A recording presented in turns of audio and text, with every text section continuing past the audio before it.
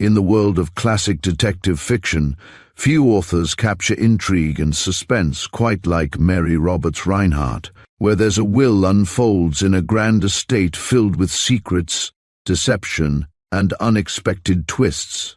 When a wealthy patriarch passes away, a tangled web of inheritance disputes and hidden motives emerges. With sharp dialogue, keen observations, and an air of mystery, this story keeps readers guessing until the very end. As suspicions rise and tensions mount, only a clever mind can unravel the truth. Settle in and prepare to be drawn into this compelling tale of mystery and intrigue. Chapter 1. I Have a Warning. When it was all over, Mr. Sam came out to the spring house to say goodbye to me before he and Mrs. Sam left. I hated to see him go after all we had been through together, and I suppose he saw it in my face, for he came over close and stood looking down at me and smiling. "You saved us, Minnie," he said, "and I needn't tell you we're grateful, but do you know what I think?" he asked, pointing his long forefinger at me. "I think you've enjoyed it even when you were suffering most. Red-haired women are born to intrigue, as the sparks fly upward." "Enjoyed it," I snapped. "I'm an old woman before my time, Mr. Sam, what with trailing back and forward through the snow to the shelter house, and not getting to bed at all some nights, and my heart going by fits and starts, as you may say, and half the time my spinal marrow fairly chilled, not to mention putting on my overshoes every morning from force of habit and having to take them off again. I'm about all in." "It's been the making of you, Minnie," he said, eyeing me, with his hands in his pockets. "Look at your cheeks. Look at your disposition. I don't believe you'd stab anybody in the back now." Which was a joke, of course. I never stabbed anybody in the back. He sauntered over and dropped a quarter into the slot machine by the door, but the thing was frozen up and refused to work. I've seen the time when Mr. Sam would have kicked it, but he merely looked at it and then at me.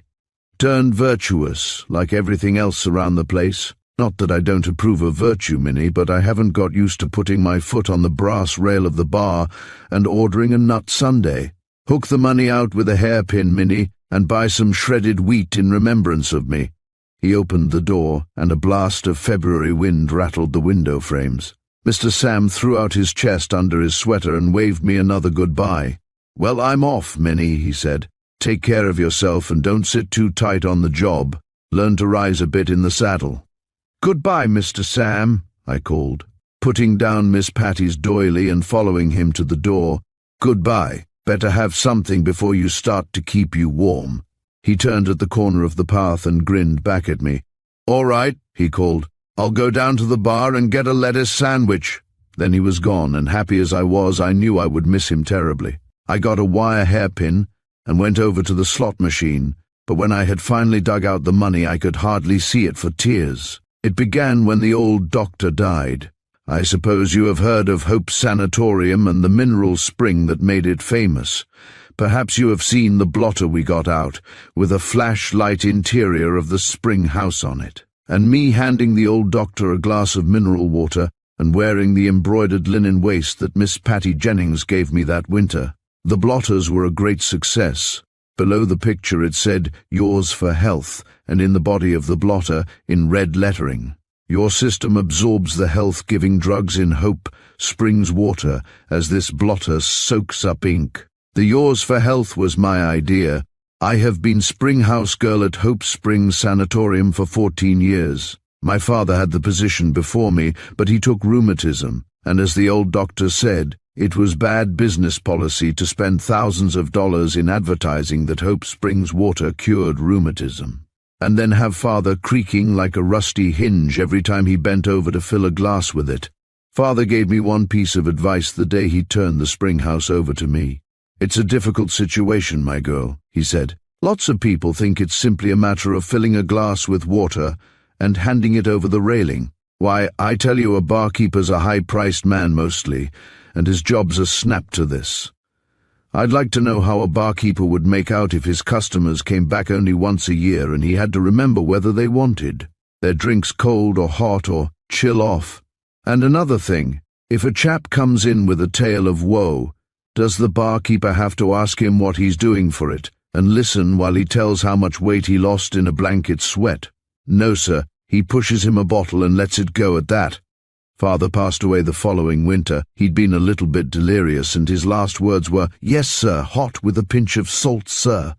Poor father. The spring had been his career, you may say, and I like to think that perhaps even now he is sitting by some everlasting spring measuring out water with a golden goblet instead of the old tin dipper. I said that to Mr. Sam once, and he said he felt quite sure that I was right, and that where father was the water would be appreciated. He had heard of father. Well, for the first year or so I nearly went crazy. Then I found things were coming my way. I've got the kind of mind that never forgets a name or face, and can combine them properly, which isn't common. And when folks came back I could call them at once. It would do your heart good to see some politician coming up to rest his stomach from the free bar in the State House at the Capitol. Enter the spring house where everybody is playing cards and drinking water and not caring a rap whether he's the man that cleans the windows or the Secretary of the Navy. If he's been there before, in 60 seconds I have his name on my tongue and a glass of water in his hand, and have asked him about the rheumatism in his right knee and how the children are, and in 10 minutes he's sitting in a bridge game and trotting to the spring to have his glass refilled during his dummy hand, as if he'd grown up in the place. The old doctor used to say my memory was an asset to the sanatorium. He depended on me a good bit, the old doctor did, and that winter he was pretty feeble. He was only 70, but he got in the habit of making it 80 to show that the mineral water kept him young. Finally he got to being 80 from thinking it, and he died of senility in the end. He was in the habit of coming to the spring house every day to get his morning glass of water and read the papers. For a good many years it had been his custom to sit there, in the winter by the wood fire and in the summer just inside the open door, and to read off the headings aloud while I cleaned around the spring and polished glasses. "I see the president is going fishing, Minnie," he'd say, or "Air brake is up to 133, I wish I'd bought it that time I dreamed about it. It was you who persuaded me not to, Minnie." And all that winter, with the papers full of rumors that Miss Patty Jennings was going to marry a prince, we'd followed it by the spring house fire, the old doctor and I, getting angry at the Austrian emperor for opposing it when we knew how much too good Miss Patty was for any foreigner, and then getting nervous and fussed when we read that the prince's mother was in favor of the match and it might go through. Miss Patty and her father came every winter to Hope Springs, and I couldn't have been more anxious about it if she had been my own sister. Well, as I say, it all began the very day the old doctor died. He stamped out to the spring house with the morning paper about 9 o'clock, and the wedding seemed to be all off. The paper said the emperor had definitely refused his consent, and had sent the prince, who was his cousin, for a Japanese cruise, while the Jennings family was going to Mexico in their private car. The old doctor was indignant, and I remember how he tramped up and down the spring house, muttering that the girl had had a lucky escape. And what did the emperor expect if beauty and youth and wealth weren't enough? But he calmed down, and soon he was reading that the papers were predicting an early spring, and he said we'd better begin to increase our sulfur percentage in the water. I hadn't noticed anything strange in his manner, although we'd all noticed how feeble he was growing, but when he got up to go back to the sanatorium, and I reached him his cane, it seemed to me he avoided looking at me. He went to the door and then turned and spoke to me over his shoulder. "By the way," he remarked, "Mr. Richard will be along in a day or so, Minnie. You'd better break it to Mrs. Wiggins." Since the summer before, we'd had to break Mr. Dick's coming to Mrs. Wiggins, the housekeeper, owing to his finding her false front where it had blown out of a window, having been hung up to dry, and his wearing it to luncheon as whiskers. Mr. Dick was the old doctor's grandson. "Humph," I said, and he turned around and looked square at me. "He's a good boy at heart, Minnie," he said. "We've had our troubles with him, you and I, but everything has been quiet lately." When I didn't say anything, he looked discouraged, but he had a fine way of keeping on until he gained his point, had the old doctor. "It has been quiet, hasn't it?" he demanded. "I don't know," I said. "I have been deaf since the last explosion."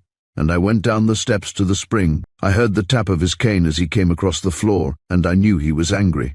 "Confound you, Minnie," he exclaimed. "If I could get along without you, I'd discharge you this minute." And if I paid any attention to your discharging me, I'd have been gone a dozen times in the last year, I retorted. I'm not objecting to Mr. Dick coming here, am I? Only don't expect me to burst into song about it. Shut the door behind you when you go out. But he didn't go at once. He stood watching me polish glasses and get the card tables ready, and I knew he still had something on his mind. Minnie, he said at last, you're a shrewd young woman, maybe more head than heart, but that's well enough.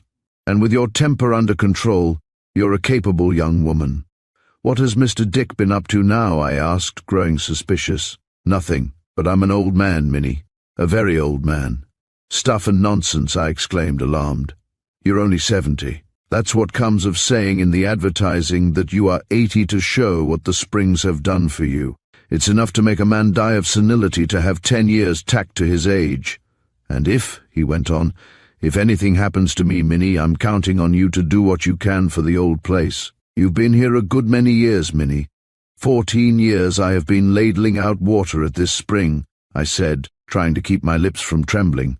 I wouldn't be at home any place else, unless it would be in an aquarium. But don't ask me to stay here and help Mr. Dick sell the old place for a summer hotel, for that's what he'll do. He won't sell it, declared the old doctor grimly. All I want is for you to promise to stay. Oh, I'll stay, I said. I won't promise to be agreeable, but I'll stay.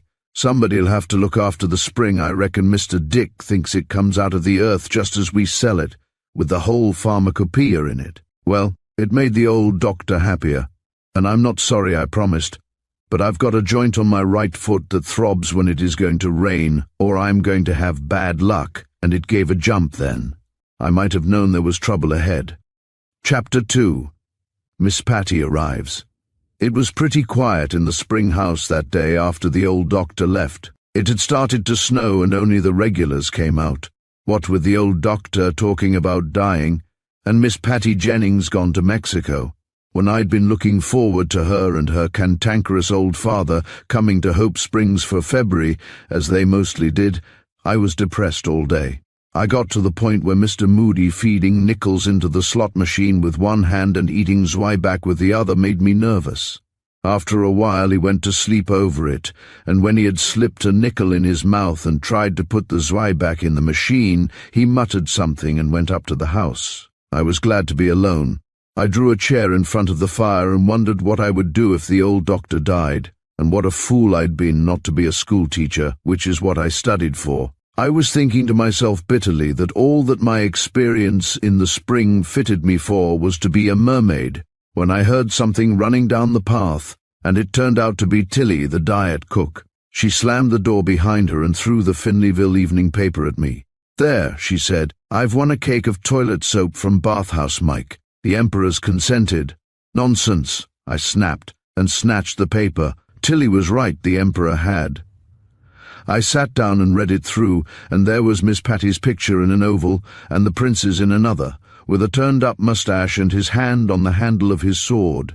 And between them both was the Austrian Emperor. Tilly came and looked over my shoulder. I'm not keen on the moustache, she said, but the sword's beautiful, and oh, Minnie, isn't he aristocratic? Look at his nose. But I'm not one to make up my mind in a hurry, and I'd heard enough talk about foreign marriages in the years I'd been dipping out mineral water to make me a skeptic, so to speak. I'm not so sure, I said slowly. You can't tell anything by that kind of a picture. If he was even standing beside a chair, I could get a line on him. He may be only 4 feet high. Then Miss Jennings wouldn't love him, declared Tilly. How do you reckon he makes his moustache point up like that? What's love got to do with it? I demanded. Don't be a fool, Tilly. It takes more than 2 people's pictures in a newspaper, with a red heart around them and an overweight Cupid above to make a love match. Love's a word that's used to cover a good many sins and to excuse them all. She isn't that kind, said Tilly. She's as sweet as she's beautiful, and you're as excited as I am, Minnie Waters, and if you're not, what have you got the drinking glass she used last winter put on the top shelf out of reach for? She went to the door and slammed it open. Thank heaven I'm not a dried-up old maid, she called back over her shoulder, and when you're through hugging that paper you can send it up to the house. Well, I sat there and thought it over, Miss Patty, or Miss Patricia, being, so to speak, a friend of mine. They'd come to the Springs every winter for years. Many a time she'd slipped away from her governess and come down to the spring house for a chat with me, and we'd make popcorn together by my open fire, and talk about love and clothes, and even the tariff, Miss Patty being for protection, which was natural, seeing that was the way her father made his money, and I for free trade, especially in the winter when my tips fall off considerable. And when she was younger, she would sit back from the fire, with the corn popper on her lap and her cheeks as red as cranberries, and say, "I don't know why I tell you all these things, Minnie, but Aunt Honoria's funny, and I can't talk to Dorothy. She's too young, you know." Well, he said, only every winter it was a different he. In my washstand drawer I'd kept all the clippings about her coming out, and the winter she spent in Washington and was supposed to be engaged to the president's son, and the magazine article that told how Mr. Jennings had got his money by robbing widows and orphans, and showed the little frame house where Miss Patty was born, as if she's had anything to do with it. And so now I was cutting out the picture of her and the prince and the article underneath which told how many castles she'd have, and I don't mind saying I was sniffling a little bit, for I couldn't get used to the idea. And suddenly the door closed softly, and there was a rustle behind me. When I turned, it was Miss Patty herself. She saw the clipping immediately and stopped just inside the door. "You too," she said, "and we've come all this distance to get away from just that." "Well, I shan't talk about it," I replied, not holding out my hand, for with her, so to speak, next door to being a princess, but she leaned right over and kissed me. I could hardly believe it.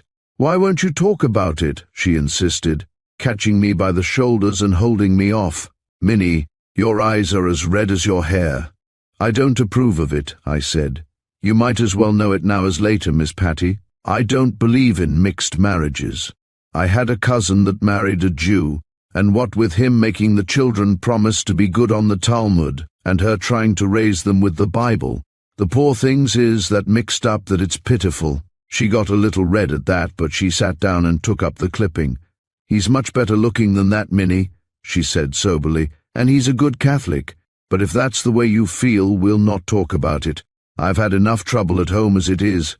"I guess from that your father isn't crazy about it," I remarked, getting her a glass of spring water. The papers had been full of how Mr. Jennings had forbidden the prince the house when he had been in America the summer before. "Certainly he's crazy about it, almost insane," she said, and smiled at me in her old way over the top of the glass. Then she put down the glass and came over to me. Minnie," she said, "if you only knew how I've wanted to get away from the newspapers and the gossips and come to this smelly little spring house and talk things over with a red-haired, sharp-tongued, mean-dispositioned spring house girl." And with that I began to blubber, and she came into my arms like a baby. "You're all I've got," I declared over and over, "and you're going to live in a country where they harness women with dogs, and you'll never hear an English word from morning to night. Stuff." She gave me a little shake. "He speaks as good English as I do, and now we're going to stop talking about him. You're worse than the newspapers." She took off her things and, going into my closet, began to rummage for the popcorn. "Oh, how glad I am to get away," she sang out to me. "We're supposed to have gone to Mexico. Even Dorothy doesn't know. Where's the popcorner or the corn popper or whatever you call it?" She was as happy to have escaped the reporters and the people she knew as a child, and she sat down on the floor in front of the fire and began to shell the corn into the popper as if she'd done it only the day before. "I guess you're safe enough here," I said. "It's always slack in January, only a few chronics and the Saturday to Monday husbands, except a drummer now and then who drives up from Finleyville. It's too early for drooping society buds, and the chronic livers don't get around until late March, after the banquet season closes. It will be pretty quiet for a while." And at that minute the door was flung open, and Bathhouse Mike staggered in. "The old doctor," he gasped. "He's dead. Miss Minnie died just now in the hot room in the bathhouse. One minute he was giving me the divil for something or other, and the next I thought he was asleep. Something that had been heavy in my breast all afternoon suddenly seemed to burst and made me feel faint all over, but I didn't lose my head." "Does anybody know yet?" I asked quickly. He shook his head. "Then he didn't die in the bathhouse, Mike," I said firmly. "He died in his bed, and you know it. If it gets out that he died in the hot room, I'll have the coroner on you." Miss Patty was standing by the railing of the spring. I got my shawl and started out after Mike, and she followed. "If the guests ever get hold of this, they'll stampede. Start any excitement in a sanatorium," I said, "and one and all they'll dip their thermometers in hot water and swear they've got fever," and we hurried to the house, together. Chapter 3. A Will. Well, we got the poor old doctor moved back to his room, and had one of the chambermaids find him there, and I wired to Mrs. Van Alstyne, who was Mr. Dickie Carter's sister, and who was on her honeymoon in South Carolina. The Van Alstynes came back at once, in very bad tempers, and we had the funeral from the preacher's house in Finleyville, so as not to harrow up the sanatorium people any more than necessary. Even as it was, a few left, but about 20 of the chronics stayed, and it looked as if we might be able to keep going.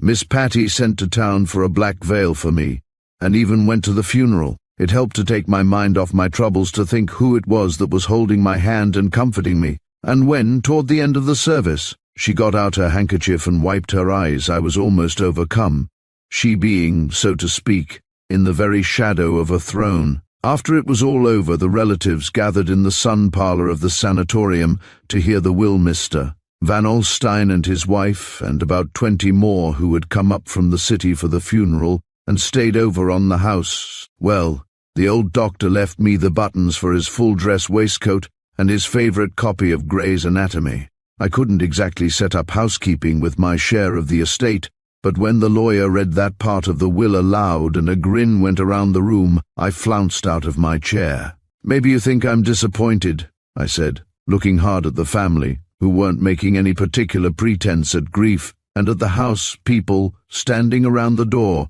"Maybe you think it's funny to see an unmarried woman get a set of waistcoat buttons and a medical book. Well, that set of buttons was the set he bought in London on his wedding trip, and the book's the one he read himself to sleep with every night for 20 years.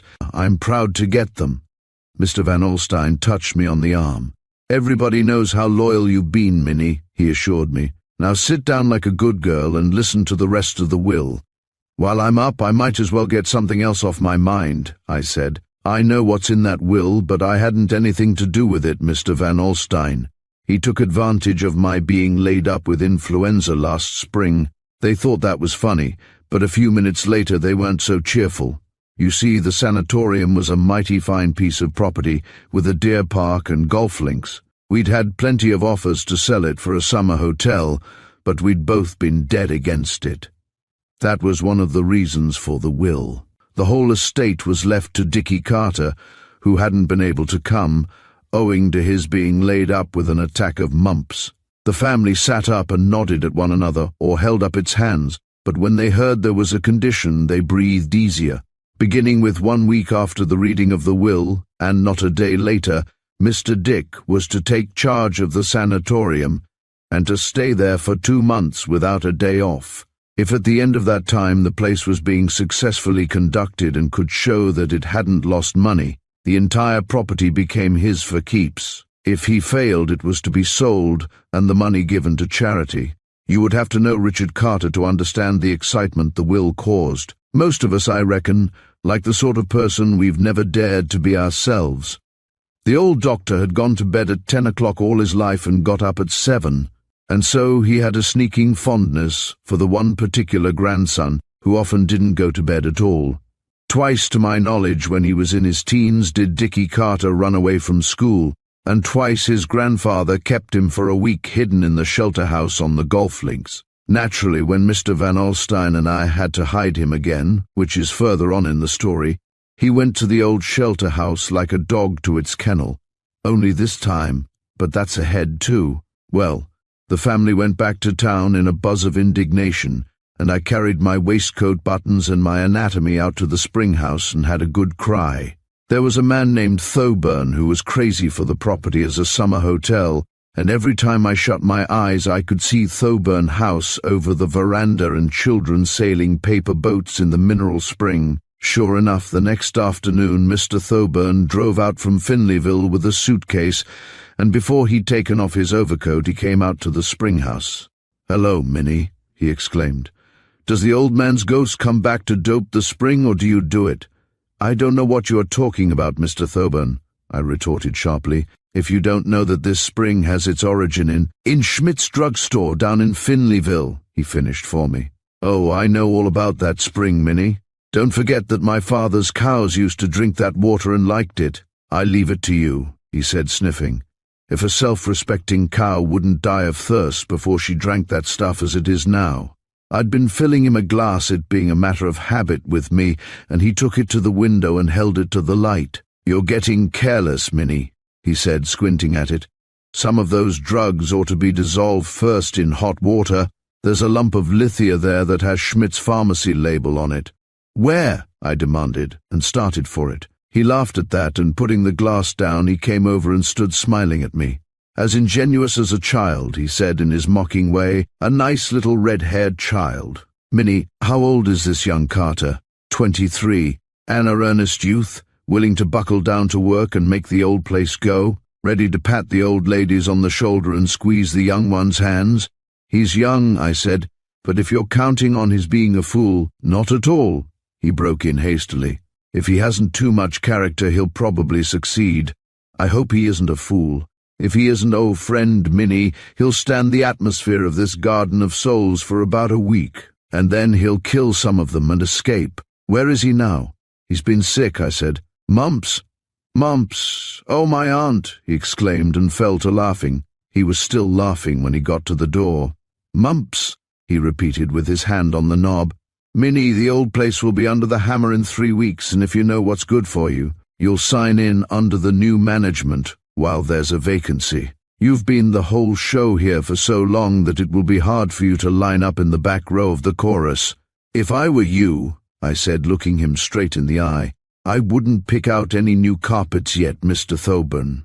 I promised the old doctor I'd help Mr. Dick, and I will." "So you're actually going to fight it out," he said, grinning. "Well, the odds are in your favor. You are 2 to my 1.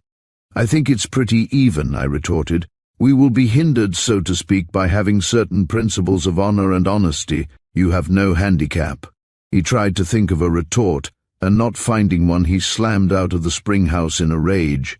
Mr. Van Alstyne and his wife came in that same day just before dinner, and we played 3-handed bridge for half an hour. As I've said, they'd been on their honeymoon, and they were both sulky at having to stay at the Springs. It was particularly hard on Mrs. Van Alstyne because, with 7 trunks of trousseau with her, she had to put on black. But she used to shut herself up in her room in the evenings and deck out for Mr. Sam in her best things. We found it out one evening when Mrs. Biggs set fire to her bureau cover with her alcohol curling iron heater, and Mrs. Sam, who had been going around in a black crepe dress all day, rushed out in pink satin with crystal trimming and slippers with cut-glass heels. After the first rubber, Mrs. Van Alstyne threw her cards on the floor and said another day like this would finish her. "Surely Dick is able to come now," she said like a peevish child. "Didn't he say the swelling was all gone?" "Do you expect me to pick up those cards?" Mr. Sam asked angrily, looking at her. Mrs. Sam yawned and looked up at him. "Of course I do," she answered. "If it wasn't for you, I'd not have stayed a moment after the funeral.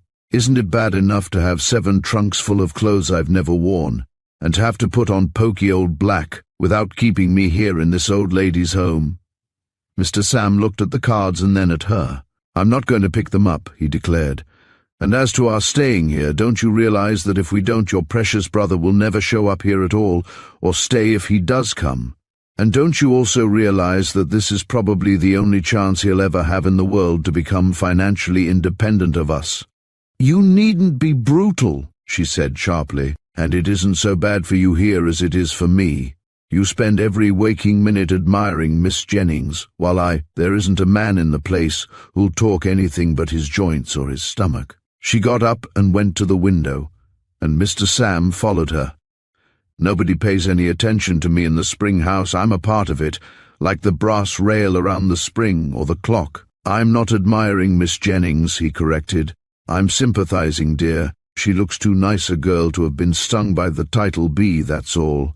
She turned her back to him, but he pretended to tuck the hair at the back of her neck up under her comb, and she let him do it. As I stooped to gather up the cards, he kissed the tip of her ear. "Listen," he said. "There's a scream of a play down at Finleyville tonight called Sweet Peas. Senator Biggs and the Bishop went down last night, and they say it's the worst in 20 years. Put on a black veil and let's slip away and see it." I think she agreed to do it, but that night after dinner, Amanda King, who has charge of the newsstand, told me the sheriff had closed the opera house and that the leading woman was sick at the hotel. "They say she looked funny last night," Amanda finished, "and I guess she's got the mumps." Mumps. My joint gave a throb at that minute. Chapter 4. And away. Mr. Sam wasn't taking any chances, for the next day he went to the city himself to bring Mr. Dick up. Everything was quiet that day and the day after, except that on the second day I had a difference of opinion with the house doctor, and he left. The story of the will had got out, of course, and the guests were waiting to see Mr. Dick come and take charge. I got a good bit of gossip from Miss Cobb, who had had her hair cut short after a fever, and used to come out early in the morning and curl it all over her head, heating the curler on the fire log. I never smell burnt hair that I don't think of Miss Cobb trying to do the back of her neck. She was one of our regulars, and every winter for 10 years she'd read me the letters she had got from an insurance agent who'd run away with a married woman the day before the wedding. She kept them in a bundle, tied with lavender ribbon. It was on the third day, I think, that Miss Cobb told me that Miss Patty and her father had had a quarrel the day before. She got it from one of the chambermaids. Mr. Jennings was a liver case and not pleasant at any time, but he had been worse than usual. Annie, the chambermaid, told Miss Cobb that the trouble was about settlements, and that the more Miss Patty tried to tell him it was the European custom, the worse he got. Miss Patty hadn't come down to breakfast that day, and Mr. Moody and Senator Biggs made a wager in the Turkish bath, according to Miss Cobb. Mr. Moody betting the wedding wouldn't come off at all. "Of course," Miss Cobb said, wetting her finger and trying the iron to see if it was hot. "Of course, Minnie, they're not married yet. And if Father Jennings gets ugly and makes any sort of scandal, it's all off. A scandal just now would be fatal. These royalties are very touchy about other people's reputations. Well, I heard that often enough in the next few days. Mr. Sam hadn't come back by the morning of the 6th day, but he wired his wife the day before that Mr. Dick was on the way. But we met every train with a sleigh, and he didn't come. I was uneasy, knowing Mr. Dick, and Mrs. Sam was worried too. By that time everybody was waiting and watching, and on the early train on the 6th day came the lawyer, a Mr. Stitt. Mr. Thoburn was going around with a sort of greasy smile, and if I could have poisoned him safely I'd have done it. It had been snowing hard for a day or so, and at 11 o'clock that day I saw Miss Cobb and Mrs. Biggs coming down the path to the spring house, Mrs. Biggs with her crocheting bag hanging to the handle of her umbrella. I opened the door, but they wouldn't come in. "We won't track up your clean floor, Minnie," Mrs. Biggs said. She was a little woman, almost 50, who'd gone through life convinced she'd only lived so long by the care she took of herself. "But I thought I'd better come and speak to you. Please don't irritate Mr. Biggs today. He's been reading that article of Upton Sinclair's about fasting and hasn't had a bite to eat since noon yesterday." I noticed then that she looked pale. She was a nervous creature, although she could drink more spring water than any human being I ever saw, except one man, and he was a German. Well, I promised to be careful. I've seen them fast before, and when a fat man starts to live on his own fat like a bear, he gets about the same disposition. Mrs. Biggs started back, but Miss Cobb waited a moment at the foot of the steps. "Mr. Van Alstyne is back," she said, "but he came alone." "Alone?" I repeated, staring at her in a sort of daze. "Alone," she said solemnly, "and I heard him ask for Mr. Carter. It seems he started for here yesterday. But I'd had time to get myself in hand, and if I had a chill up my spine, she never knew it." As she started after Mrs. Biggs, I saw Mr. Sam hurrying down the path toward the spring house, and I knew my joint hadn't throbbed for nothing. Mr. Sam came in and slammed the door behind him.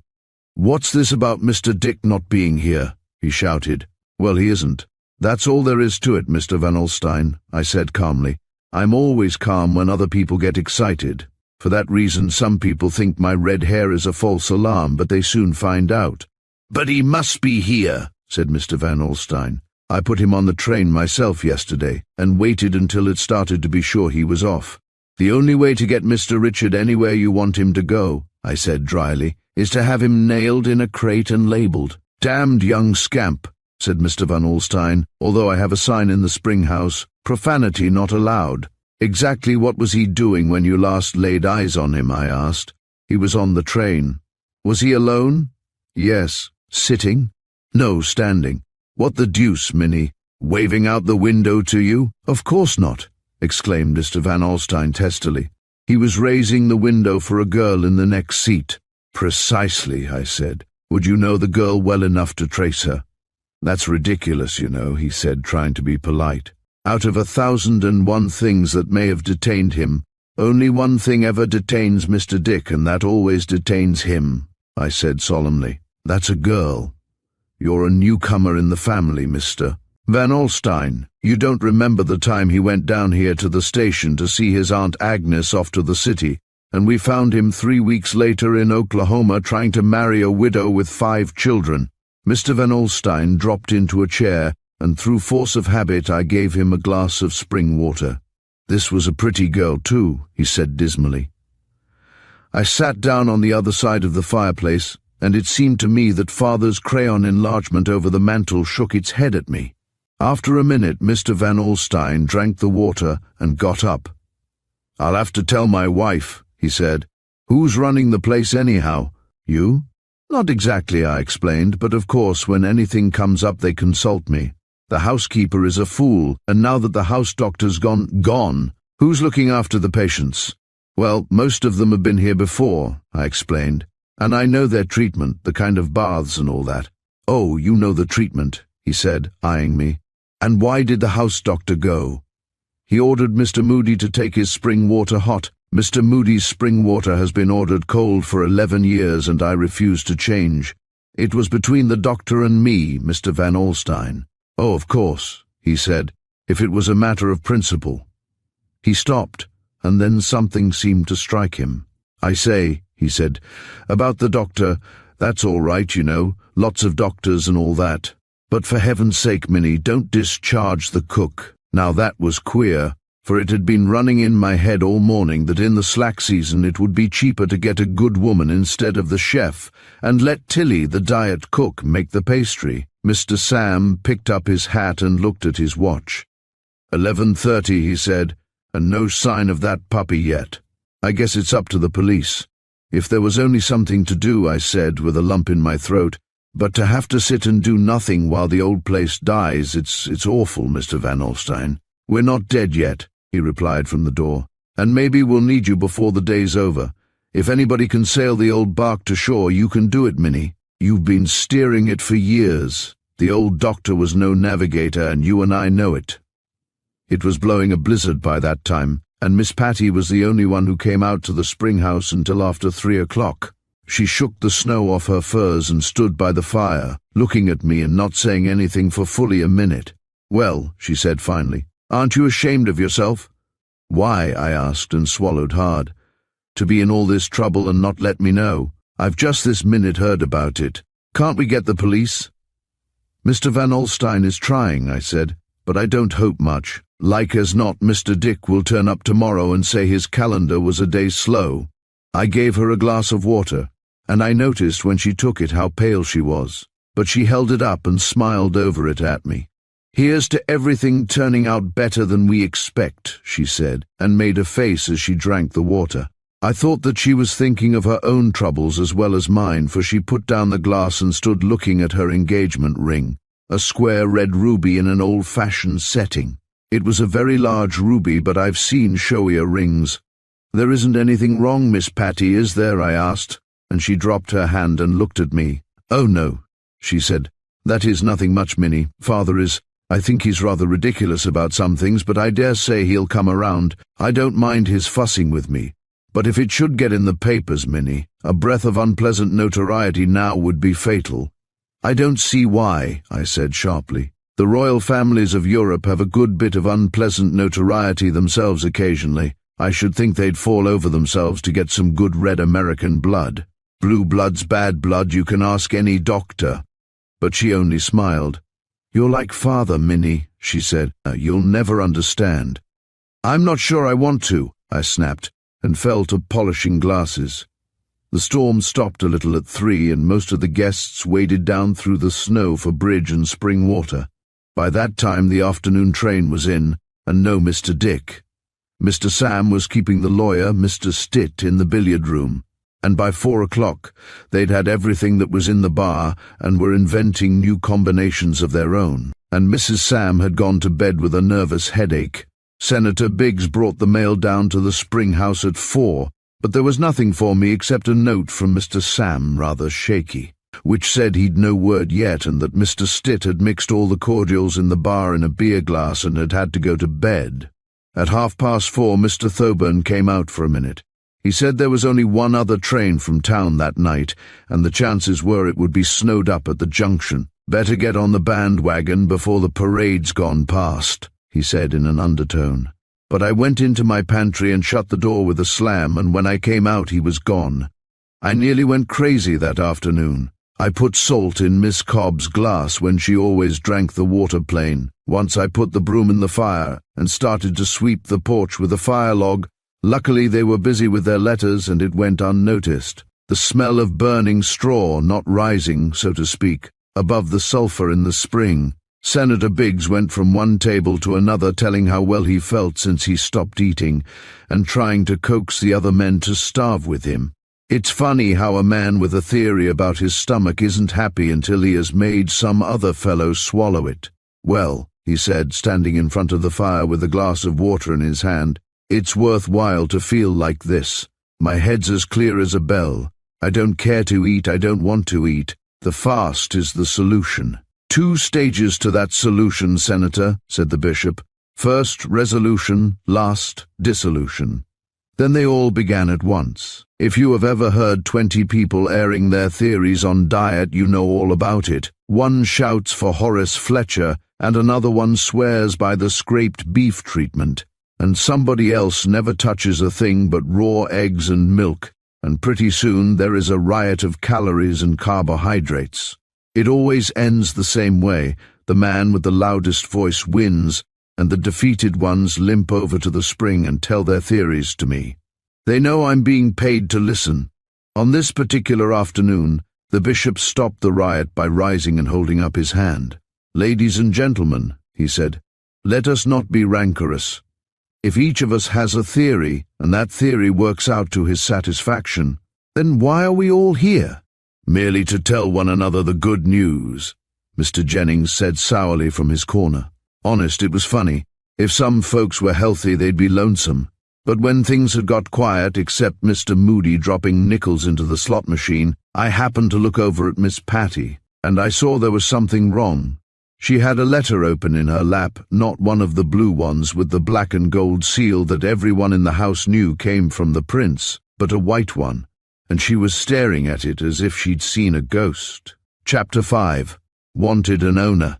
I have never reproached Miss Patty, but if she had only given me the letter to read, or had told me the whole truth instead of a part of it, I would have understood, and things would all have been different. It is all very well for her to say that I looked worried enough already, and that anyhow it was a family affair. I should have been told. All she did was to come up to me as I stood in the spring, with her face perfectly white, and ask me if my Dickie Carter was the Richard Carter who stayed at the Grosvenor in town.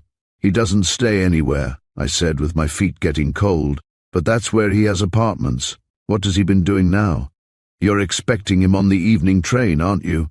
she asked. "Don't stare like that, my father's watching. He ought to be on the evening train," I said. I wasn't going to say I expected him. I didn't. "Listen, Minnie," she said, "you'll have to send him away again the moment he comes. He must not go into the house." I stood looking at her with my mouth open. "Not go into the house," I repeated, "with everybody waiting for him for the last 6 days, and Mr. Stitt here to turn things over to him." She stood tapping her foot with her pretty brows knitted. "The wretch!" she cried. "The hateful creature, as if things weren't bad enough. I suppose he'll have to come, Minnie, but I must see him before he sees anyone else." Just then the bishop brought his glass over to the spring. "Hot this time, Minnie," he said. Do you know I'm getting the mineral water habit, Patty? I'm afraid plain water will have no attraction for me after this." He put his hand over hers on the rail. They were old friends, the Bishop and the Jenningses. "Well, how goes it today with the father?" he said in a low tone and smiling. Miss Patty shrugged her shoulders. "Worse, if possible." "I thought so," he said cheerfully. "If state of mind is any criterion, I should think he has had a relapse. A little salt, Minnie." Miss Patty stood watching him while he tasted it. "Bishop," she said suddenly, "will you do something for me?" "I always have, Patty." He was very fond of Miss Patty, was the Bishop. "Then tonight, not later than 8 o'clock, get father to play cribbage, will you? And keep him in the card-room until 9. "Another escapade," he said, pretending to be very serious. "Patty, Patty, you'll be the death of me yet. Is thy servant a dog that he should do this thing?" "Certainly not," said Miss Patty. "Just a dear, slightly bald, but still very distinguished slave." The Bishop picked up her left hand and looked at the ring, and from that to her face. "There will be plenty of slaves to kiss this little hand where you are going, my child," he said. "Sometimes I wish that some nice red-blooded boy here at home, but I dare say it will turn out surprisingly well as it is." "Bishop, Bishop," Mrs. Moody called, "how naughty of you, and with your bridge hand waiting to be held." He carried his glass back to the table, stopping for a moment beside Mr. Jennings. "If Patty becomes any more beautiful," he said, "I shall be in favor of having her wear a mask. How are we young men to protect ourselves?" "Pretty is as pretty does," declared Mr. Jennings from behind his newspaper, and Miss Patty went out with her chin up. "Well, I knew Mr. Dick had been up to some mischief. I had suspected it all along." But Miss Patty went to bed, and old Mrs. Hutchins, who's a sort of lady's-maid companion of hers, said she mustn't be disturbed. I was pretty nearly sick myself, and when Mr. Sam came out at 5 o'clock and said he'd been in the long-distance telephone booth for an hour and had called everybody who had ever known Mr. Dick, and that he had dropped right off the earth, I just about gave up. He had got some detectives, he said, and there was some sort of a story about his having kept right on the train to Salem, Ohio, but if he had, they'd lost the trail there, and anyhow, with the railroad service tied up by the storm, there wasn't much chance of his getting to Finleyville in time. Luckily, Mr. Stitt was in bed with a mustard leaf over his stomach and ice on his head, and didn't know whether it was night or morning. But Thoburn was going around with a watch in his hand, and Mr. Sam was for killing him and burying the body in the snow. At 5:30, I just about gave up. I was sitting in front of the fire wondering why I'd taken influenza the spring before from getting my feet wet in a shower, when I had been standing in a mineral spring for so many years that it's a wonder I'm not web-footed. It was when I had influenza that the old doctor made the will, you remember. Maybe I was crying, I don't recall. It was dark outside and nothing inside but firelight. Suddenly I seemed to feel somebody looking at the back of my neck, and I turned around. There was a man standing outside one of the windows, staring in. My first thought, of course, was that it was Mr. Dick, but just as the face vanished I saw that it wasn't. It was older by 3 or 4 years than Mr. Dick's and a bit fuller. I'm not nervous. I've had to hold my own against chronic grouches too long to have nerves, so I went to the door and looked out. The man came around the corner just then, and I could see him plainly in the firelight. He was covered with snow, and he wore a sweater and no overcoat, but he looked like a gentleman. "I beg your pardon for spying," he said, "but the fire looked so snug. I've been trying to get to the hotel over there, but in the dark I've lost the path." "That's not a hotel," I snapped, for that touched me on the raw. "That's Hope Springs Sanatorium, and this is one of the springs." "Oh, Hope Springs, internal instead of eternal," he said. "That's awfully bad, isn't it? To tell you the truth, I think I'd better come in and get some. I'm short on hope just now." I thought that was likely enough, for although his voice was cheerful and his eyes smiled, there was a drawn look around his mouth, and he hadn't shaved that day. I wish I had had as much experience in learning what's right with folks as I have had in learning what's wrong with them. "You'd better come in and get warm anyhow," I told him. "Only don't spring any more gags. I've been Hebe for 14 years, and I've served all the fancy drinks you can name over the brass railing of that spring. Nowadays, when a fellow gets smart and asks for a Mamie Taylor, I charge him a Mamie Taylor price." He shut the door behind him and came over to the fire. "I'm pretty well frozen," he said. Don't be astonished if I melt before your eyes. I've been walking for hours. Now that I had a better chance to see him, I'd sized up that drawn look around his mouth. Missed your luncheon, I suppose, I said, poking the fire log. He grinned rather sheepishly. Well, I haven't had any, and I've certainly missed it, he said. Fasting's healthy, you know. I thought of Senator Biggs, who carried enough fat to nourish him for months, and then I looked at my visitor, who hadn't an ounce of extra flesh on him.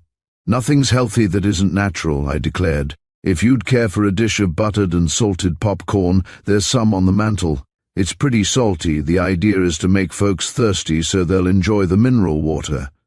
Think of raising a real thirst only to drown it with spring water, he said. But he got the popcorn and he ate it all. If he hadn't had any luncheon, he hadn't had much breakfast. The queer part was, he was a gentleman, his clothes were the right sort, but he had on patent leather shoes in all that snow and an automobile cap. I put away the glasses while he ate. Pretty soon he looked up and the drawn lines were gone. He wasn't like Mr. Dick, but he was the same type, only taller and heavier built. And so, it isn't a hotel, he remarked. Well, I'm sorry. The caravansary in the village is not to my liking, and I had thought of engaging a suite up here. My secretary usually attends to these things, but don't take away all the glasses. I beg your pardon, but the thirst is coming. He filled the glass himself, and then he came up and stood in front of me, with the glass held up in the air.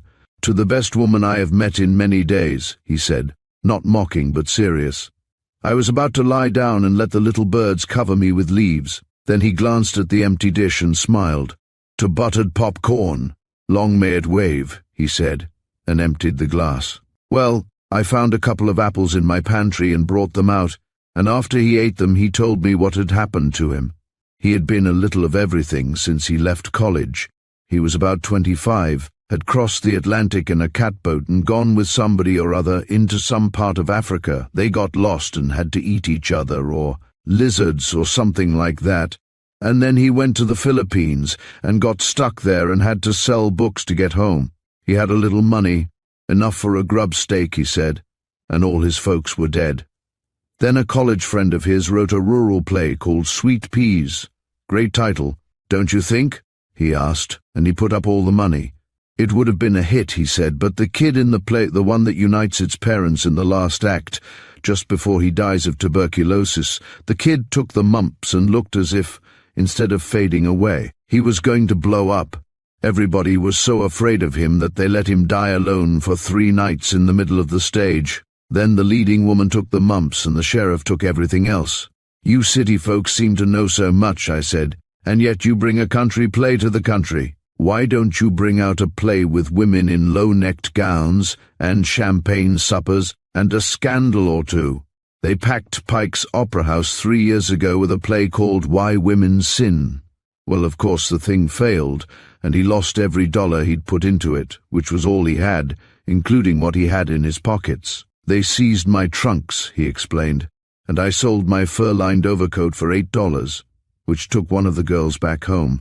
It's hard for the women. A fellow can always get some sort of a job. I was coming up here to see if they needed an extra clerk or a waiter or chauffeur, or anything that meant a roof and something to eat. But I suppose they don't need a jack of all trades. No, I answered, but I'll tell you what I think they're going to need, and that's an owner. Chapter 6. The Conspiracy. I'm not making any excuses. I did it for the best. In any sort of crisis, there are always folks who stand around and wring their hands and say, "What shall we do?" And then if it's a fire and somebody has had enough sense to send for the engines, they say, "Just look at what the water did." Although as far as I can see, I'm the only one that suffered any damage. If Mr. Thoburn had not been there, sitting by to see the old sanatorium die so it could sprout wings and fly as a summer hotel, I'd never have thought of it. But I was in despair. I got up and opened the door, but the snow came in a cloud, and the path was half a foot deep again. It shows on what little threads big things hang, for when I saw the storm I gave up the idea of bringing Mr. Sam down to see the young man, and the breath of fresh air in my face brought me to my senses. But the angel of Providence appeared in the shape of Mike, the bath man, coming down through the snow in a tearing rage. The instant I saw Mike, I knew it was settled. Am I or am I not to give Mr. Moody a needle shower?" he shouted, almost beside himself, and I saw he had his overcoat over his bath costume, which is a Turkish towel. "A needle shower followed by a salt rub," said I. "He's been having them for 11 years. What's the matter?" "That fool of a young doctor," shouted Mike. "He told him before he left that if he'd been taking them for 11 years and wasn't any better, it was time to stop. Ain't business bad enough, only 4 people in the house taking baths regular without his button in? Where's Mr. Moody? In the bath. I've locked up his clothes. You give him a needle shower and a salt rub," I ordered, "and if he makes a fuss, just send for me. And Mike," I said as he started out, "ask Mr. Van Alstyne to come out here immediately." That's the way it was all the time. Everybody brought their troubles to me, and I guess I thought I was a little tin god on wheels, and the place couldn't get along without me. But it did. It does. We all think we'll leave a big hole behind us when we go, but it's just like taking your thumb out of a bowl of soup. There isn't even a dent. Mr. Van Alstyne came out on the run, and when he saw Mr. Pierce by the fire, that was his name, Alan Pierce, he stopped and stared. Then he said, "You infernal young scamp!" And with that Mr. Pierce jumped up, surprised and pretty mad, and Mr. Van Alstyne saw his mistake. "I'm sure I beg your pardon," he said. "The fact is, I was expecting somebody else, and in the firelight." "You surprised me, that's all," said Mr. Pierce. "Under the circumstances, I'm glad I'm not the other chap." "You may be," assured Mr. Sam grimly. "You're not unlike him, by the way, a little taller and heavier.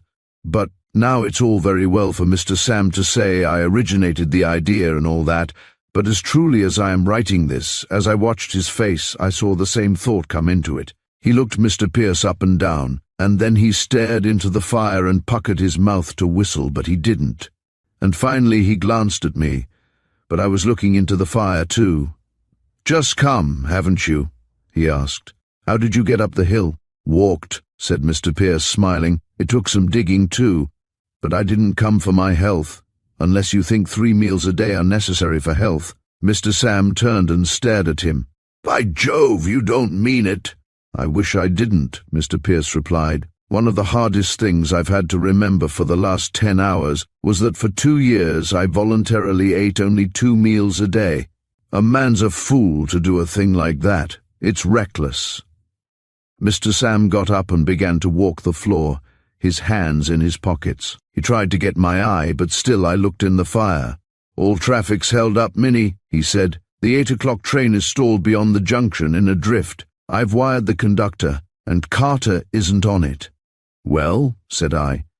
"If we could only get past today," Mr. Sam went on, "if Thoburn would only choke to death, or if there was somebody around who looked like Dick, I dare say by tomorrow—" He looked at Mr. Pierce, who smiled and looked at him. "And I resemble Dick," said Mr. Pierce. "Well, if he's a moral and upright young man." "He isn't," Mr. Sam broke in savagely.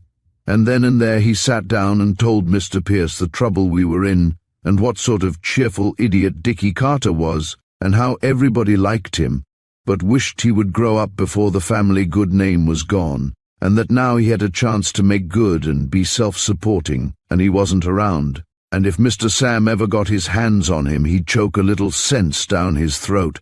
And then Mr. Pierce told about the play and the mumps, and how he was stranded. When Mr. Sam asked him outright if he'd take Mr. Dick's place overnight, he agreed at once. "I haven't anything to lose," he said, "and anyhow I've been on a diet of sweet peas so long that a sanatorium is about what I need. It's like this," explained Mr. Sam. "Old Stitt is pretty thoroughly jingled. Excuse me, Minnie, but it's the fact. I'll take you to his room, with the lights low, and all you'll need to do is to shake hands with him. He's going on the early train tomorrow. Then you needn't mix around much with the guests until tomorrow, and by that time I hope to have Dick within thrashing distance." Just as they'd got it arranged that Mr. Pierce was to put on Mr. Sam's overcoat and walk down to the village so that he could come up in a sleigh. As if he had driven over from Yorkton, he was only to walk across the hall in front of the office, with his collar up, just enough to show himself, and then go to his room with a chill, just as it was all arranged. Mr. Sam thought of something. "The house people are waiting for Dick," he said to me, "and about 40 women are crocheting in the lobby, so they'll be sure to see him. Won't some of them know it isn't Dick?" I thought pretty fast. "He hasn't been around much lately," I said. "Nobody would know except Mrs. Wiggins.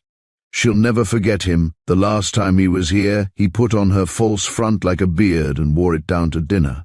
Then it's all off," he groaned. "She's got as many eyes as a potato." "And about as much sense," said I. "Fiddlesticks! She's not so good we can't replace her. And what's the use of swallowing a camel and then sticking at a housekeeper?" "You can't get her out of the house in an hour," he objected, but in a weak voice. "I can," I said firmly. I did. Inside of an hour she went to the clerk, Mr. Slocum, and handed in her resignation. She was a touchy person, but I did not say all that was quoted. I did not say the kitchen was filthy. I only said it took away my appetite to look in at the door. But she left, which is the point. Well, I stood in the doorway and watched them disappear in the darkness, and I felt better than I had all day. It's great to be able to do something even if that something is wrong. But as I put on my shawl and turned out the lights, I suddenly remembered. Miss Patty would be waiting in the lobby for Mr. Dick, and she would not be crocheting. Chapter 7. Mr. Pierce acquires a wife. Whoever has charge of the spring house at Hope Springs takes the newsstand in the evening. That's an old rule. The newsstand includes tobacco and a circulating library, and is close to the office. And if I missed any human nature at the spring, I got it there. If you can't tell all about a man by the way he asks for mineral water and drinks it, by the time you've supplied his literature and his tobacco and heard him grumbling over his bill at the office, you've got a line on him, and a hook in it. After I ate my supper, I relieved Amanda King, who runs the newsstand in the daytime when she isn't laid off with the toothache. Mr. Sam was right. All the women had on their puffs, and they were sitting in a half circle on each side of the door. Mrs. Sam was there, looking frightened and anxious, and standing near the card-room door was Miss Patty. She was all in white, with 2 red spots on her cheeks, and I thought if her prince could have seen her, then he would pretty nearly have eaten her up. Mr. Thoburn was there, of course, pretending to read the paper, but every now and then he looked at his watch, and once he got up and paced off the lobby, putting down the length in his notebook. I didn't need a mind reader to tell me he was figuring the cost of a new hardwood floor and 4 new rugs.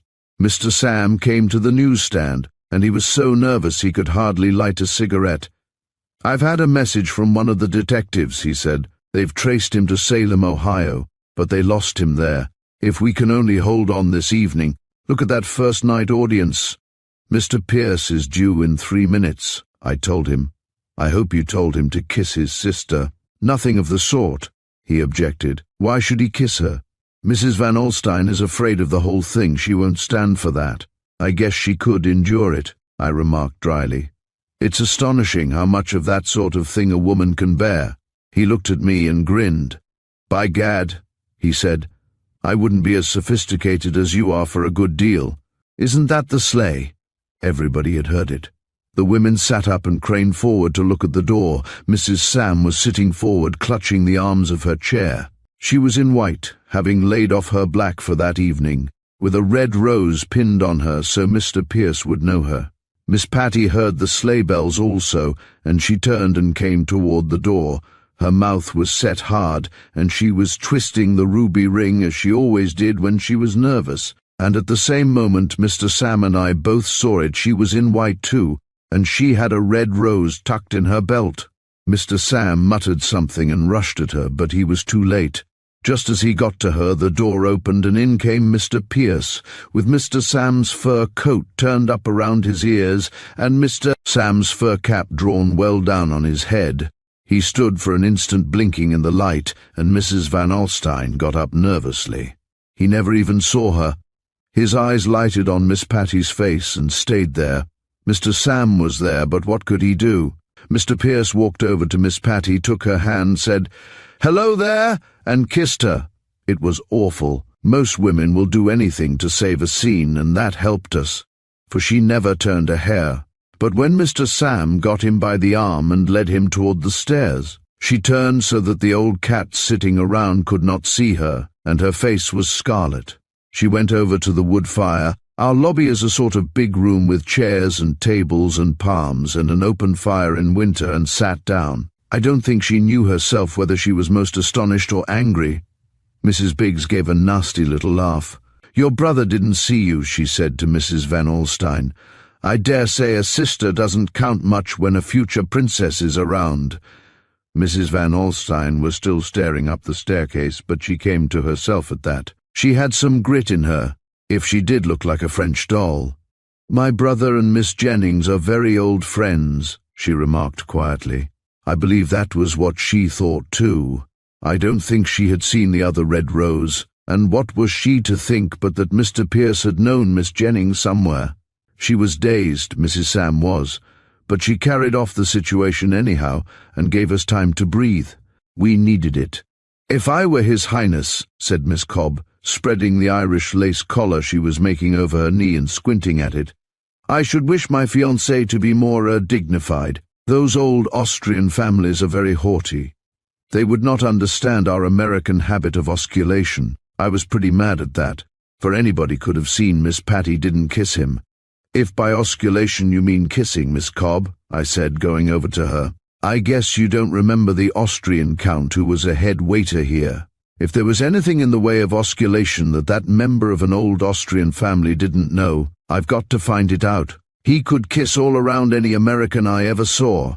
I went back to my newsstand. I was shaking so my knees would hardly hold me. All I could think of was that they had swallowed Mr. Pierce, bait and hook, and that for a time we were saved. Although, in the electric light, Mr. Pierce was a good bit less like Dickie Carter than he had seemed to be in the spring house by the fire. Well, sufficient unto the day is the evil thereof. Everybody went to bed early. Mr. Thoburn came over and bought a cigar on his way upstairs, and he was as gloomy as he had been cheerful before. "Well," I said, "I guess you won't put a dancing floor in the dining room just yet, Mr. Thoburn." "I'm not in a hurry," he snapped. "It's only January, and I don't want the place until May. I'll get it when I'm ready for it. I had a good look at young Carter, and he's got too square a jaw to run a successful neurasthenics home." I went to the pantry myself at 10 o'clock and fixed a tray of supper for Mr. Pierce. He would need all his strength the next day, and a man can't travel far on buttered popcorn. I found some chicken and got a bottle of the old doctor's wine. I had kept the key of his wine cellar since he died, and carried the tray up to Mr. Pierce's sitting room. He had the old doctor's suite. The door was open an inch or so, and as I was about to knock I heard a girl's voice. It was Miss Patty. "How can you deny it?" she was saying angrily. "I dare say you will even deny that you ever saw this letter before." There was a minute's pause while I suppose he looked at the letter. "I never did," he said solemnly. There had been a queer sound all along, but now I made it out. Someone else was in the room, snivelling and crying. "My poor lamb," it whimpered, and I knew it was Mrs. Hutchins, Miss Patty's old nurse. "Perhaps," said Miss Patty, "you also deny that you were in Ohio the day before yesterday." "I was in Ohio, but I positively assert—" "I'll send for the police, that's what I'll do," Mrs. Hutchins said with a burst of rage, and her chair creaked. "How can I ever tell your father?" "You'll do nothing of the sort," said Miss Patty. "Do you want the whole story in the papers? Isn't it awful enough as it is? Mr. Carter, I have asked my question twice now, and I am waiting for an answer." "But I don't know the answer," he said miserably. I assure you I'm absolutely in the dark. I don't know what's in the letter. I haven't always done what I should, I dare say, but my conduct in the state of Ohio during the last few weeks has been without stain, unless I've forgotten, but if it had been anything very heinous, I'd remember, don't you think?" Somebody crossed the room, and a paper rustled. "Read that," said Miss Patty's voice, and then silence for a minute. "Good Lord!" exclaimed Mr. Pierce. "Do you deny that?" "Absolutely," he said firmly. I have never even heard of the Reverend Dwight Johnston." There was a scream from Mrs. Hutchins and a creak as she fell into her chair again. "Your father," she said over and over. "What can we say to your father? And that is all you will say?" demanded Miss Patty scornfully. "You don't know. There's a mistake. You never saw the letter before. Oh, if I were only a man." "I'll tell you what we'll do," Mr. Pierce said, with something like hope in his voice. "We'll send for Mr. Van Alstyne. That's the thing, of course. I'll send for a Jim." Mr. Van Alstyne's name is Sam, but nobody noticed. "Mr. Van Alstyne," repeated Miss Patty in a dazed way. I guessed it was about time to make a diversion, so I knocked and walked in with the tray, and they all glared at me. Mrs. Hutchins was collapsed in a chair, holding a wet handkerchief to her eyes, and one side of her cap was loose and hanging down. Miss Patty was standing by a table, white and angry, and Mr. Pierce was about a yard from her, with the letter in his hands. But he was looking at her. "I've brought your supper, Mr. Carter," I began. Then I stopped and stared at Miss Patty and Mrs. Hutchins. "Oh," I said. "Thank you," said Mr. Pierce, very uncomfortable. "Just put it down anywhere." I stalked across the room and put it on the table. Then I turned and looked at Mrs. Hutchins. "I'm sorry," I said, "but it's one of the rules of this house that guests don't come to these rooms. They're strictly private. It isn't my rule, ladies, but if you will step down to the parlor—" Mrs. Hutchins's face turned purple. She got up in a hurry. "I'm here with Miss Jennings on a purely personal matter," she said furiously. "How dare you turn us out?" "Nonsense, Minnie," said Miss Patty. "I'll go when I'm ready." "Rule of the house," I remarked, and going over to the door I stood holding it open. There wasn't any such rule, but I had to get them out. They had Mr. Pierce driven into a corner and yelling for help. "There is no such rule, and you know it, Minnie," Miss Patty said angrily. "Come, Nana, we're not learning anything, and there's nothing to be done until morning anyhow. My head's whirling." Mrs. Hutchins went out first. "The first thing I'd do if I owned this place, I'd get rid of that red-haired girl," she snapped to Mr. Pierce. "If you want to know why there are fewer guests here every year, I'll tell you. She's the reason." Then she flounced out with her head up. That was pure piffle. The real reason, as every thinking person knows, is Christian Science. It's cheaper and more handy, and now that it isn't heresy to say it, the spring being floored over, I reckon that most mineral springs cure by suggestion. Also, of course, if a man's drinking 4 gallons of lithia water a day, he's so saturated that if he does throw in anything alcoholic or indigestible, it's too busy swimming for its life to do any harm. Mr. Pierce took a quick step toward Miss Patty and looked down at her. "About what happened downstairs tonight," he stammered, with the unhappiest face I ever saw on a man. I've been ready to knock my fool head off ever since. It was a mistake. "My letter, please," said Miss Patty coolly, looking back at him without a blink.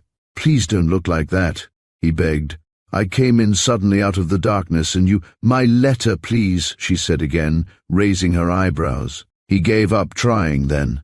He held out the letter and she took it and went out with her head up and scorn in the very way she trailed her skirt over the door-sill.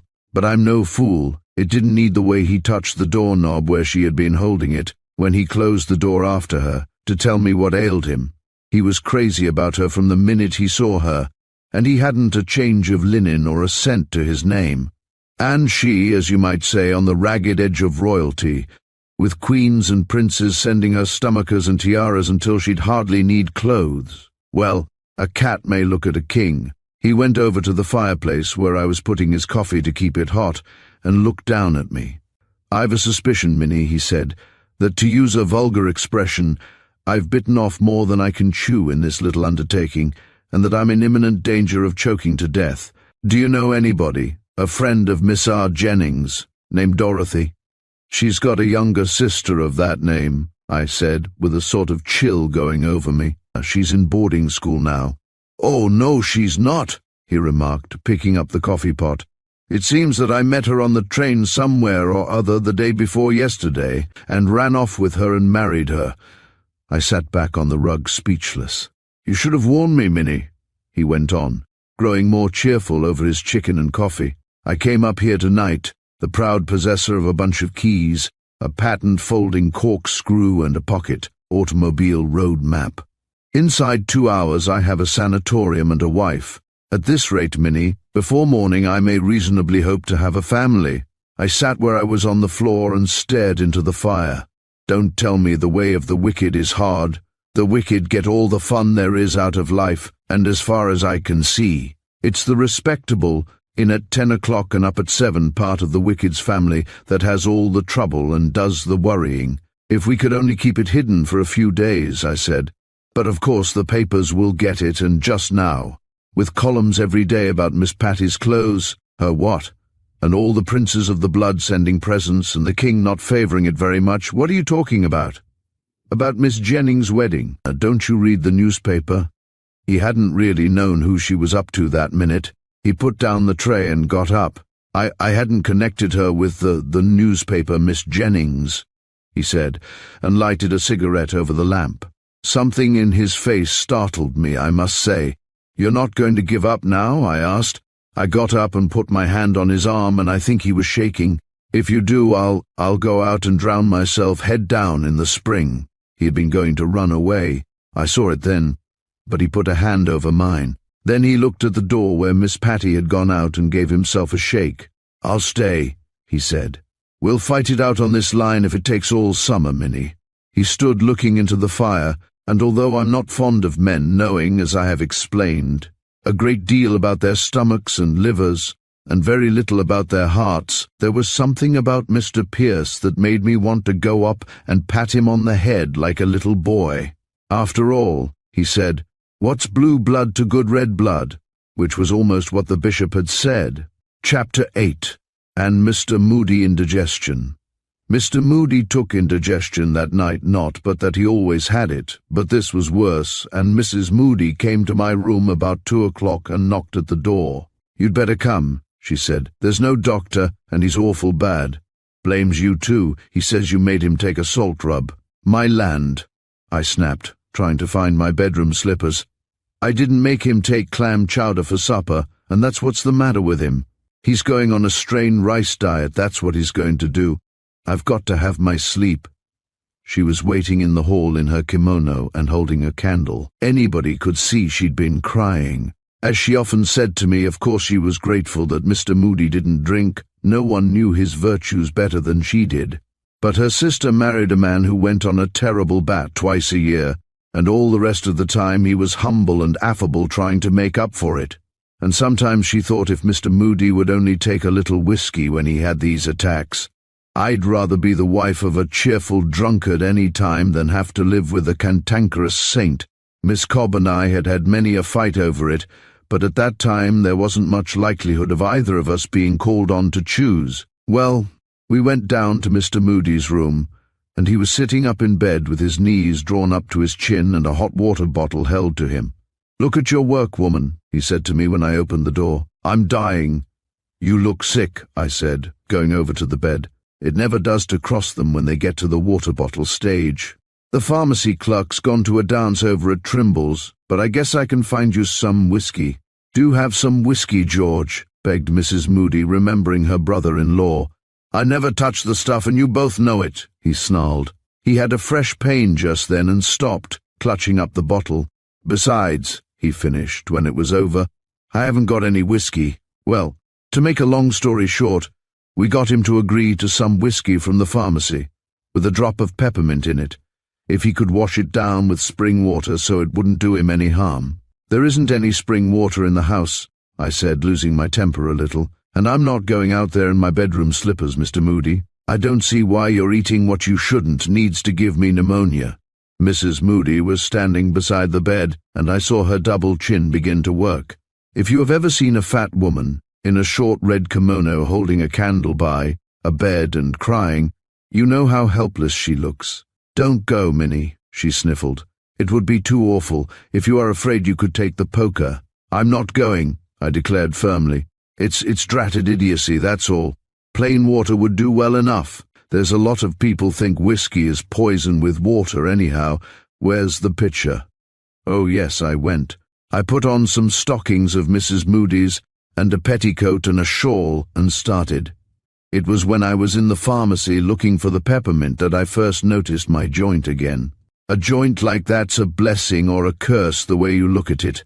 I found the peppermint and some whiskey and put them on the stairs. Then I took my pitcher and lantern and started for the spring house. It was still snowing, and part of the time Mrs. Moody's stockings were up to their knees. The wind was blowing hard, and when I rounded the corner of the house my lantern went out. I stood there in the storm, with the shawl flapping, thanking heaven I was a single woman, and about ready to go back and tell Mr. Moody what I thought of him when I looked toward the spring house. At first I thought it was a fire, then I saw that the light was coming from the windows. Somebody was inside with the big fire and all the lights going. I'd had tramps sleep all night in the spring house before, and once they left a card by the spring, water everywhere and not a drop to drink. So I started out through the snow on a half-run. By the bridge over Hope Springs Creek I slipped and fell, and I heard the pitcher smash to bits on the ice below.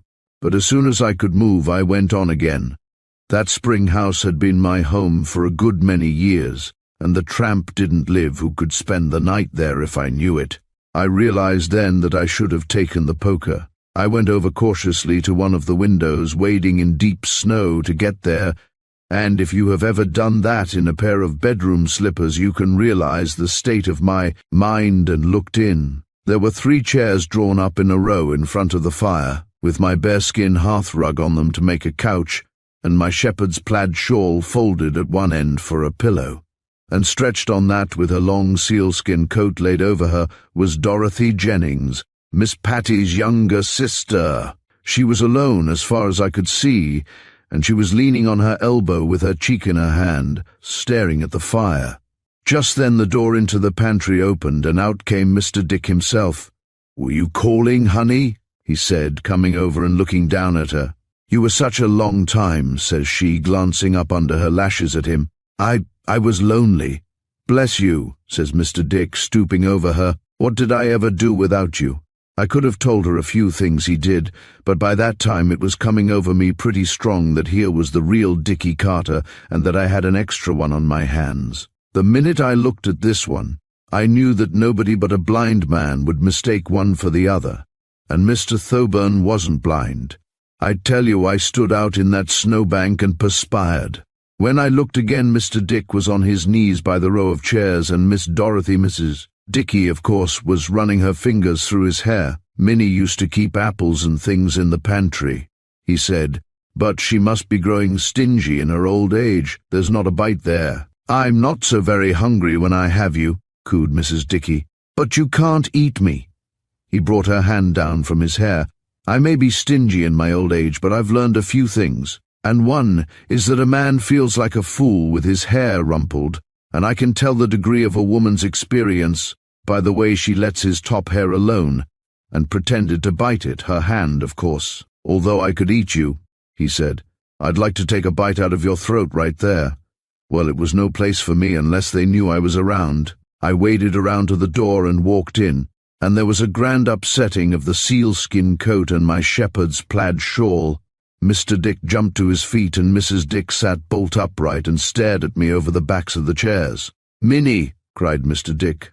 "As I'm a married man, it's Minnie herself, Minnie, the guardian angel, the spirit of the place. Dorothy, don't you remember Minnie?" She came toward me with her hand out.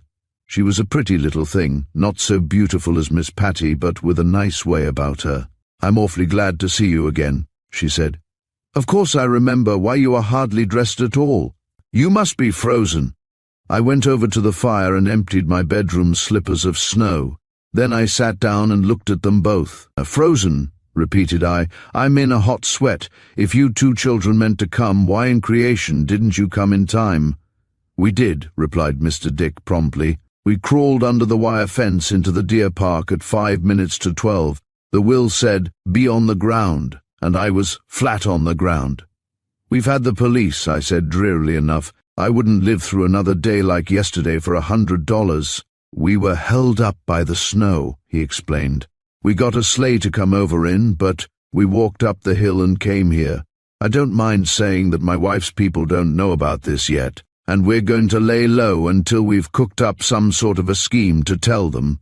Then he came over and put his hand on my shoulder. "Poor old Minnie," he said. "Honest, I'm sorry. I've been a hard child to raise, haven't I? But that's all over, Minnie. I've got an incentive now, and it's steady, old boy, for me from now. You and I will run the place and run it right." "I don't want to," I retorted, holding my bedroom slippers to steam before the fire. "I'm going to buy out Timmons candy store and live a quiet life, Mr. Dick. This place is making me old." Nonsense. We're going to work together, and we'll make this the busiest spot in 7 counties. Dorothy and I have got it all planned out, and we've got some corking good ideas." He put his hands in his pockets and strutted up and down. "It's the day of advertising, you know, Minnie," he said. "You've got to have the goods, and then you've got to let people know you've got the goods. What would you say to a shooting gallery in the basement under the reading room?" "Fine," I said with sarcasm, turning my slippers. "If things got too quiet, that would wake them up a bit, and we could have a balloon ascension on Saturdays." "Not an ascension," said he, with my bitterness going right over his head. "Nothing sensational, Minnie. That's the way with women. They're always theatrical. But what's the matter with a captive balloon, and letting fresh air cranks sleep in a big basket bed, say, at 500 feet, or 1,000 would be better. The air's purer. With a net below, says I, in case they should turn over and fall out of bed. It's funny nobody ever thought of it before." "Isn't it?" exclaimed Mrs. Dick. "And we've all sorts of ideas. Dick, Mr. Carter has learned of a brand new cocktail for the men." "A Lulu," he broke in. "And I'm going around to read to the old ladies and hold their hands." "You'll have to chloroform them first," I put in. "Perhaps it would be better to give the women the cocktail and hold the men's hands." "Oh, if you're going to be funny," Mr. Dick said savagely, "we'll not tell you any more." "I've been counting on you, Minnie. You've been here so long. You know," he said to his wife, "when I was a little shaver I thought Minnie had webbed feet. She was always on the bank like a duck. 'You are a duck, Minnie,' he says to me. 'A nice red-headed duck. Now don't be quirky and spoil everything.' I couldn't be light-hearted to save my life." "Your sister's been wild all day," I told Mrs. Dick.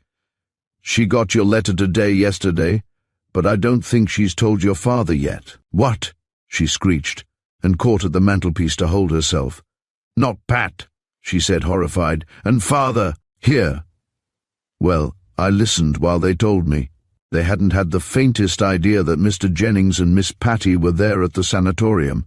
The girl had been making a round of visits in the Christmas holidays, and instead of going back to school, she'd sent a forged excuse and got a month off.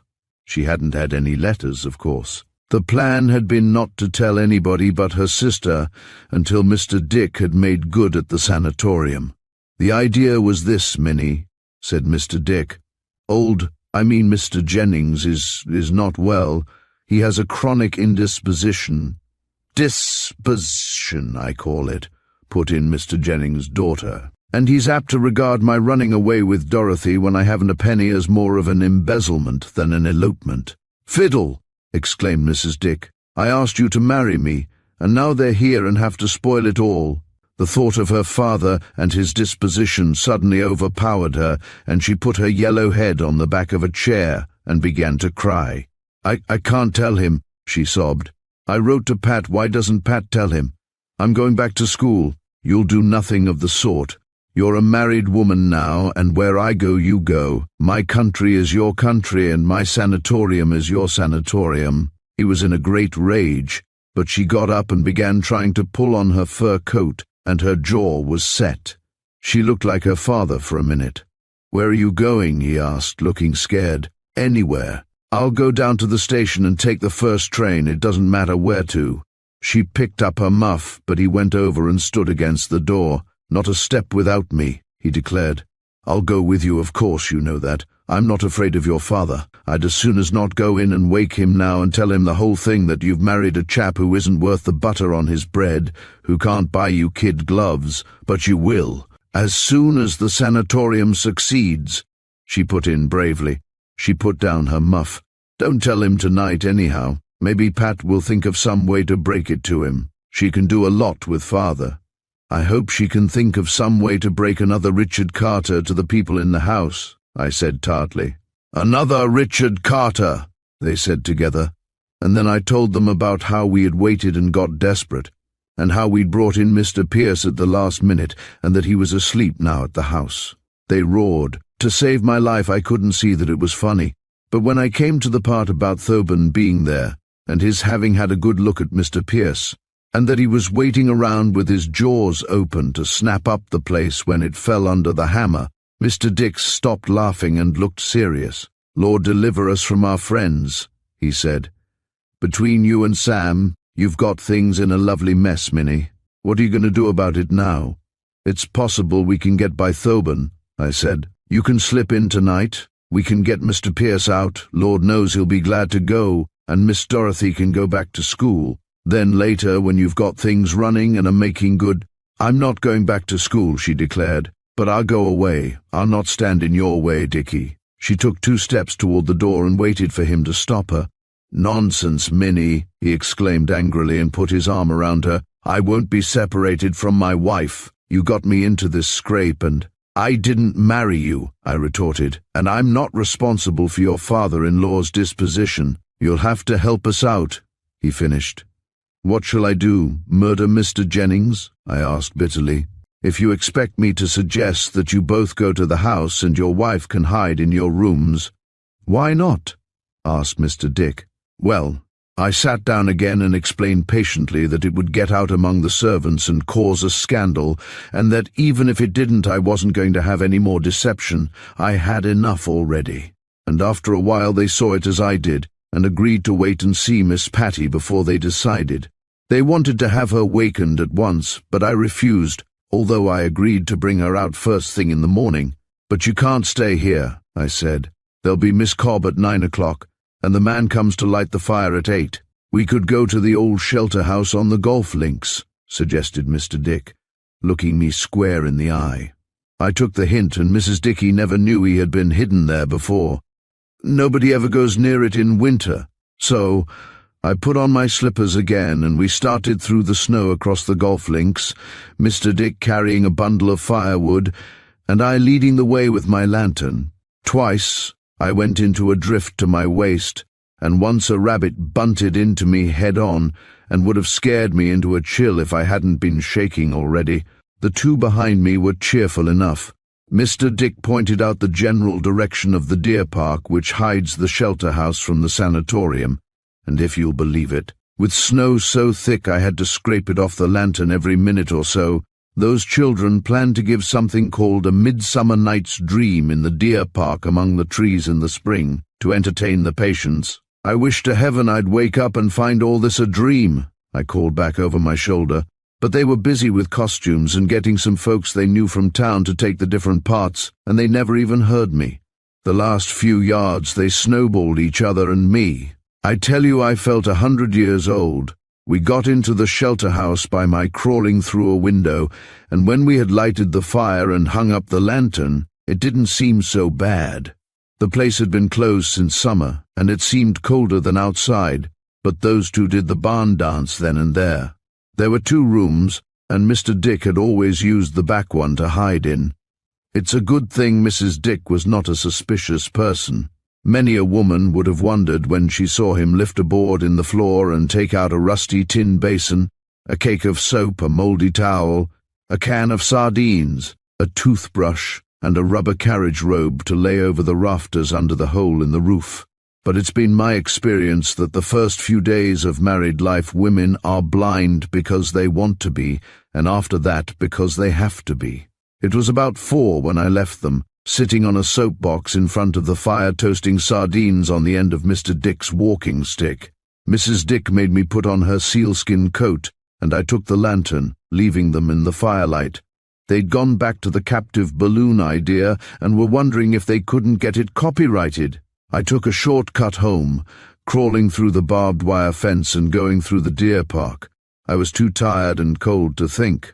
I stumbled down the hill to the house, and just before I got to the corner I heard voices and the shuffling of feet through the snow. The next instant a lantern came around the corner of the house. Mr. Thoburn was carrying it, and behind him were the bishop, Mike the bathman, and Mr. Pierce. "It's like that man Moody," the bishop was saying angrily, "to send the girl—" "Piffle!" snarled Mr. Thoburn. "If ever a woman was able to take care of herself." And then they saw me, and they all stopped and stared. "Good gracious, girl," said the bishop with his dressing gown blowing out straight behind him in the wind. "We thought you'd been buried in a drift."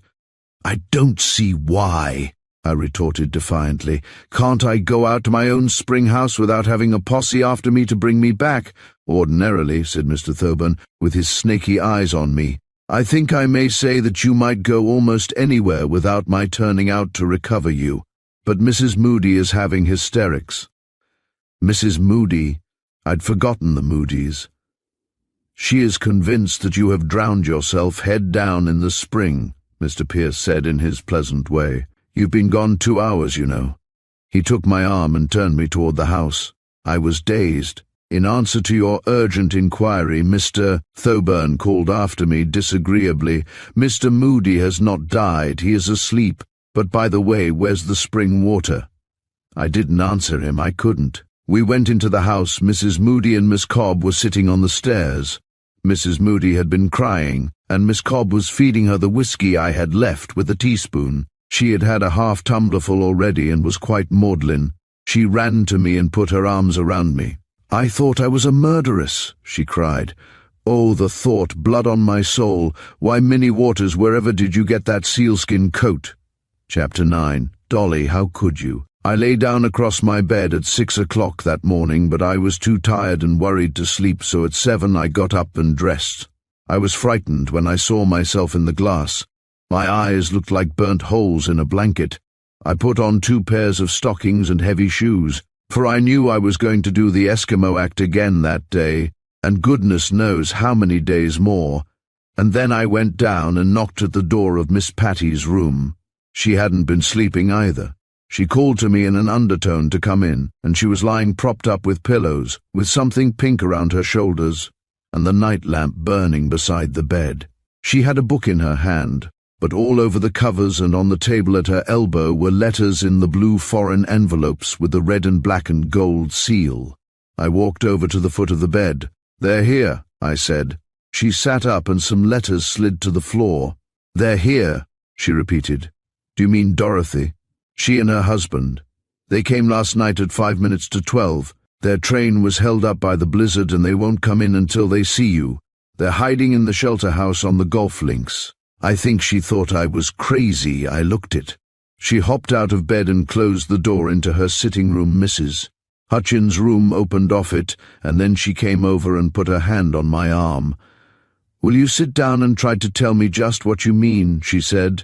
"How can my sister and her wretch of a husband have come last night at midnight when I saw Mr. Carter myself not later than 10 o'clock? Well, I had to tell her then about who Mr. Pierce was and why I had to get him, and she understood almost at once. She was the most understanding girl I ever met.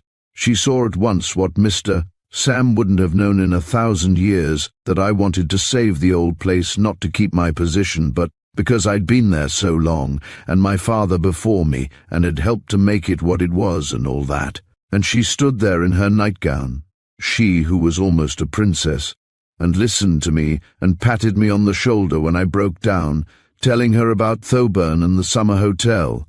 But here I am, I finished, telling you about my troubles and forgetting what I came for. You'll have to go out to the shelter house, Miss Patty, and I guess you're expected to fix it up with your father." She stopped unfastening her long braids of hair. "Certainly I'll go to the shelter house," she said, "and I'll shake a little sense into Dorothy Jennings, the abominable little idiot. But they needn't think I'm going to help them with father. I wouldn't if I could, and I can't. He won't speak to me. I'm in disgrace, Minnie." She gave her hair a shake, twisted it into a rope and then a knot, and stuck a pin in it. It was lovely. I wish Miss Cobb could have seen her. "You've known father for years, Minnie. Have you ever known him to be so devilish," was the word she meant, but I finished for her. "Unreasonable," I said. "Well, once before, when you were a little girl, he put his cane through a window in the spring house because he thought it needed air. The spring house, of course, not the cane." "Exactly," she said, looking around the room. "And now he's putting a cane through every plan I have made. Do you see my heavy boots?" "It's like this," I remarked, bringing the boots from outside the door. "If he's swallowed the prince and is choking on the settlement question, he might as well get over it. All those foreigners expect pay for taking a wife. Didn't the chef here want to marry Tilly, the diet cook, and didn't he want her to turn over the $300 she had in the bank, and her real estate, which was a 6th interest in a cemetery lot? But Tilly stuck it out and he wouldn't take her without." "It isn't quite the same, Minnie," she said, sitting down on the floor to put on her stockings. "The principle's the same," I retorted. And if you ask me, I haven't, she said disagreeably. And when you begin to argue, Minnie, you make my head ache. I have had a heartache for a week, I snapped, let alone heartburn, and I'll be glad when the Jennings family is safely married and I can sleep at night. I was hurt. I went out and shut the door behind me, but I stopped in the hall and went back. I forgot to say, I began, and stopped. She was still sitting on the floor, trying to put her heavy boots on, and crying all over them. Stop that instantly, I said, and jerked her shoes from her. Get into a chair and let me put them on. And if you will wait a jiffy, I'll bring you a cup of coffee. I'm not even a Christian in the morning until I've had my coffee. You haven't had it yet, have you? She asked, and we laughed together, rather shaky. But as I buttoned her shoes, I saw her eyes going toward the blue letters on the bed. Oh, Minnie, she said, if you only knew how peculiar they are in Europe. They'll never allow a sanatorium in the family. I guess a good many would be the better for having one close, I said. Well, I left her to get dressed and went to the kitchens. Tilly was there getting the beef tea ready for the day, but none of the rest was around. They knew the housekeeper was gone, but I guess they'd forgotten that I was still on hand. I put a kettle against the electric bell that rings in the chef's room so it would keep on ringing, and went on into the diet kitchen. Tilly, I said, can you trust me? She looked up from her beef. Whether I can or not, I always have, she answered. Well, can I trust you? That's more to the point. She put down her knife and came over to me with her hands on her hips. I don't know what you're up to, Minnie, she said, and I don't know that I care, but if you've forgotten the time I went to the city and brought you sulphur, and the Lord only knows what for your old spring when you'd run, short and were laid up with influenza. Hush! I exclaimed. You needn't shout it. Tilly, I don't want you to ask me any questions, but I want 4 raw eggs in a basket, a pot of coffee and cream, some fruit if you can get it when the chef unlocks the refrigerator room, and bread and butter. They can make their own toast. They, she said with her mouth open, but I didn't explain any more. I had found Tilly about a year before, frying sausages at the railroad station, and made her diet cook at the sanatorium. Mrs. Wiggins hadn't wanted her, but as I told the old doctor at the time, we needed somebody in the kitchen to keep an eye on things for us. It was through Tilly that we discovered that the help were having eggnog twice a day, with eggs as scarce as hens' teeth, and the pharmacy clerk putting in a requisition for more whiskey every week. Well, I scribbled a note to Mr. Van Alstyne, telling what had happened, and put it under his door, and then I met Miss Patty in the hall by the billiard room, and I gave her some coffee from the basket in the sun parlour. It was still dark, although it was nearly 8 o'clock, and nobody saw us go out together. Just as we left, I heard the chef in the kitchen bawling out that he'd murder whoever put the kettle against the bell, and Tilly saying it must have dropped off the hook and landed there. We went to the spring house first, to avoid suspicion, and then across back of the deer park to the shelter house. It was still snowing, but not so much, and the tracks we had made early in the morning were still there, mine off to one side alone, and the others close together and side by side. There was a whole history in those snow tracks, mine alone and kind of offish, and the others cuddling together. It made me lonely to look at them. I remember wishing I'd taught school, as I was educated to. Woman wasn't made to live alone, and most school teachers get married. Miss Patty did not say much. She was holding her chin high and looking rather angry and determined. At the spring house I gave her the basket and took an armful of firewood myself. I knew Mr. Dick would never think of it until the fire was out. They were both asleep in the shelter house. He was propped up against the wall on a box, with the rubber carriage robe around him, and she was lying by the fire, with Mrs. Moody's shawl over her and her muff under her head. Miss Patty stood in the doorway for an instant. Then she walked over and, leaning down, shook her sister by the arm. "Dorothy," she said, "wake up, you wretched child," and shook her again. Mrs. Dickey groaned and yawned, and opened her eyes one at a time. But when she saw it was Miss Patty, she sat up at once, looking dazed and frightened. "You needn't pinch me, Pat," she said, and at that Mr. Dick wakened and jumped up with the carriage robe still around him. "Oh, Dolly, Dolly," said Miss Patty, suddenly dropping on her knees beside Mrs. Dickey, "what a bad little girl you are. What a thing for you to do! Think of Father and Aunt Honoria." "I shan't," retorted Mrs. Dickey decidedly. "I'm not going to spoil my honeymoon like that. For heaven's sake, Pat, don't cry. I'm not dead. Dick, this is my sister, Patricia." Miss Pat looked at him, but she didn't bow. She gave him one look from his head to his heels. "Dolly, how could you?" she said, and got up. It wasn't very comfortable for Mr. Dick, but he took it much better than I expected. He went over and gave his wife a hand to help her up, and still holding hers, he turned to Miss Patty. "You are perfectly right," he said. "I don't see how she could myself. The more you know of me, the more you'll wonder. But she did. We're up against that." He grinned at Miss Patty, and after a minute Miss Patty smiled back. But it wasn't much of a smile. I was unpacking the breakfast, putting the coffee pot on the fire and getting ready to cook the eggs and make toast. But I was watching too. Suddenly Mrs. Dick made a dive for Miss Patty and threw her arms around her. "You darling," she cried. "I'm so glad to see you again, Pat. You'll tell Father, won't you? He'll take it from you. If I tell him, he'll have apoplexy or something." But Miss Patty set her pretty mouth, both those girls have their father's mouth, and held her sister out at arm's length and looked at her. "Listen," she said. "Do you know what you have done to me? Do you know that when Father knows this, he's going to annul the marriage or have Mr. Carter arrested for kidnapping or abduction, whatever it is?" Mrs. Dick puckered her face to cry, and Mr. Dick took a step forward, but Miss Patty waved him off. "You know Father as well as I do, Dolly. You know what he is, and lately he's been awful. He's not well, it's his liver again, and he won't listen to anything. Why, the Austrian ambassador came up here, all this distance, to talk about the etiquette of my wedding, something about precedence, and he wouldn't even see him." "He can't annul it," said Mr. Dick angrily. "I'm of age, and I can support my wife too, or will be able soon." "Dolly's not of age," said Miss Patty wearily. "I've sat up all night figuring it out. He's going to annul the marriage, or he'll make a scandal anyhow, and that's just as bad. Dolly," she turned to her sister imploringly, "Dolly, I can't have a scandal now. You know how Oscar's people have taken this anyhow. They've given in because he insisted, but they don't want me, and if there's a lot of notoriety now, the Emperor will send him to Africa or someplace, and—" "I wish they would!" Mrs. Carter burst out suddenly. "I hate the whole thing. They only tolerate us for our money. You needn't look at me like that. Oscar may be all right, but his mother and sisters are hateful, simply hateful. I'll not be with them." "No, but they'll be with you." Mrs. Dickey walked over to the window and looked out, dabbing her eyes.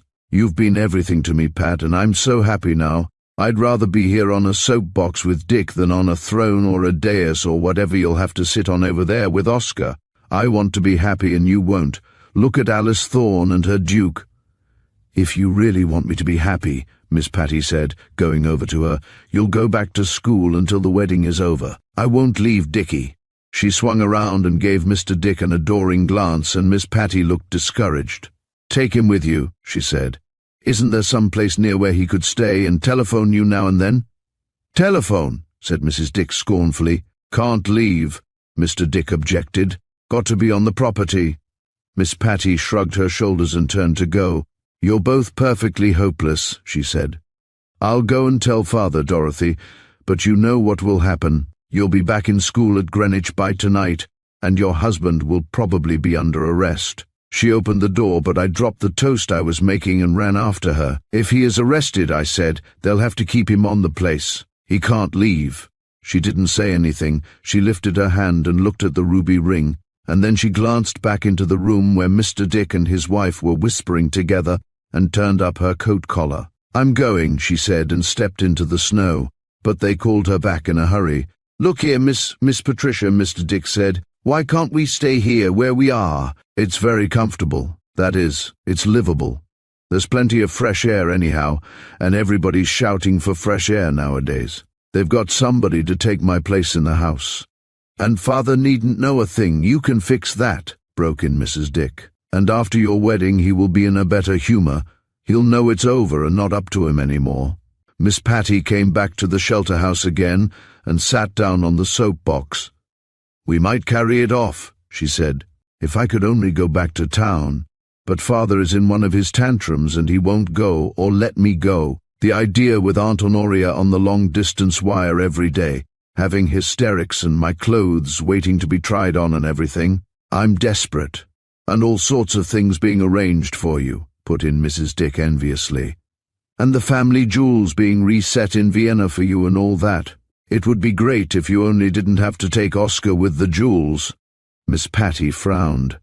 You are not going to marry him, she said with a glance at Mr. Dick, who, with his coat off, was lying flat on the floor, one arm down in the hole where the things had been hidden, trying to hook up a can of baked beans.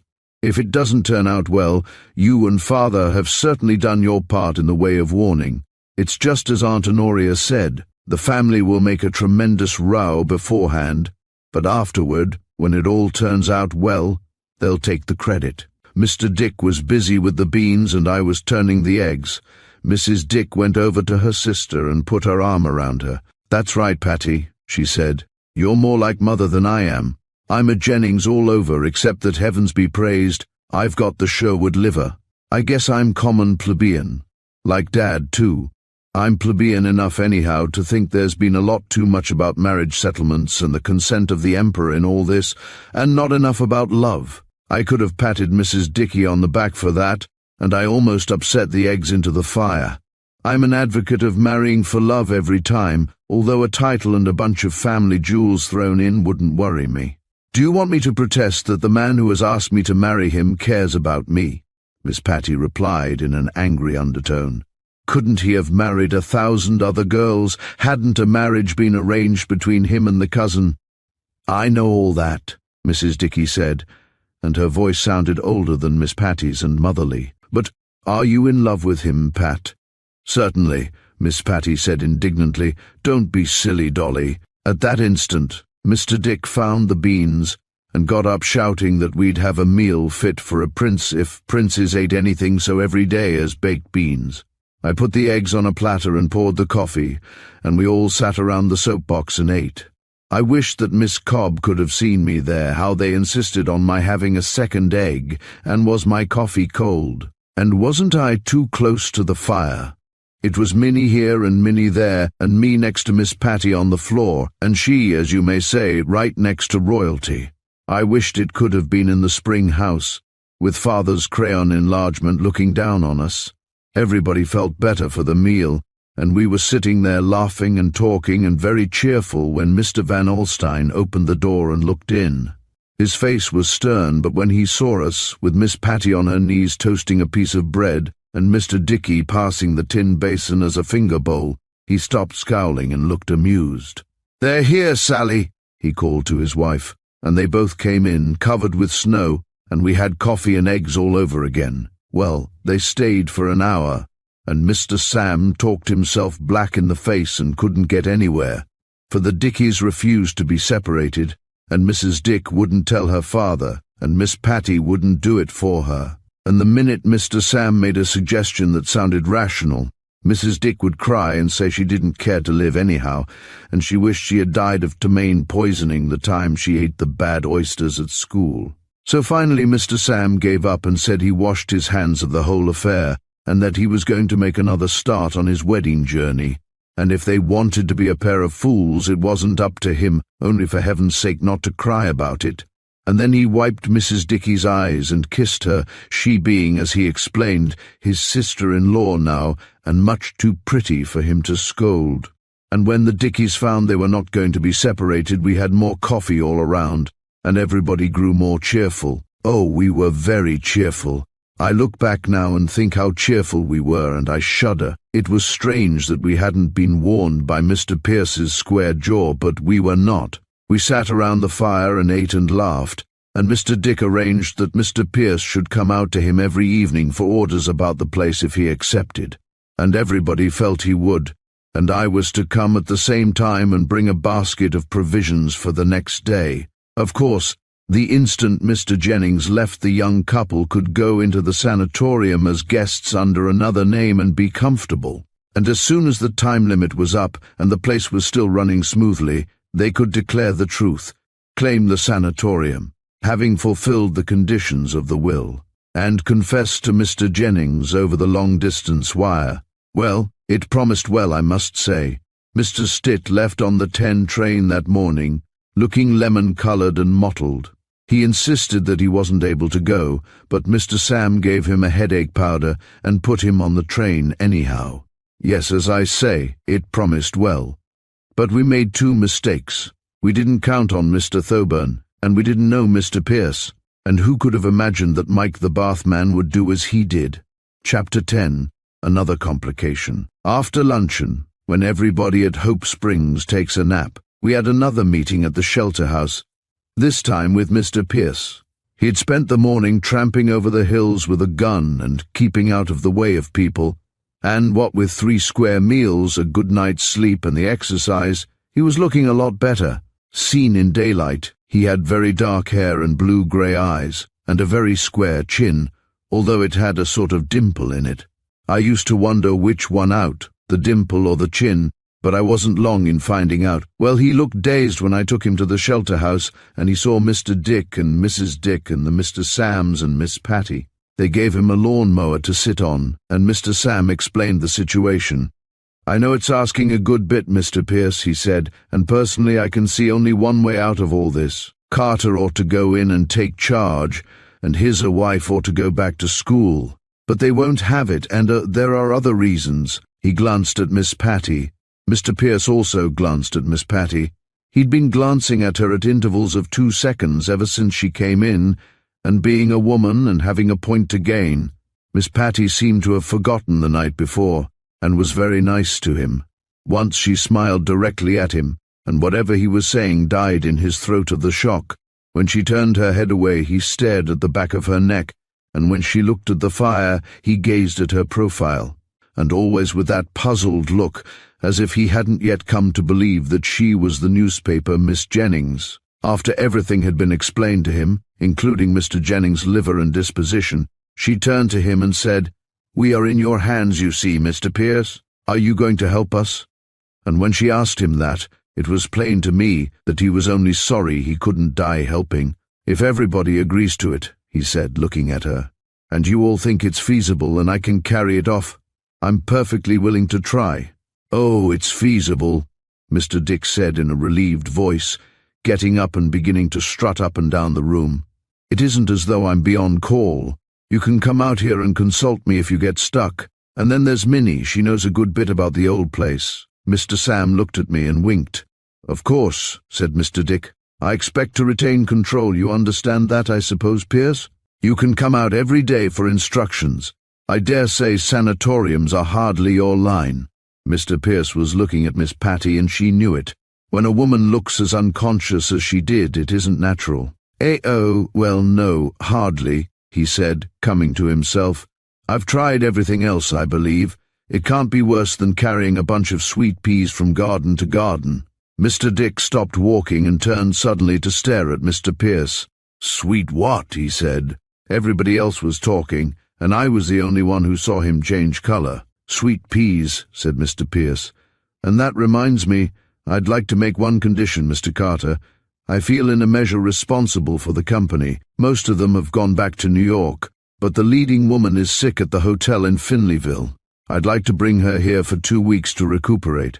I assure you I have no interest in her, but I'm sorry for her. She's had the mumps." "Mumps," everybody said together, and Mr. Sam looked at his brother-in-law. "Kid in the play got 'em and they spread around," Mr. Pierce explained. "Nasty disease." "Why, you've just had them too, Dickie," said his wife. They all turned to look at him, and I must say his expression was curious. Luckily, I had the wit to knock over the breakfast basket, which was still there, and when we'd gathered up the broken china, Mr. Dick had got himself in hand. "I'm sorry, old man," he said to Mr. Pierce, "but I'm not in favor of bringing the person you speak of up to the sanatorium just now. Mumps, you know, very contagious and all that." "She's over that part," Mr. Pierce said. "She only needs to rest." "Certainly. Let her come," said Mrs. Dickey. "If they're as contagious as all that, you haven't been afraid of my getting them." I'm not in favor of it," Mr. Dick insisted, looking obstinate. "The minute you bring an actress here, you've got the whole place by the ears." "Fiddlesticks," said his sister. "Because any actress could set you by the ears. Mrs. Dick sat up suddenly. "Certainly, if she isn't well, bring her up," said Miss Patty. "Only won't she know your name is not Carter?" "She's discretion itself," Mr. Pierce said. "Her salary hasn't been paid for a month, and as I'm responsible, I'd be glad to see her looked after. I don't want her here. I'll pay her board at the hotel," Mr. Dick began. "Only for heaven's sake, don't—" He stopped, for everyone was staring. "Why in the world would you do that?" Miss Patty asked. "Don't be ridiculous. That's the only condition Mr. Pierce has made." Mr. Dick stalked to the window and looked out, his hands in his pockets. I couldn't help being reminded of the time he had run away from school when his grandfather found him in the shelter house and gave him his choice of going back at once or reading medicine with him. "Oh, bring her up, he said without looking around. "If Pierce won't stay unless he can play the friend in need, all right. But don't come after me if the whole blamed sanatorium swells up with mumps and faints at the sight of a pickle."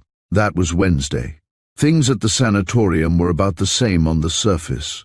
The women crocheted and wondered what the next house doctor would be like, and the men gambled at the slot machines and played billiards and grumbled at the food and the management, and when they weren't drinking spring water, they were in the bar washing away the taste of it. They took 20 minutes on the verandas every day for exercise and kept the house temperature at 80.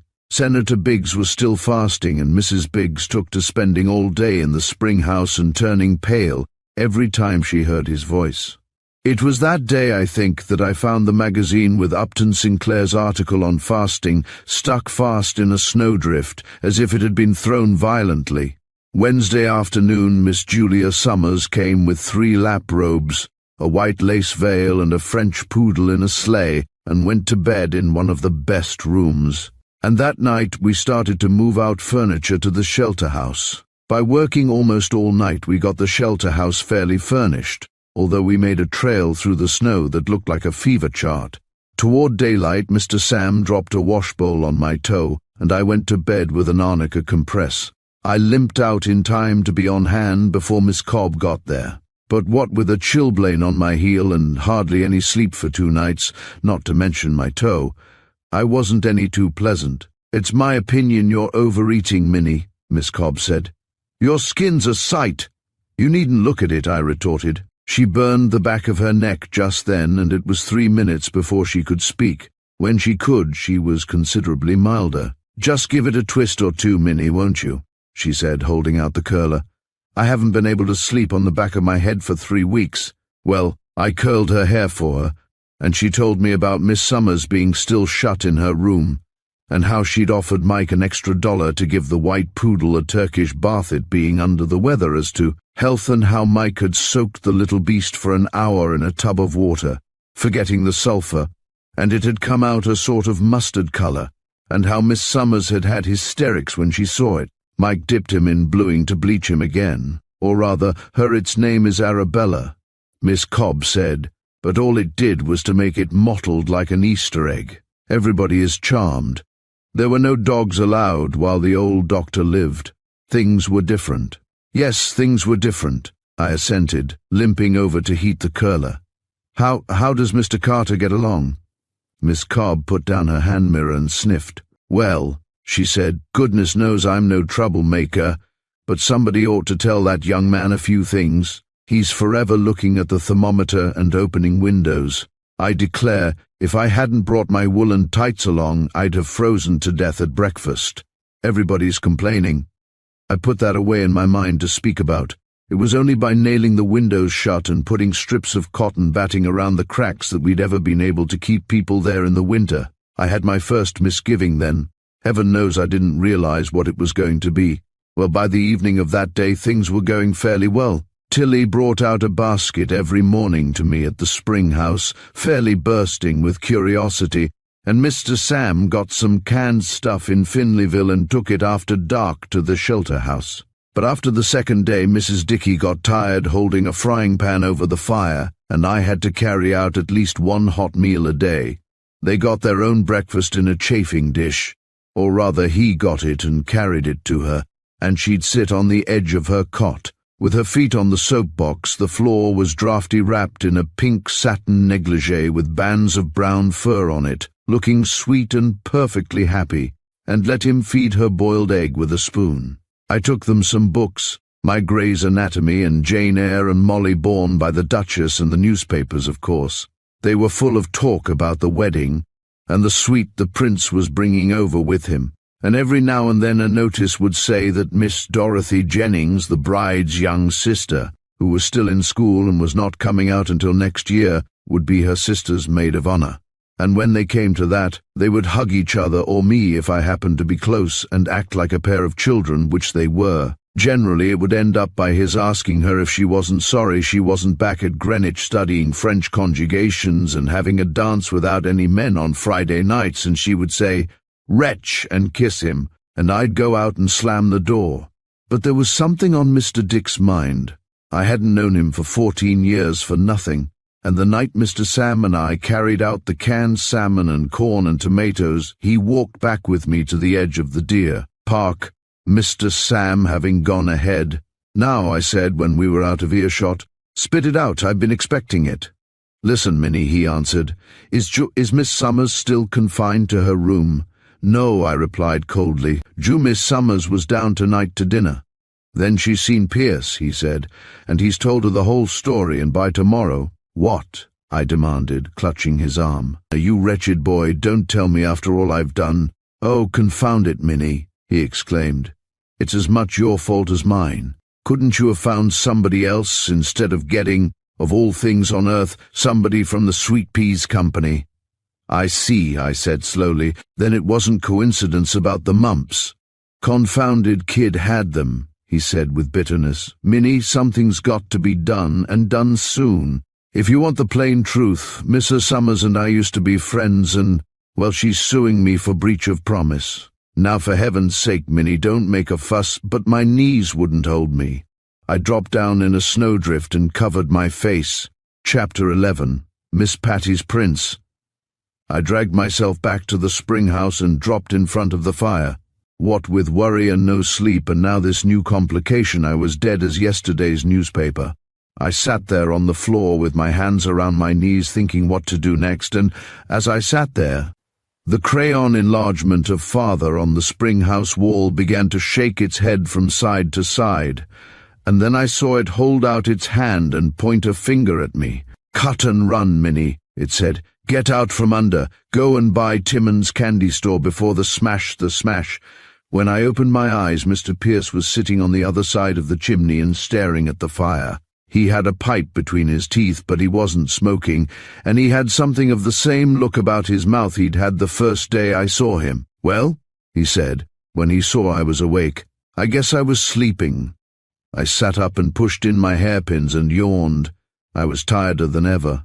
"I'm clean worn out." "Of course you're tired," he declared angrily. "You're not a horse, and you haven't been to bed for 2 nights. Care killed the cat," I said. "I don't mind losing sleep, but it's like walking in a swamp, Mr. Pierce. First I put a toe in. That was when I asked you to stay overnight. Then I went a step farther, lured on, as you may say, by Miss Patty waving a crown or whatever it is she wants just beyond my nose. And tonight I've got tonight I'm into the neck and yelling for a quick death." He leaned over to where I sat before the fire and twisted my head toward him. "Tonight what?" he demanded. But that minute I made up my mind not to tell him. He might think the situation was too much for him and leave, or he might decide he ought to tell Miss Summers where Dick was. There was no love lost between him and Mr. Carter. "Tonight I'm just tired and cranky," I said. "So, is Miss Summers settled yet?" He nodded as if he wasn't thinking of Miss Summers. "What did you tell her?" "Haven't seen her," he said. "Sent her a note that I was understudying a man named Carter, and to mind to pick up her cues." "It's a common enough name," I said, but he had lighted his pipe again and had dropped forward, one elbow on his knee, his hand holding the bowl of his pipe, and staring into the fire. He looked up when I closed and locked the pantry door. "I've just been thinking," he remarked. "Here we are, a group of people, all struggling like mad for one thing, but with different motives. Mine are plain enough and mercenary enough, although a certain red-haired girl with a fine loyalty to an old doctor and a sanatorium is carrying me along with her enthusiasm, and Van Alstyne's motives are clear enough and selfish. Carter is merely trying to save his own skin, but a girl like Miss Jennings, there's nothing uncertain about what she wants, or wrong either, I retorted. She's right enough. The family can't stand a scandal just now with her wedding so close. He smiled and got up, emptying his pipe. Nevertheless, oh Minnie of the glowing hair and heart, he said, Miss Jennings has disappointed me. You see, I believe in marrying for love. Love? I was disgusted. Don't talk to me about love. Love is the sort of thing that makes two silly idiots run away and get married and live in a shelter house, upsetting everybody's plans, while their betters have to worry themselves sick and carry them victuals. He got up and began to walk up and down the spring house, scowling at the floor. Of course, he agreed. He may be a decent sort and she may really want him. Of course she does, I said. He stopped short.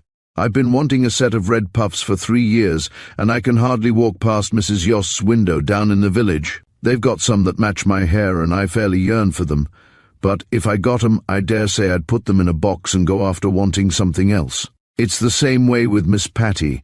She'll get her prince, and because it isn't real love, but only the same as me with the puffs, she'll go after wanting something else. Only she can't put him away in a box. She'll have to put him on and wear him for better, for worse. Lord help her, he said solemnly, and went over to the window and stood there looking out. I went over beside him. From the window we could see the 3 rows of yellow lights that marked the house, and somebody with a lantern was going down the path toward the stables. Mr. Pierce leaned forward, his hands at the top of the window sash, and put his forehead against the glass. Why is it that a lighted window in a snowstorm always makes a fellow homesick? He said in his half-mocking way. If he hasn't got a home, it makes him want one. Well, why don't you get one? I asked. On nothing a year, he said, not even prospects, and set up housekeeping in the shelter house with my good friend Minnie carrying us food and wearing herself to a shadow, not to mention bringing trashy books to my bride. She isn't that kind, I broke in and got red. I'd been thinking of Miss Patty, but he went over to the table and picked up his glass of spring water, only to set it down untasted.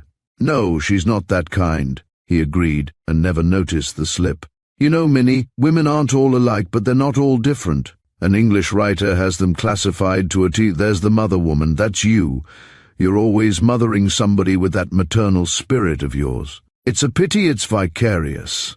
I didn't say anything, not knowing just what he meant, but I've looked it up since, and I guess he was about right. And there's the mistress woman, Mrs. Dickey, for example, or he saw Miss Cobb's curler on the mantel and picked it up. Or even Miss Cobb, he said. Coquetry and selfishness without maternal instinct. How much of Miss Cobb's virtue is training and environment, Minnie, not to mention lack of temptation, and how much was born in her? She's a preacher's daughter, I remarked. I could understand about Mrs. Dickey, but I thought he was wrong about Miss Cobb. Exactly, he said. And the third kind of woman is the mistress-mother kind, and they're the salt of the earth, Minnie. He began to walk up and down by the spring with his hands in his pockets and a far-away look in his eyes. The man who marries that kind of woman is headed straight for paradise. That's the way, I snapped. You men have women divided into classes and catalogued like horses on sale. Aren't they on sale? He demanded, stopping. Isn't it money or liberty or a title, usually? I knew he was thinking of Miss Patty again. As for the men, I continued, I guess you can class the married ones in 2 classes, providers and non-providers. They're all selfish and they haven't enough virtue to make a fuss about. I'd be a shining light in the non-provider class, he said, and picking up his old cap he opened the door. Miss Patty herself was coming up the path. She was flushed from the cold air and from hurrying, and I don't know that I ever saw her look prettier. When she came into the light we could both see that she was dressed for dinner. Her fur coat was open at the neck, and she had only a lace scarf over her head. She was a disbeliever in colds anyhow, and all winter long she slept with the windows open and the steam heat off. "I'm so glad you're still here, Minnie," she exclaimed, breathing fast. "You haven't taken the dinner out to the shelter house yet, have you?" "Not yet," I replied. "Tilly hasn't brought the basket. The chef's been fussing about the stuff we're using in the diet kitchen the last few days, and I wouldn't be surprised if he's shut off all extras." but I guess her sister and Mr. Dick could have starved to death just then without her noticing. She was all excitement, for all she's mostly so cool. "I have a note here for my sister," she said, getting it out of her pocket. "I know we all impose on you, Minnie, but will you take it for me?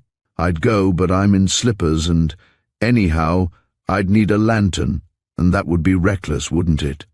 "In slippers?" Mr. Pierce interrupted. "It's only 5 degrees above zero. Of all the foolhardy—" Miss Patty did not seem to hear him. She gave the letter to me and followed me out on the step. "You're a saint, Minnie," she said, leaning over and squeezing my arm. "And because you're going back and forth in the cold so much, I want you to have this to keep." She stooped and picked up from the snow beside the step something soft and furry and threw it around my neck, and the next instant I knew she was giving me her chinchilla set, muff and all. I was so pleased I cried, and all the way over to the shelter house I sniveled and danced with joy at the same time. There's nothing like chinchilla to tone down red hair. Well, I took the note out to the shelter house and rapped. Mr. Dick let me in, and it struck me he wasn't as cheerful as usual. He reached out and took the muff. "Oh," he said, "I thought that was the supper." "It's coming," I said, looking past him for Mrs. Dickey. Usually when I went there, she was drawing Mr. Dick's profile on a bit of paper or teaching him how to manicure his nails. But that night she was lying on the cot and she didn't look up. "Sleeping?" I asked in a whisper. "Grumping," Mr. Dick answered. He went over and stood looking down at her with his hands in his pockets and his hair ruffled as if he'd been running his fingers through it. She never moved a shoulder. "Dorothy," he said, "here's Minnie." She pretended not to hear. "Dorothy," he repeated, "I wish you wouldn't be such a confounded dolly. Be reasonable. Do you want to make me look like a fool?" She turned her face enough to uncover one eye. "It wouldn't be difficult," she answered, staring at him with the one eye. It was red from crying. "Now listen, Dolly." He got down on one knee beside the cot and tried to take her hand, but she jerked it away. "I've tried wearing my hair that way, and it isn't becoming, to say the least. I don't mind having it wet and brushed back in a pompadour if you insist, but I certainly do balk at the ribbon. You've only got to wear the ribbon an hour or so, until it dries." She brought her hand forward an inch or so, and he took it and kissed it. It should have been slapped. "I'll tell you what I'll do," he said. "You can fix it any way you please when it's too late for old Sam or Pierce to drop in, and I'll wear the confounded ribbon all night. Won't that do?" But she had seen the note and sat up and held out her hand for it. She was wearing one of Miss Patty's dresses, and it hung on her. Not that Miss Patty was large, but she had a beautiful figure. And Mrs. Dickey, of course, was still growing and not properly filled out. "Dick," she said suddenly, "what do you think? Oscar is here. Pat's in the wildest excitement. He's in town, and Aunt Honoria has telephoned to know what to do. Listen, he is incog, of course, and registered as Oscar von Inwald. He did an awfully clever thing, came in through Canada while the papers thought he was in St. Moritz." "For heaven's sake," replied Mr. Dick, "tell her not to ask him here. I shouldn't know how to talk to him." "He speaks lovely English," declared Mrs. Dick, still reading. "I know all that," he said, walking around nervously. "But if he's going to be my brother-in-law, I suppose I don't get down on my knees and knock my head on the floor. What do I say to him? 'Your Highness'? Oh, I've known a lord or two, but that's different. You call them anything you like and lend them money. I dare say you can with Oscar, too." Mrs. Dickey put the note down and sighed. "Well, he's coming. Pat says Dad won't go back to town until he's had 21 baths, and he's only had 11, and she's got to stay with him. And you needn't worry about what to call Oscar. He's not to know we're here." I was worried on my way back to the spring house, not that the prince would make much difference. As far as I could see, things being about as bad as they could be. But some of the people were talking of leaving, and since we had to have a prince, it seemed a pity he wasn't coming with all his retinue and titles. It would have been a good $10,000 worth of advertising for the place, and goodness knows we needed it. When I got back to the spring house, Miss Patty and Mr. Pierce were still there. He was in front of the fire, with his back to it, and she was near the door. "Of course it isn't my affair," he was saying. "You are perfectly—" Then I opened the door and he stopped. I went on into the pantry to take off my overshoes, and as I closed the door he continued, "I didn't mean to say what I have. I meant to explain about the other night. I had a right to do that, but you forced the issue." "I was compelled to tell you he was coming," she said angrily. "I felt I should. You have been good enough to take Mr. Carter's place here and save me from an embarrassing situation." "I had no philanthropic motives," he insisted stubbornly. "I did it, as you must know, for 3 meals a day and a roof over my head. If you wish me to be entirely frank, I disapprove of the whole thing." I heard the swish of her dress as she left the door and went toward him. "What would you have had me do?" she asked. "Take those 2 children to your father. What if there was a row? Why should there be such a lot made of it anyhow?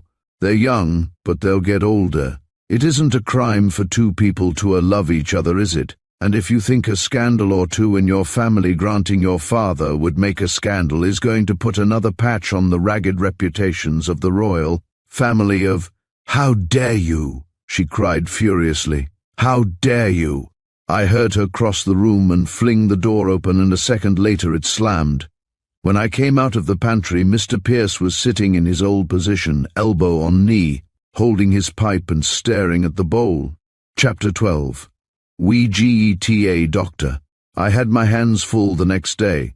We'd had another snowstorm during the night and the trains were blocked again. About 10 o'clock we got a telegram from the new doctor we'd been expecting that he'd fallen on the ice on his way to the train and broken his arm. And at 11 a delegation from the guests waited on Mr. Pierce and told him they'd have to have a house physician at once. Senator Biggs was the spokesman. He said that personally he couldn't remain another day without one, that he should be under a physician's care every moment of his fast, and that if no doctor came that day, he'd be in favor of all the guests showing their displeasure by leaving together. "Either that," Thoburn said from the edge of the crowd, "or call it a hotel at once, and be done with it. A sanatorium without a doctor is like an omelette without eggs. Hamlet without ham," somebody said. "We're doing the best we can," Mr. Pierce explained. We expect a doctor today." "When?"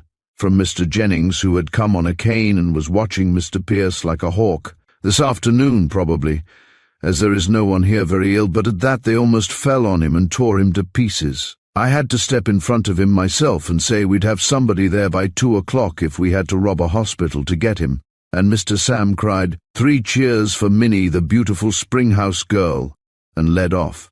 There's no doubt about it. A man ought to be born to the sanatorium business. A real strong and healthy man has no business trying to run a health resort, and I saw Mr. Pierce wasn't making the hit that I'd expected him to. He was too healthy. You only needed to look at him to know that he took a cold plunge every morning and liked to walk 10 miles a day and could digest anything and go to sleep the minute his head touched the pillow, and he had no tact. When Mrs. Biggs went to him and explained that the vacuum cleaner must not be used in her room, that it exhausted the air or something, and she could hardly breathe after it, he only looked bewildered and then drew a diagram to show her it was impossible that it could exhaust the air. The old doctor knew how. He'd have ordered an oxygen tank opened in the room after the cleaner was used and she'd have gone away happy. Of course, Mr. Pierce was most polite. He'd listened to their complaints, and they were always complaining, that's part of the regime, with a puzzled face, trying to understand, but he couldn't. He hadn't a nerve in his body. Once, when one of the dining room girls dropped a tray of dishes and half the women went to bed with headache from the nervous shock, he never even looked up, but went on with his dinner. And the only comment he made afterward was to tell the head waitress to see that Annie didn't have to pay breakage, that the trays were too heavy for a woman anyhow. As Miss Cobb said, he was impossible. Well, as if I didn't have my hands full with getting meals to the shelter house and trying to find a house doctor, and wondering how long it would be before Julia came face to face with Dick Carter somewhere or other, and trying to keep one eye on Thoburn while I kept Mr. Pierce straight with the other that day during luncheon. Mike the bath man came out to the spring house and made a howl about his wages. He'd been looking surly for 2 days. "What about your wages?" I snapped. "Aren't you getting what you've always had?" "No tips," he said sulkily. "Only a few taking baths, only 1 daily, and that's that man Jennings." "There's no use talking, Miss Minnie. I've got to have a double percentage on that man, or you'll have to muzzle him. He's dangerous. If I give you the double percentage, will you stay? I don't know but that I'd rather have the muzzle, Miss Minnie, he answered slowly, but I'll stay. It won't be for long.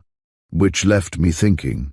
I'd seen Thoburn talking to Mike more than once lately, and he'd been going around with an air of assurance that didn't make me any too cheerful. Evenings, when I'd relieved Amanda King at the newsstand, I'd seen Thoburn examining the woodwork of the windows, and only the night before, happening on the veranda unexpectedly, I found Mike and him measuring it with a tape line.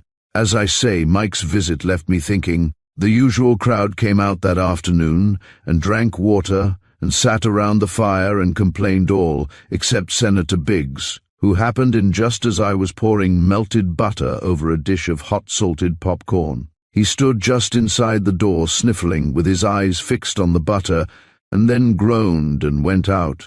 He looked terrible. His clothes hung on him like bags, as the bishop said. It was ghastly to see a convexity change to such a concavity in 3 days. Mr. Moody won $3 that day from the slot machine and was almost civil to his wife, but old Jennings sat with his foot on a stool and yelled if anybody slammed the door.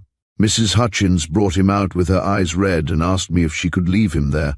"I'm sorry if I was rude to you the other night, Minnie," she said, "but I was upset.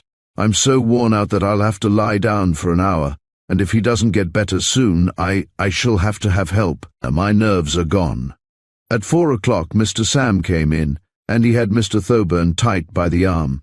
"My dear old chap," he was saying, "it would be as much as your life's worth. That ground is full of holes and just now covered with snow." He caught my eye and wiped his forehead. "Heaven help us," he said, coming over to the spring.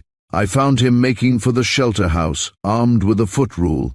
Somebody's got to take him in hand, I tell you, the man's a menace." "What about the doctor?" I asked, reaching up his glass. "Be here tonight," he answered. But at that minute a boy brought a telegram down and handed it to him. The new doctor was laid up with influenza. We sat there after the others had gone, and Mr. Sam said he was for giving up the fight.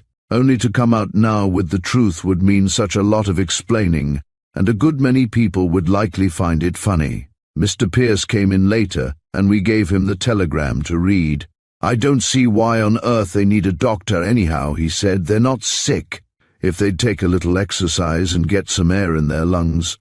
"My dear fellow," Mr. Sam cried in despair, "some people are born in sanatoriums, some acquire them, and others have them thrust upon them. I've had this place thrust upon me. I don't know why they want a doctor, but they do. They balked at Rogers from the village. They want somebody here at night. Mr. Jennings has the gout and there's the deuce to pay. Some of them talk of leaving." "Let 'em leave," said Mr. Pierce. "If they'd go home and drink 3 gallons of any kind of pure water a day." "Shh, that's heresy here. My dear fellow, we've got to keep them." Mr. Pierce glanced at the telegram and handed it back. "Lots of starving MDs would jump at the chance," he said. "But if it's as urgent as all this, we can't wait to hunt. I'll tell you, Van Alstyne, there's a chap down in the village. He was the character man with the Sweet Peas Company, and he's stranded there. I saw him this morning. He's washing dishes in the Depot restaurant for his meals.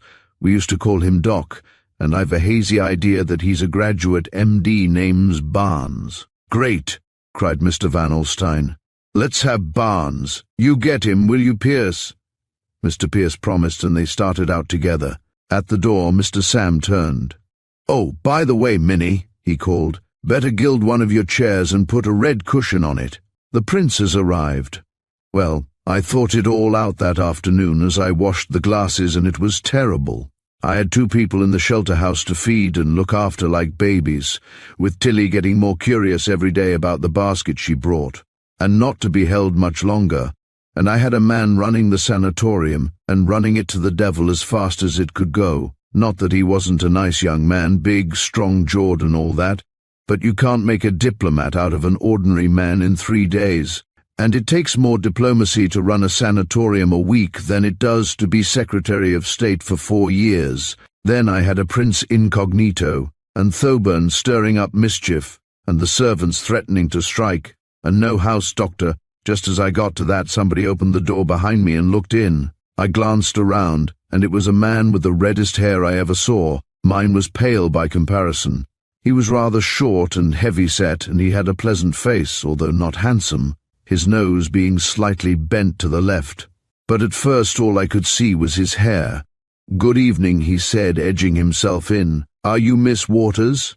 "Yes," I said, rising and getting a glass ready, although I'm not called that often, except by people who want to pun on my name and my business. I looked at him sharply, but he hadn't intended any pun.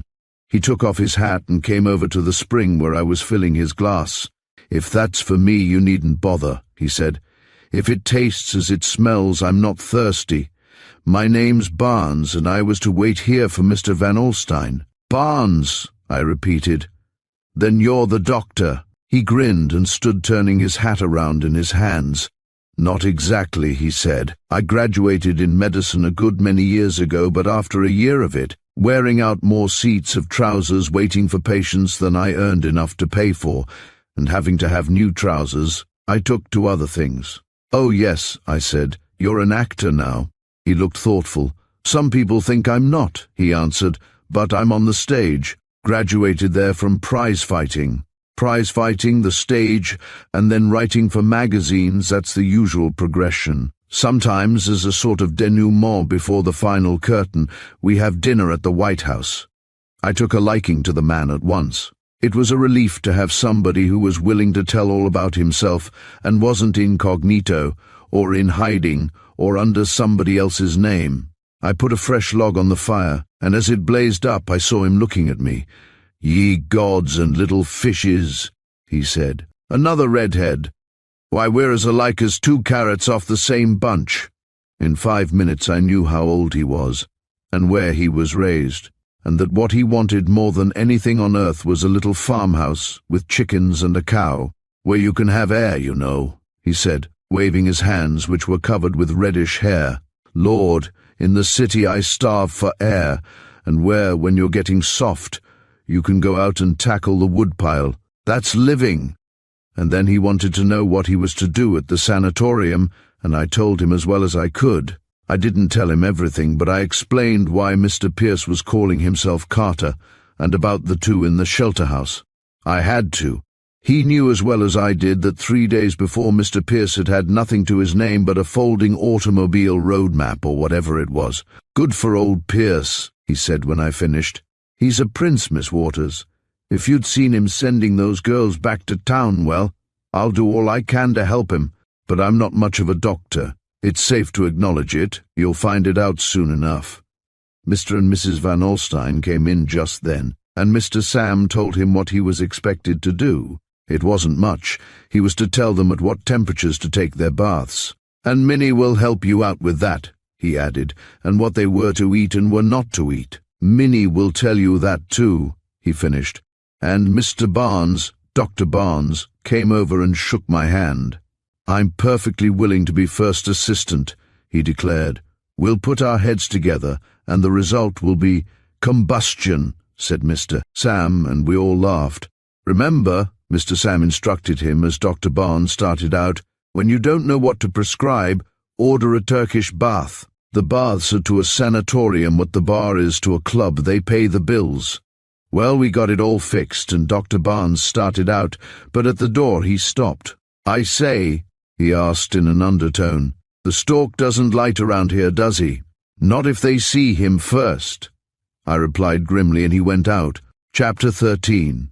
The Prince, principally. It was all well enough for me to say, as I had to Tilly many a time, that it was ridiculous to make a fuss over a person for what, after all, was an accident of birth. It was well enough for me to say that it was only by chance that I wasn't strutting about with a crown on my head and a man blowing a trumpet to let folks know I was coming. And by the same token and the same chance, Prince Oscar might have been a red-haired springhouse girl, breaking the steels in her figure, stooping over to ladle mineral water out of a hole in the earth.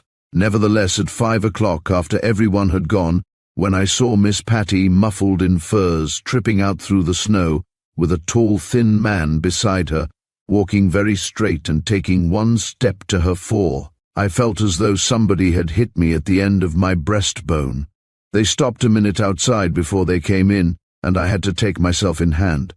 "Now look here, Minnie, you idiot," I said to myself. "This is America.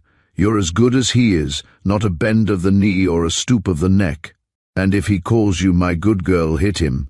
They came in together, laughing and talking, and to be honest, if I hadn't caught the back of a chair, I'd have had one foot back of the other and been making a courtesy in spite of myself. "We're late, Minnie," Miss Patty said. "Oscar, this is one of my best friends, and you are to be very nice to her." He had one of those single glass things in his eye, and he gave me a good stare through it. Seen close, he was handsomer than Mr. Pierce, but he looked older than his picture. "Ask her if she won't be nice to me," he said in as good English as mine, and held out his hand. "Any of Miss Patty's friends," I began, with a lump in my throat, and gave his hand a good squeeze. I thought he looked startled, and suddenly I had a sort of chill. "Good gracious," I exclaimed, "should I have kissed it?" They roared at that, and Miss Patty had to sit down in a chair. "You see, she knows, Oscar," she said. "The rest are thinking and perhaps guessing, but Minnie is the only one that knows, and she never talks. Everybody who comes here tells Minnie his troubles." "But am I a trouble?" he asked in a low tone. I was down in the spring, but I heard it. "So far you have hardly been an unalloyed joy," she replied, and from the spring I echoed, "Amen." "Yes, I'm so hung with family skeletons that I clatter when I walk," I explained, pretending I hadn't heard, and brought them both glasses of water.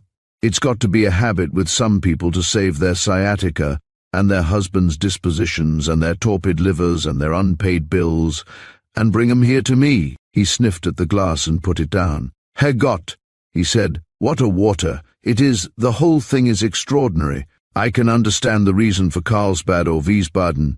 It is gay, one sees one's friends, it is social. But here," he got up and lifting a window curtain peered out into the snow.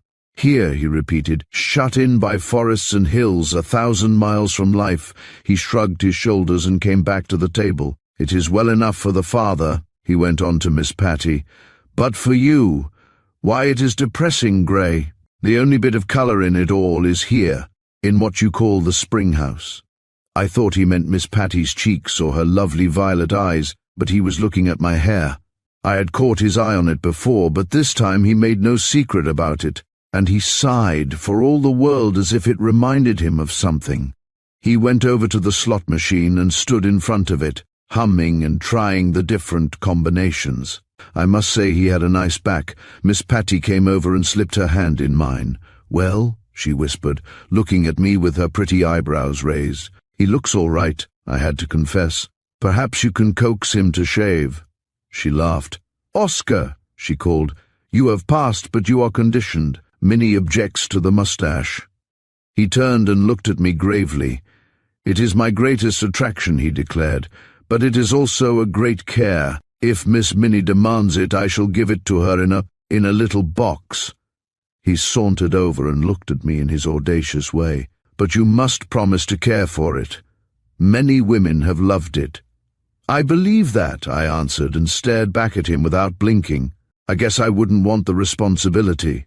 But I had an idea that he meant what he said about the many women, and that Miss Patty knew it as well as I did.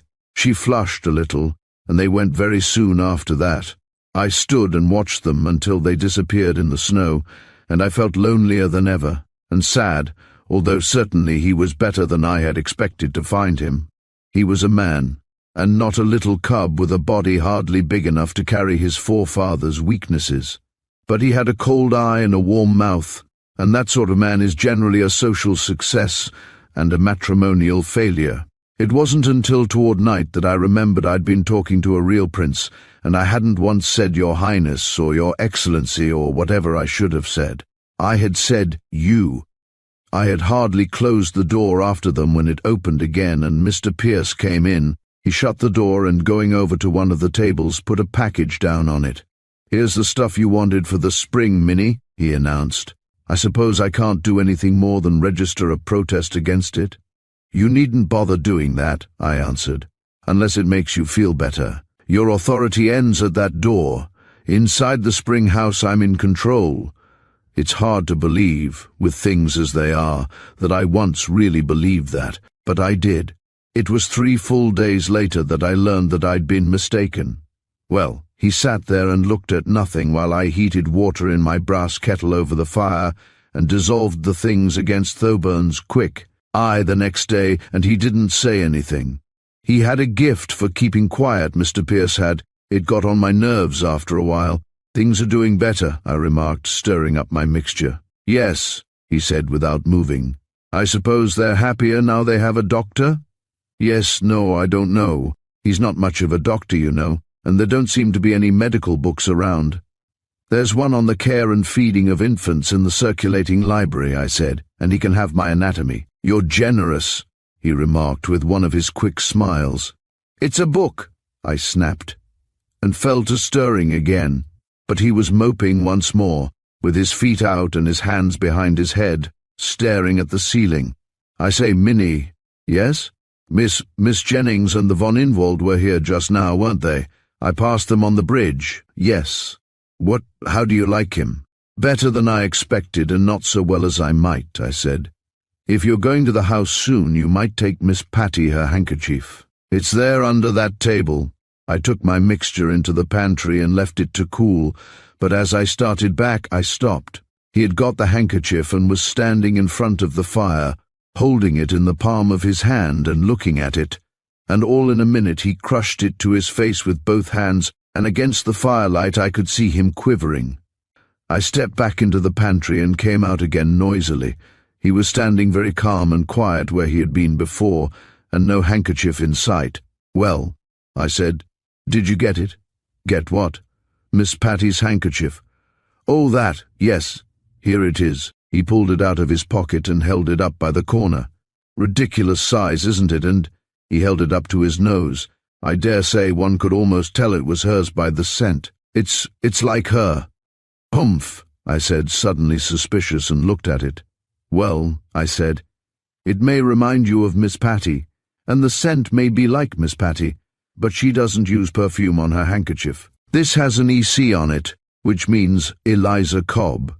He left soon after, rather crestfallen, but to save my life I couldn't forget what I'd seen him with that scrap of linen that he thought was hers crushed to his face, and his shoulders heaving. I had an idea that he hadn't cared much for women before, and that, this being a first attack, he hadn't established what the old doctor used to call an immunity. Chapter 14. Pierce disapproves.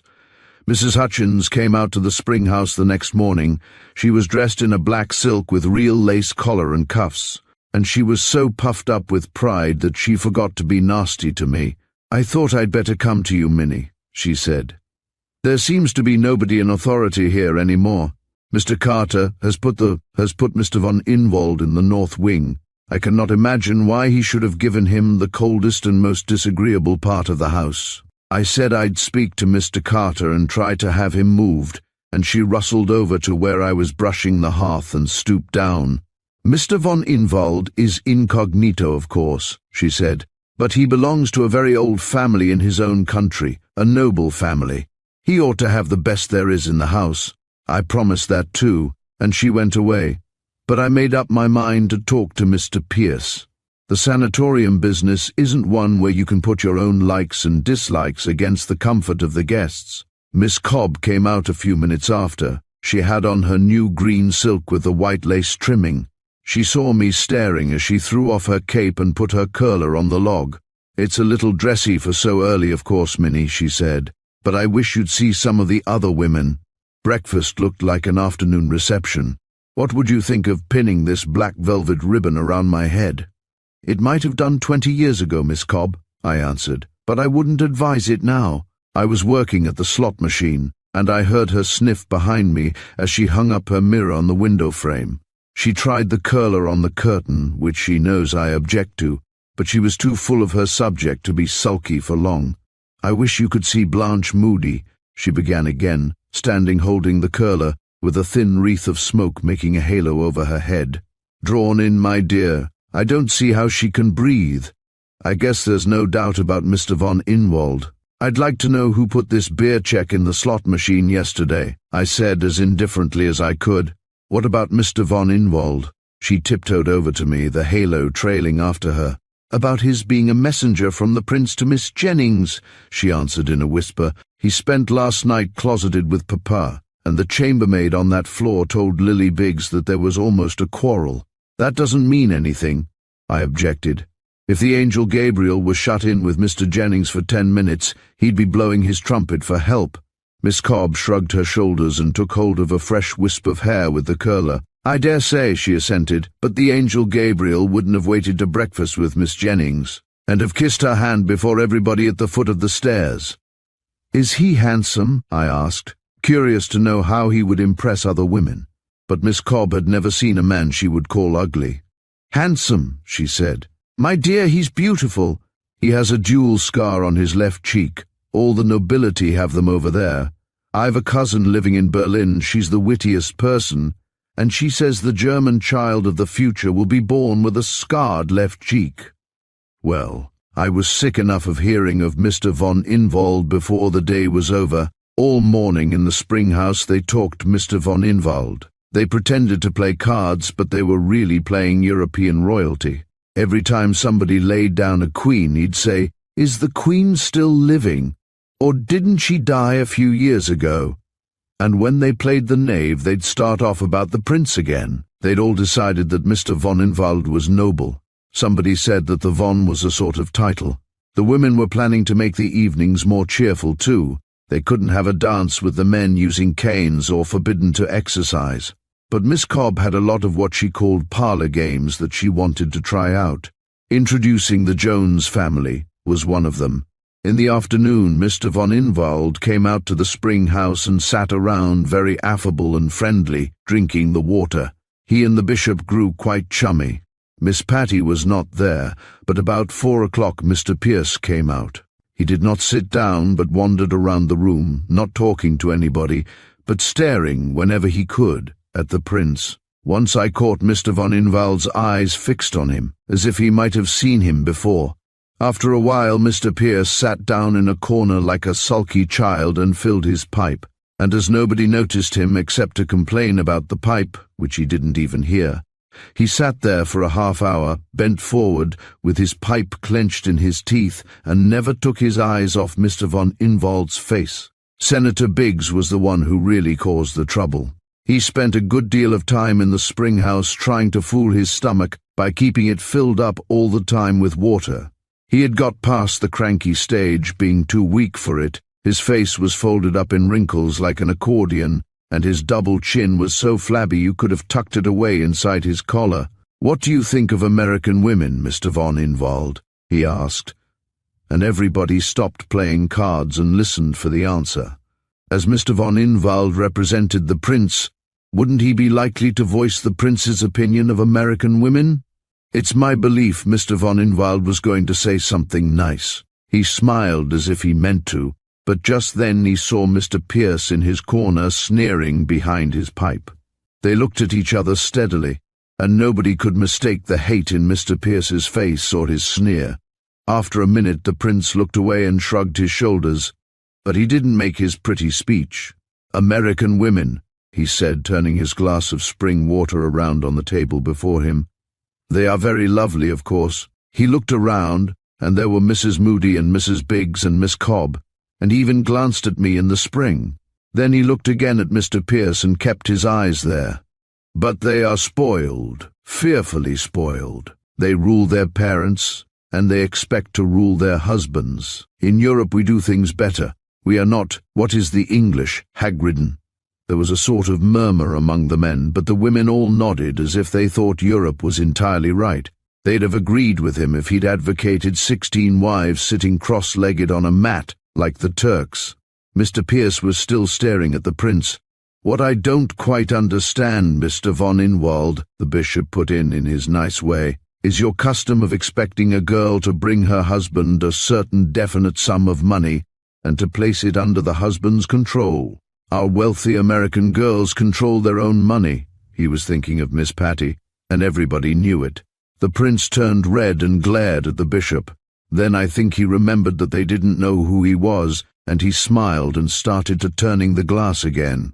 "Pardon," he said. "Is it not better? What do women know of money? They throw it away on trifles, dress, jewels. American women are extravagant. It is one result of their spoiling." Mr. Pierce got up and emptied his pipe into the fire. Then he turned. "I'm afraid you have not known the best type of American women," he said, looking hard at the prince. "Our representative women are our middle-class women. They do not contract European alliances, not having sufficient money to attract the attention of the nobility or enough to buy titles as they do pearls, for the purpose of adornment." Mr. von Inwald got up and his face was red. Mr. Pierce was white and sneering. "Also," he went on, "when they marry they wish to control their own money and not see it spent in ways with which you are doubtless familiar." We were all paralyzed. Nobody moved. Mr. Pierce put his pipe in his pocket and stalked out, slamming the door. Then Mr. von Inwald shrugged his shoulders and laughed. "I see I shall have to talk to our young friend," he said, and picked up his glass. "I'm afraid I've given a wrong impression. I like the American women very much, too well," he went on with a flash of his teeth, looking around the room, and brought the glass to the spring for me to fill. "But as I've said before, I can tell a good bit about a man from the way he gives me his glass," and he was in a perfect frenzy of rage. When I reached it back to him, he gripped it until his nails were white. My joint ached all the rest of the afternoon. About 5 o'clock, Mr. Thoburn stopped in long enough to say, "What's this I hear about Carter making an ass of himself today?" "I haven't heard it," I answered. "What is it?" But he only laughed and turned up his collar to go. "Jove, Minnie," he said, "why do women of your spirit always champion the losing side? Be a good girl. Give me a hand now and then with this thing, and I'll see you don't lose by it." "We're not going to lose," I retorted angrily. "Nobody has left yet. We are still ahead on the books." He came over and shook a finger in my face. "Nobody has left, and why? Because they're all taking a series of baths. Wait until they've had their 15 or 21 or whatever the cure is, and then see them run." It was true enough, I knew it. Chapter 15. The Prince with Apologies. Tilly brought the supper basket for the shelter house about 6 o'clock and sat down for a minute by the fire. She said Mr. Pierce Carter to her had started out with a gun about 5 o'clock. It was foolish, but it made me uneasy. "They've gone plumb crazy over that Mr. von Inwald," she declared. "It makes me tired. How do they know he's anything but what he says he is? He may be a messenger from the Emperor of Austria, and he may be selling flannel chest protectors. Miss Cobb's all set up. She's talking about getting up an entertainment and asking that Miss Summers to recite." She got up, leaving the basket on the hearth. "And say," she said, "you ought to see that dog now. It's been soaking in peroxide all day." She went out with the peroxide, but a moment later she opened the door and stuck her head in, nodding toward the basket. "Say," she said, "the chef's getting fussy about the stuff I'm using in the diet kitchen. You've got to cut it out soon, Minnie. If I was you, I'd let him starve." "What?" I screeched, and grasped the rail of the spring. "Let him starve," she repeated. What are you talking about?" I demanded when I got my voice. She winked at me from the doorway. "Oh, I'm on all right, Minnie," she assured me, although heaven only knows where he puts it all. He sagged in like a chair with broken springs. I saw then that she thought I was feeding Senator Biggs on the sly, and I breathed again, but my nerves were nearly gone. And when just then I heard a shot from the direction of the deer park. Even Tilly noticed how pale I got. "I don't know what's come over you, Minnie," she said. "That's only Mr. Carter shooting rabbits. I saw him go out as I started down the path. I was still nervous when I put on my shawl and picked up the basket. But there was a puddle on the floor and the soup had spilled. There was nothing for it but to go back for more soup, and I got it from the kitchen without the chef seeing me. When I opened the springhouse door again, Mr. Pierce was by the fire, and in front of him, where I'd left the basket, lay a dead rabbit. He was sitting there with his chin in his hands looking at the poor thing, and there was no basket in sight. "Well," I asked, "did you change my basket into a dead rabbit?" "Basket," he said, looking up. "What basket?" I looked everywhere, but the basket was gone, and after a while I decided that Mr. Dick had had an attack of thoughtfulness or hunger, and had carried it out himself, And all the time I looked for the basket, Mr. Pierce sat with the gun across his knees and stared at the rabbit. "I'd thank you to take that messy thing out of here," I told him. "Poor little chap," he exclaimed. "He was playing in the snow, and I killed him. Not because I wanted food or sport, Minnie, but, well, because I had to kill something. I hope you don't have those attacks often," I said. He looked at the rabbit and sighed. "Never in my life," he answered. "For food or sport, that's different, but bloodlust." He got up and put the gun in the corner, and I saw he looked white and miserable. "I don't like myself tonight, Minnie," he said, trying to smile, "and nobody likes me. I'm going into the garden to eat worms." I didn't like to scold him when he was feeling bad anyhow, but business is business. So I asked him how long he thought people would stay, if he acted as he had that day. I said that a sanatorium was a place where the man who runs it can't afford to have likes and dislikes. That for my part I'd a good deal rather he'd get rid of his excitement by shooting off a gun, provided he pointed it away from the house, than to sit around and let his mind explode and kill all our prospects. I told him, too, to remember that he wasn't responsible for the morals or actions of his guests, only for their health. "Health," he echoed, and kicked a chair. "Health? Why, if I wanted to keep a good dog in condition, Minnie, I wouldn't bring him here." "No," I retorted. "You'd shut him in an old-out oven, and give him a shoe to chew, and he'd come out in 3 days, frisking and happy. But you can't do that with people." "Why not?" he asked. "Although, of course, the supply of out-ovens and old shoes is limited here. As far as Mr. von Inwald goes," I went on, "that's not your affair or mine. If Miss Patty's own father can't prevent it, why should you worry about it?" "Precisely," he agreed. "Why should I? But I do, Minnie, that's the devil of it." "There are plenty of nice girls," I suggested, feeling rather sorry for him. "Are there?" "Oh, I dare say." He stooped and picked up his rabbit. "Straight through the head, not so bad for twilight. Poor little chap." He said good night and went out, taking the gun and the rabbit with him, and I went into the pantry to finish straightening things for the night. In a few minutes I heard voices in the other room, one Mr. Pierce's, and one with a strong German accent. "When was that?" Mr. von Inwald's voice. "A year ago in Vienna." "Where?" "At the Baltabarin. You were in a loge. The man I was with told me who the woman was. It was she, I think, who suggested that you lean over the rail." "Ah, so," said Mr. von Inwald, as if he just remembered. "Ah, yes, I recall. I was with the lady was red-haired, is it not? And it was she who desired me. You leaned over the rail and poured a glass of wine on my head. It was very funny. The lady was charmed." "I recall it perfectly.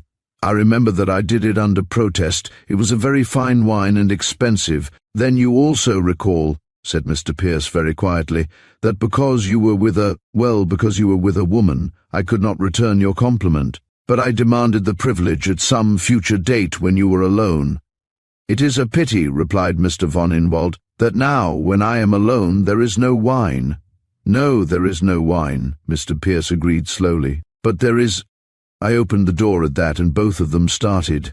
Mr. von Inwald was standing with his arms folded, and Mr. Pierce had one arm raised holding up a glass of spring water. In another second it would have been in the other man's face. I walked over to Mr. Pierce and took the glass out of his hand, and his expression was funny to see.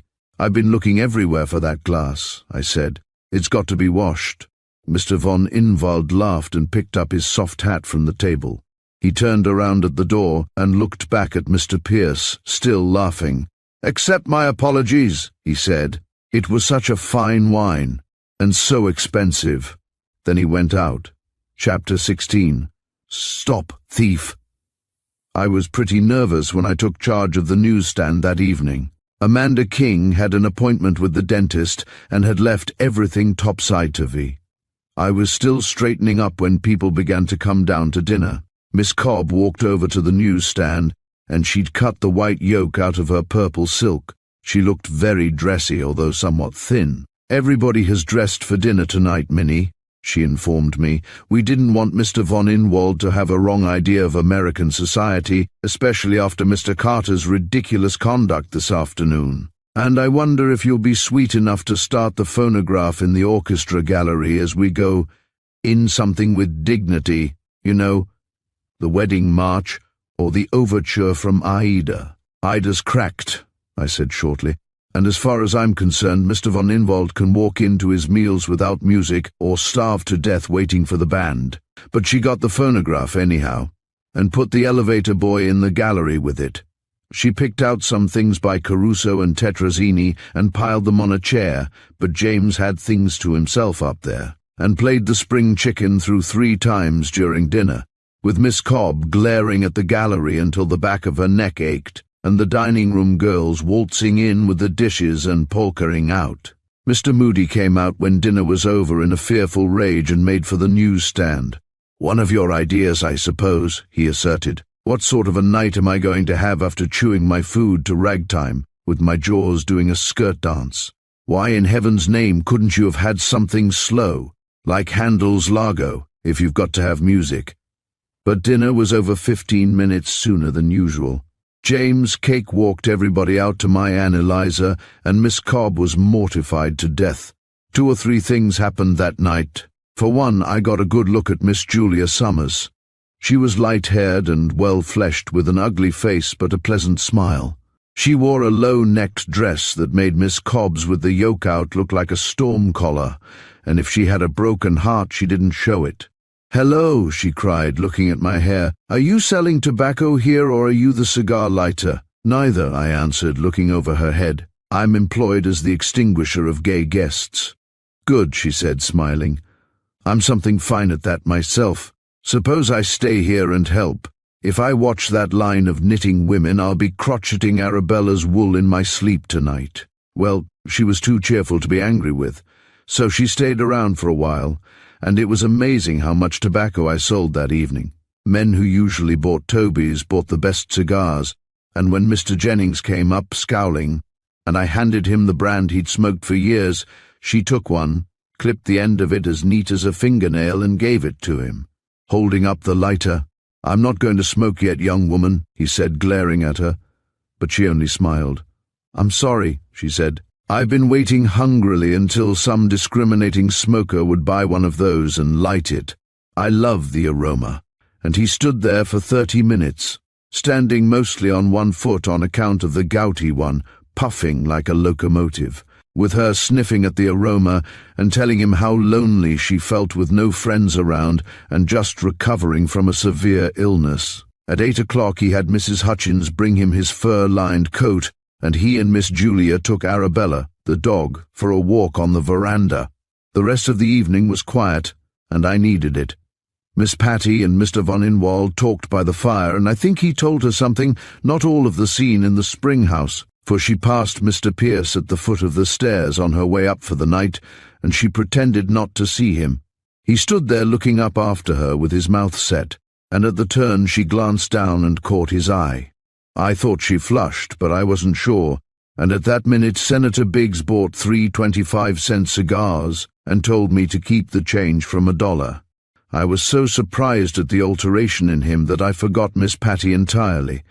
About 12 o'clock, just after I went to my room, somebody knocked at the door. When I opened, the new doctor was standing in the hall. "I'm sorry to disturb you," he said, "but nobody seems to know where the pharmacy clerk is, and I'll have to get some medicine." "If I'd had my way, we'd have had a bell on that pharmacy clerk long ago," I snapped, getting my keys. "Who's sick?" "The big man," he replied. "Biggs is his name, I think, a senator or something." I was leading the way to the stairs, but I stopped. "I might have known it," I said. "He hasn't been natural all evening. What's the matter with him? Too much fast?" "Fast," he laughed. "Too much feast. He's got as pretty a case of indigestion as I've seen for some time. He's giving a demonstration that's almost theatrical. Well, he insisted it was indigestion, although I argued that it wasn't possible, and he wanted ipecac. "I haven't seen a pharmacopoeia for so long that I wouldn't know one if I met it," he declared.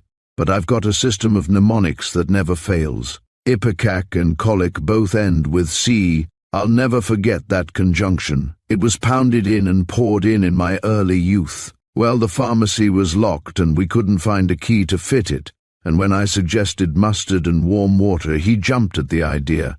"Fine," he said. "Now better let me dish out the spring water and you take my job. Lead on, Macduff, to the kitchen." Although it was only midnight, there was not a soul about.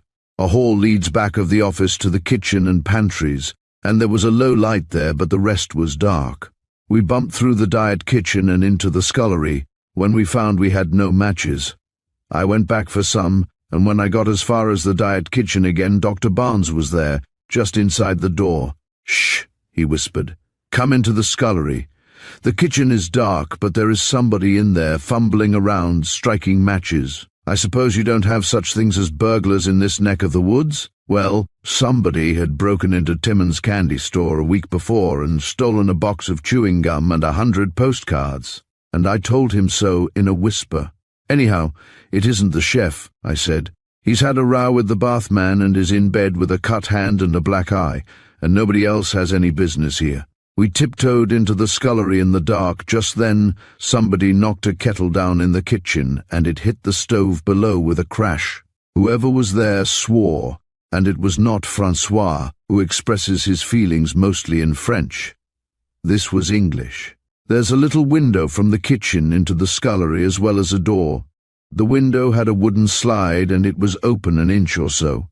We couldn't see anything, but we could hear a man moving around. Once he struck a match, but it went out, and he said "damn" again and began to feel his way toward the scullery. Dr. Barnes happened to touch my hand, and he patted it as if to tell me not to be frightened. Then he crept toward the scullery door and waited there. It swung open slowly, but he waited until it closed again, and the man was in the room.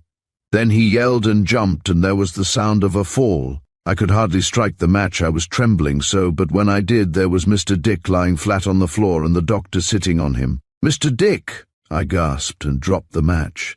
"Something hit me," Mr. Dick said feebly, and when I had got a candle lighted and had explained to Dr. Barnes that it was a mistake, he got off him and let him up. He was as bewildered as Mr. Dick and pretty nearly as mad. We put Mr. Dick in a chair and gave him a glass of water. And after he had got his breath, the doctor being a heavy man, he said he was trying to find something to eat. "Confound it, Minnie," he exclaimed. "We're starving. It seems to me there are enough of you here at least to see that we are fed. Not a bite since lunch." "But I thought you had the basket," I explained. "I left it at the spring house, and when I went back it was gone." "So that was it," he answered.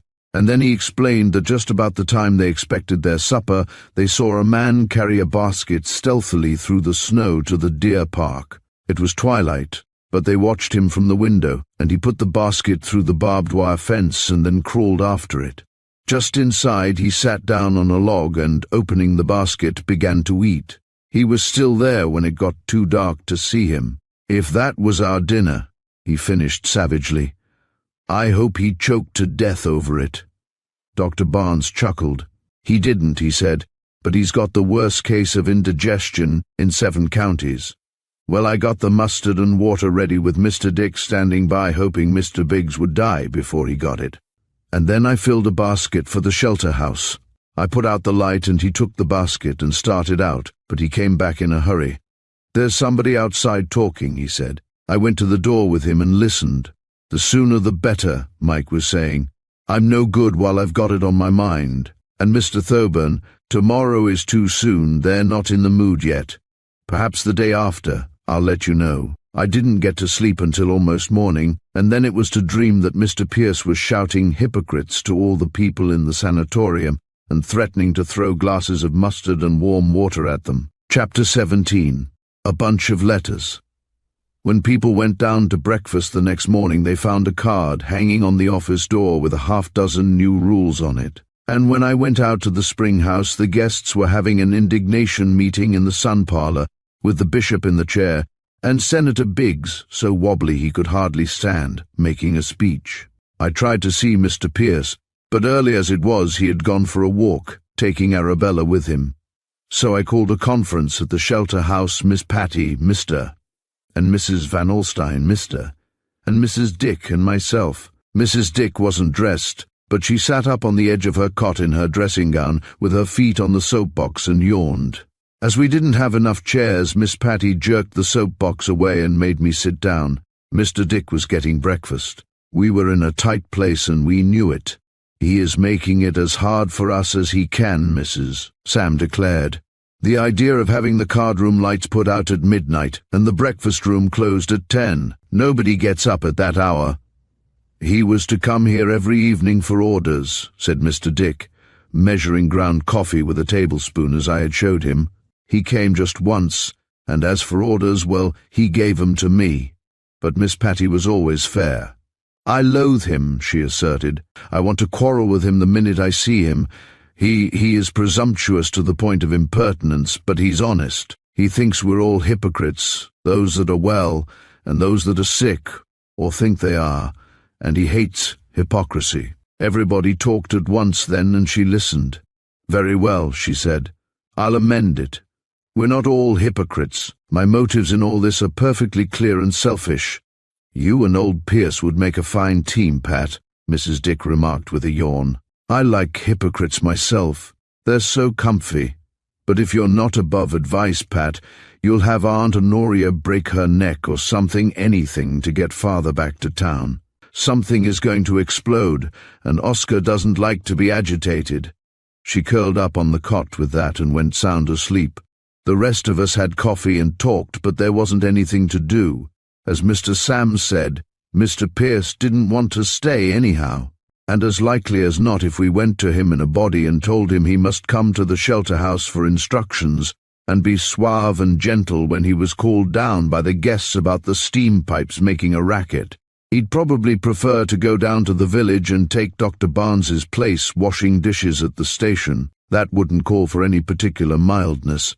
But he settled it by appearing himself. He came across the snow from the direction of Mount Hope, and he had a pair of skis over his shoulder. At that time I didn't even know the name of the things, but I learned enough about them later. I must say he looked very well beside Mr. Dick, who wasn't very large anyhow, and who hadn't had time to put on his collar, and Mr. Sam, who's always thin and sallow and never takes a step he doesn't have to. I let him in, and when he saw us all there, he started and hesitated. "Come in, Pierce," Mr. Sam said. "We've just been talking about you." He came in, but he didn't look very comfortable. "What have you decided to do with me?" he asked. "Put me under restraint?" He was unbuttoning his sweater, and now he took out two of the smallest rabbits I ever saw and held them up by the ears. Miss Patty gave a little cry and took them, cuddling them in her lap. "They're starving and almost frozen, poor little devils," he said. "I found them near where I shot the mother last night, Minnie, and by way of atonement I'm going to adopt them." Well, although the minute before they'd all been wishing they'd never seen him, they pretty nearly ate him up. Miss Patty held the rabbits, so we all had turns at feeding them warm milk with a teaspoon and patting their pink noses. When it came Mr. Pierce's turn, they were about full up, so he curled his big body on the floor at Miss Patty's feet and talked to the rabbits and looked at her. He had one of those faces that's got every emotion marked on it, as clear as a barometer. When he was mad, his face was mad all over, and when he was pleased, he glowed to the tips of his ears. And he was pleased that morning. But of course, he had to be set right about the sanatorium, and Mr. Sam began it. Mr. Pierce listened, sitting on the floor and looking puzzled and more unhappy. Finally, he got up and drew a long breath. "Exactly," he agreed. "I know you are all right and I'm wrong according to your way of thinking. But if these people want to be well, why should I encourage them to do the wrong thing? They eat too much, they don't exercise." He turned to Mr. Van Alstyne.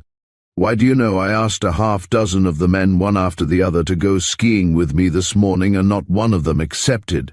"Really, Mr. Sam exclaimed mockingly. "What can you do with people like that?" Mr. Pierce went on. "They don't want to be well, they're all hypocrites. Look at that man, Biggs. I'll lay you 10 to 1 that after fasting 5 days and then stealing a whole chicken, a dozen oysters and Lord knows what else, now that he's sick, he'll hold it against me." "He's not holding anything," I objected. "Because he is a hypocrite," Mr. Sam began. "That's not the point, Pierce," Mr. Dick broke in importantly. "You were to come here for orders and you haven't done it. You're running this place for me, not for yourself." Mr. Pierce looked at Mr. Dick and from there to Mr. Sam and smiled. "I did come," he explained. "I came twice, and each time we played roulette. I lost all the money I'd had in advance. Honestly," he confessed, "I felt I couldn't afford to come every day. Miss Patty got up and put the baby rabbits into her sister's big fur muff. "We are all talking around the question," she said. "Mr. Pierce undertook to manage the sanatorium, and to try to manage it successfully. He cannot do that without making some attempt at conciliating the people. It's absurd to antagonize them." "Exactly," he said coldly.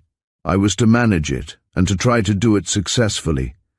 I'm sorry my methods don't meet with the approval of this executive committee, but it might as well be clear that I intend to use my own methods, or none."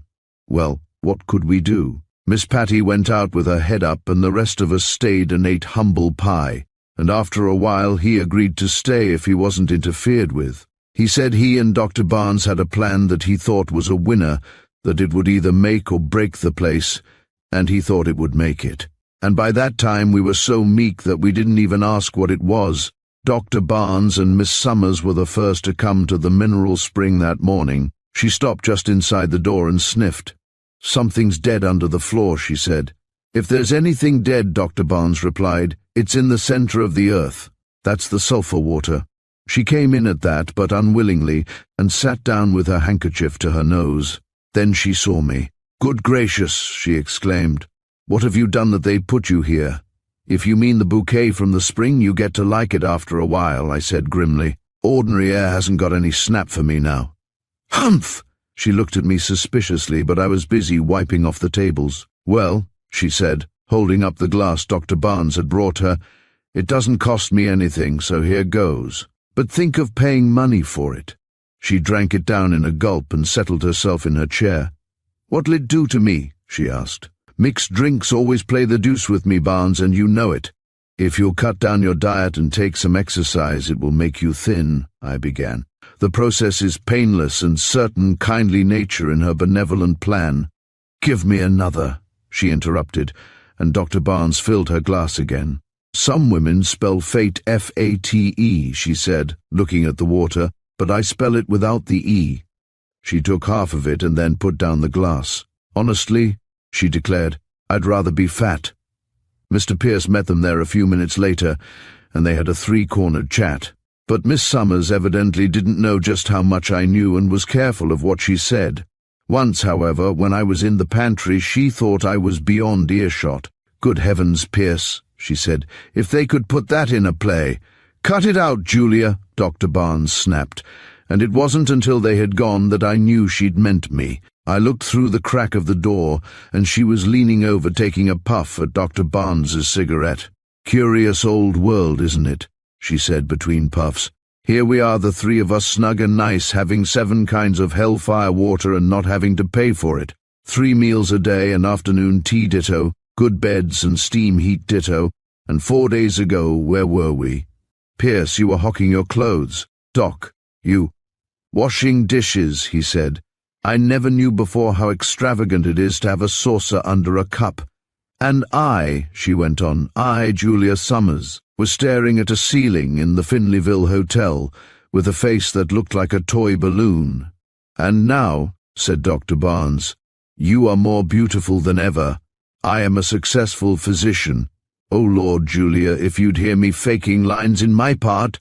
And my young friend here, Pierce, Julia, Pierce has now become a young reprobate named Dickie Carter, and may the Lord have mercy on his soul. I tried to get out in time, but I was too late. I saw her rise, saw the glass of water at her elbow roll over and smash on the floor, and saw her clutch wildly at Mr. Pierce's shoulder. Not Dickie Carter," she cried. "Richard, they call him Dick," Mr. Pierce said uneasily, and loosened her fingers from his coat. "Oh, well, everybody knows it now, how she called Mr. Dick everything in the calendar, and then began to cry and said nobody would ever know what she'd been through with, and the very dress she had on was a part of the trousseau she'd had made, and what with the dressmaker's bills—" Suddenly she stopped crying. "Where is he anyhow?" she demanded. "All we are sure of," Mr. Pierce replied quietly, "is that he is not in the sanatorium." She looked at us all closely, but she got nothing from my face. "Oh, very well," she said, shrugging her shoulders. "I'll wait until he shows up. It doesn't cost anything." Then, with one of her easy changes, she laughed and picked up her muff to go. "Minnie and I," she said, "will tend bar here. and in our leisure moments we will pour sulphur water on a bunch of Dickie's letters that I have, to cool them." She walked to the door and turned around, smiling. "Carry fire insurance on 'em all the time," she finished and went out, leaving us staring at one another. Chapter 18. Miss Cobb's Burglar. I went to bed early that night, what with worrying and being alternately chilled by tramping through the snow and roasted as if I was sitting on a volcano with an eruption due. I was about all in. We'd been obliged to tell Mrs. Sam about the Summers woman, and I had to put hot flannels on her from 9 to 10.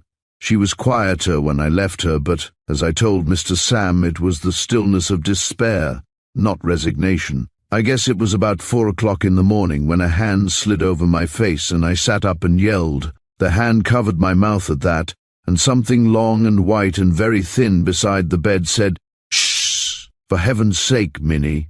It was Miss Cobb. It was lucky I came to my senses when I did, for her knees gave way under her just then and she doubled up on the floor beside the bed with her face in my comfort. I lighted a candle and set it on a chair beside the bed and took a good look at her. She was shaking all over, which wasn't strange, for I sleep with my window open, and she had a key in her hand. "Here," she gasped, holding out the key. "Here, Minnie, wake the house and get him, but oh, Minnie, for heaven's sake, save my reputation." "Get who?" I demanded, for I saw it was her room key. "I have been coming here for 10 years, she groaned out of the comfort. "And now to be bandied about by the cold breath of scandal." I shook her by the shoulder. "The cold breath you are raving about is 4 degrees below, 0. If you can't tell me what's the matter, I'm going back to bed and cover my feet." She got up at that and stood swaying with her nightgown flapping around her like a tent. "I have locked a man in my room," she declared in a terrible voice, and collapsed into the middle of the bed. Well, I leaned over and tried to tell her she'd made a mistake. The more I looked at her, with her hair standing straight out over her head, and her cambric nightgown with a high collar and long sleeves, and the hump on her nose where her brother Willie had hit her in childhood with a baseball bat, the surer I was that somebody had made a mistake, likely the man. Now there's 2 ways to handle a situation like that. One of them is to rouse the house, and many a good sanatorium has been hurt by a scandal and killed by a divorce. The other way is to take one strong man who can hold his tongue, find the guilty person, and send him a fake telegram the next morning that his mother is sick. I've done that more than once. I sat down on the side of the bed and put on my slippers. "What did he look like?" I asked. "Could you see him?" She uncovered one eye. Not distinctly," she said. "I think he was large and rather handsome. That beast of a dog must have got in my room and was asleep under the bed, for it wakened me by snarling. There was nothing in that to make me nervous, but it did. As I put on my kimono, I was thinking pretty hard. I could not waken Mr. Pierce by knocking, so I went in and shook him. He was sound asleep, with his arms over his head, and when I caught his shoulder he just took my hand and, turning over, tucked it under his cheek and went to sleep again. "Mr. Pierce! Mr. Pierce!" He wakened a little at that, but not enough to open his eyes. He seemed to know that the hand wasn't his, however, for he kissed it. And with that I slapped him, and he wakened. He lay there blinking at my candle, and then he yawned. "Must have been ashleep," he said, and turned over on his other side and shut his eyes. It was 2 or 3 minutes at least before I had him sitting on the side of the bed, with a blanket spread over his knees, and was telling him about Miss Cobb. "Miss Cobb," he said. "Oh, heavens, Minnie, tell her to go back to bed." He yawned. "If there's anybody there, it's a mistake. I'm sleepy." "What time is it?" "I'm not going out of this room until you get up," I declared grimly. "Oh, very well," he said, and put his feet back into bed. "If you think I'm going to get up while you're here." After he seemed pretty well wakened, I went out. I waited in the sitting room, and I heard him growling as he put on his clothes. When he came out, however, he was more cheerful, and he stopped in the hall to fish a case out of Mr. Sam's dressing-gown pocket and light a cigarette. "Now," he said, taking my arm, "forward the lightly-clad brigade, but—" He stopped Minnie. "We are unarmed. Shall I get the patent folding corkscrew?" He had to be quiet when we got to the bedroom floors, however, and when we stopped outside Miss Cobb's door, he was as sober as anyone could wish him. "You needn't come in," he whispered. 10 to 1 she dreamed it. But if she didn't, you're better outside. And whatever you hear, don't yell." I gave him the key and he fitted it quietly in the lock. Arabella just inside must have heard, for she snarled. But the snarl turned into a yelp, as if she'd been suddenly kicked. Mr. Pierce, with his hand on the knob, turned and looked at me in the candlelight. Then he opened the door. Arabella gave another yelp and rushed out. She went between my feet like a shot and almost overthrew me, and when I'd got my balance again, I looked into the room. Mr. Pierce was at the window, staring out, and the room was empty. "The idiot," Mr. Pierce said. "If it hadn't been for that snowbank. Here, give me that candle." He stood there waving it in circles, but there was neither sight nor sound from below. After a minute, Mr. Pierce put the window down and we stared at the room. All the bureau drawers were out on the floor, and the lid of poor Miss Cobb's trunk was open and the tray upset. But her silver-backed brush was still on the bureau, and the ring the insurance agent had given her lay beside it. We brought her back to her room, and she didn't know whether to be happy that she was vindicated or mad at the state her things were in. I tucked her up in bed after she'd gone over her belongings, and Mr. Pierce had double-locked the window and gone out. She drew my head down to her, and her eyes were fairly popping out of her head. "I feel as though I'm going crazy, Minnie," she whispered, "but the only things that are gone are my letters from Mr. Jones, and my black woolen tights." Chapter 19. No Marriage in Heaven. I slept late the next morning, and when I'd had breakfast and waded to the spring house, it was nearly 9. It was still snowing, and no papers or mail had got through, although the wires were still in fair working order. As I floundered out, I thought I saw somebody slink around the corner of the spring house, but when I got there, nobody was in sight. I was on my knees in front of the fireplace, raking out the fire, when I heard the door close behind me, and when I turned, there stood Mr. Dick, muffled to the neck, with his hat almost over his face. "What the deuce kept you so late this morning?" he demanded, in a sulky voice, and limping over to a table, he drew a package out of his pocket and slammed it on the table. "I was up half the night as usual," I said, rising. "You oughtn't to be here, Mr. Dick." He caught hold of the rail around the spring and, hobbling about, dropped into a chair with a groan. "For 2 cents, he declared, "I'd chop a hole in the ice pond and drown myself.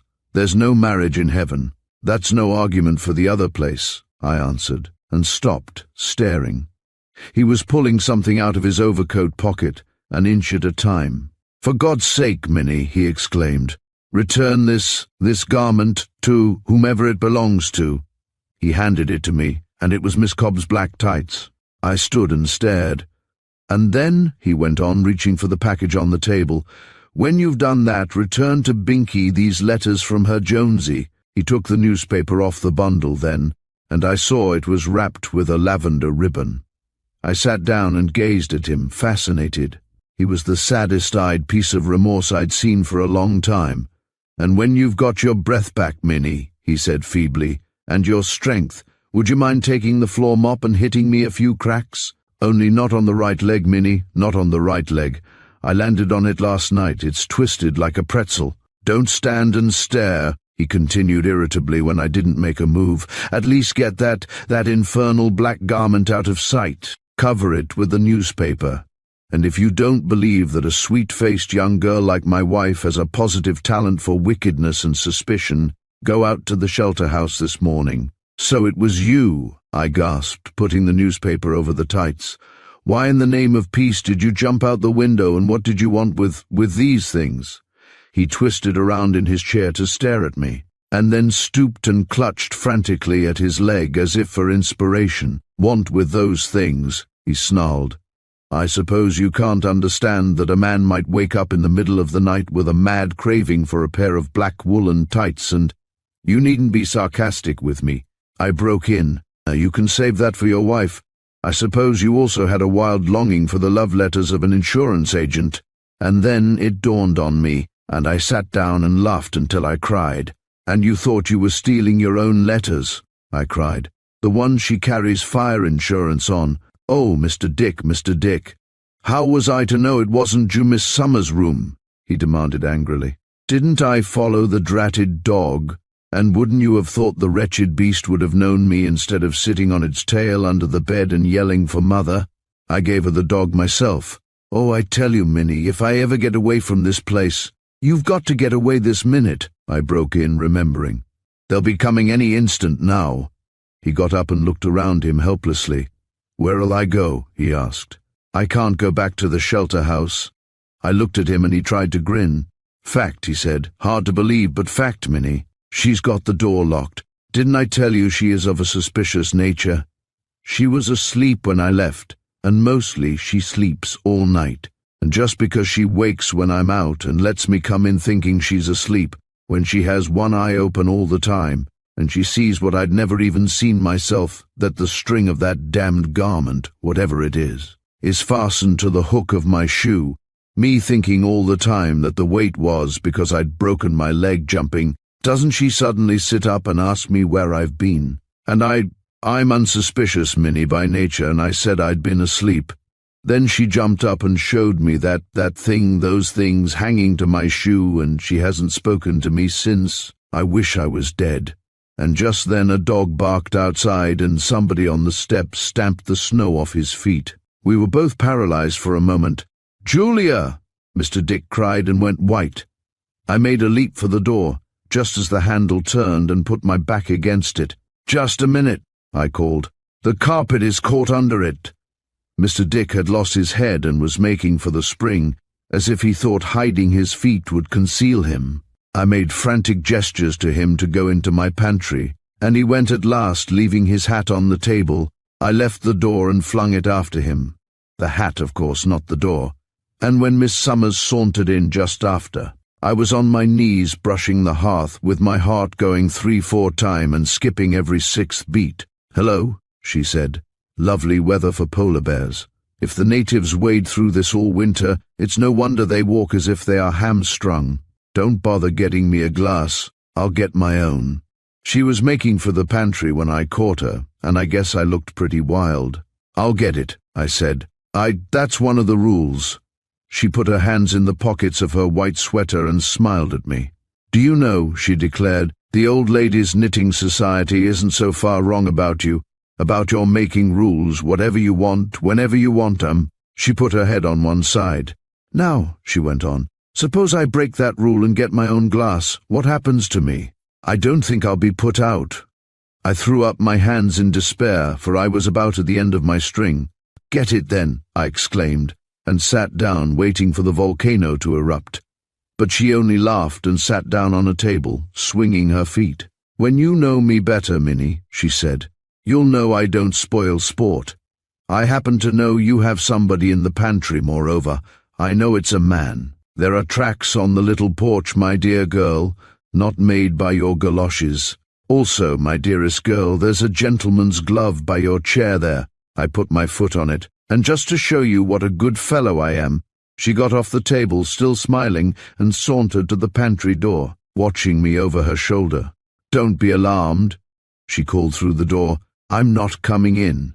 I shall take my little drink of nature's benevolent remedy out of the tin ladle, and then I shall take my departure." My heart was skipping every second beat by that time, and Miss Julia stood by the pantry door, her head back and her eyes almost closed, enjoying every minute of it. If Arabella hadn't made a diversion just then, I think I'd have fainted. She'd pulled the newspaper and the tights off the table and was running around the room with them, one leg in her mouth. "Stop it, Arabella," said Miss Julia, and took the tights from her. "Yours?" she asked, with her eyebrows raised. "No, yes," I answered. "I'd never have suspected you of them," she remarked. "Hardly sheer enough to pull through a finger ring, are they?" She held them up and gazed at them meditatively. "That's one thing I draw the line at. On the boards, you know, never have worn 'em and never will. They're not modest to my mind, and anyhow I'm too fat." Mr. Sam and his wife came in at that moment, Mr. Sam carrying a bottle of wine for the shelter house, wrapped in a paper, and 2 cans of something or other. He was too busy trying to make the bottle look like something else, which a good many people have tried and failed at, to notice what Miss Summers was doing. And she had Miss Cobb's protectors stuffed in her muff, and was standing very dignified in front of the fire by the time they'd shaken off the snow. "Good morning," she said. "Morning," said Mr. Sam, hanging up his overcoat with one hand and trying to put the bottle in one of the pockets with the other. Mrs. Sam didn't look at her. "Good morning, Mrs. Van Alstyne." Miss Summers almost threw it at her. "I spoke to you before. I guess you didn't hear me." "Oh, yes, I heard you," answered Mrs. Sam and turned her back on her. "Give me a little light-haired woman for sheer devilishness." I'd expected to see Miss Summers fly to pieces with rage, but she stared at Mrs. Sam's back, and after a minute she laughed. "I see," she remarked slowly. "You're the sister, aren't you?" Mr. Sam had given up trying to hide the bottle, and now he set it on the floor with a thump and came over to the fire. You see, the situation is embarrassing," he began. "If we had had any idea, I might have been still in the Finleyville Hotel," she finished for him. "Awful thought, isn't it?" "Under the circumstances," went on Mr. Sam nervously, "don't you think it would be a better form if under the circumstances—" "I'm thinking of my circumstances," she put in, good-naturedly.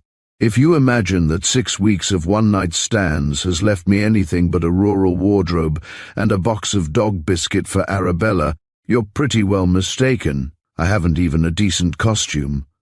All we had left after the sheriff got through was some grass mats, a checked sunbonnet and a pump."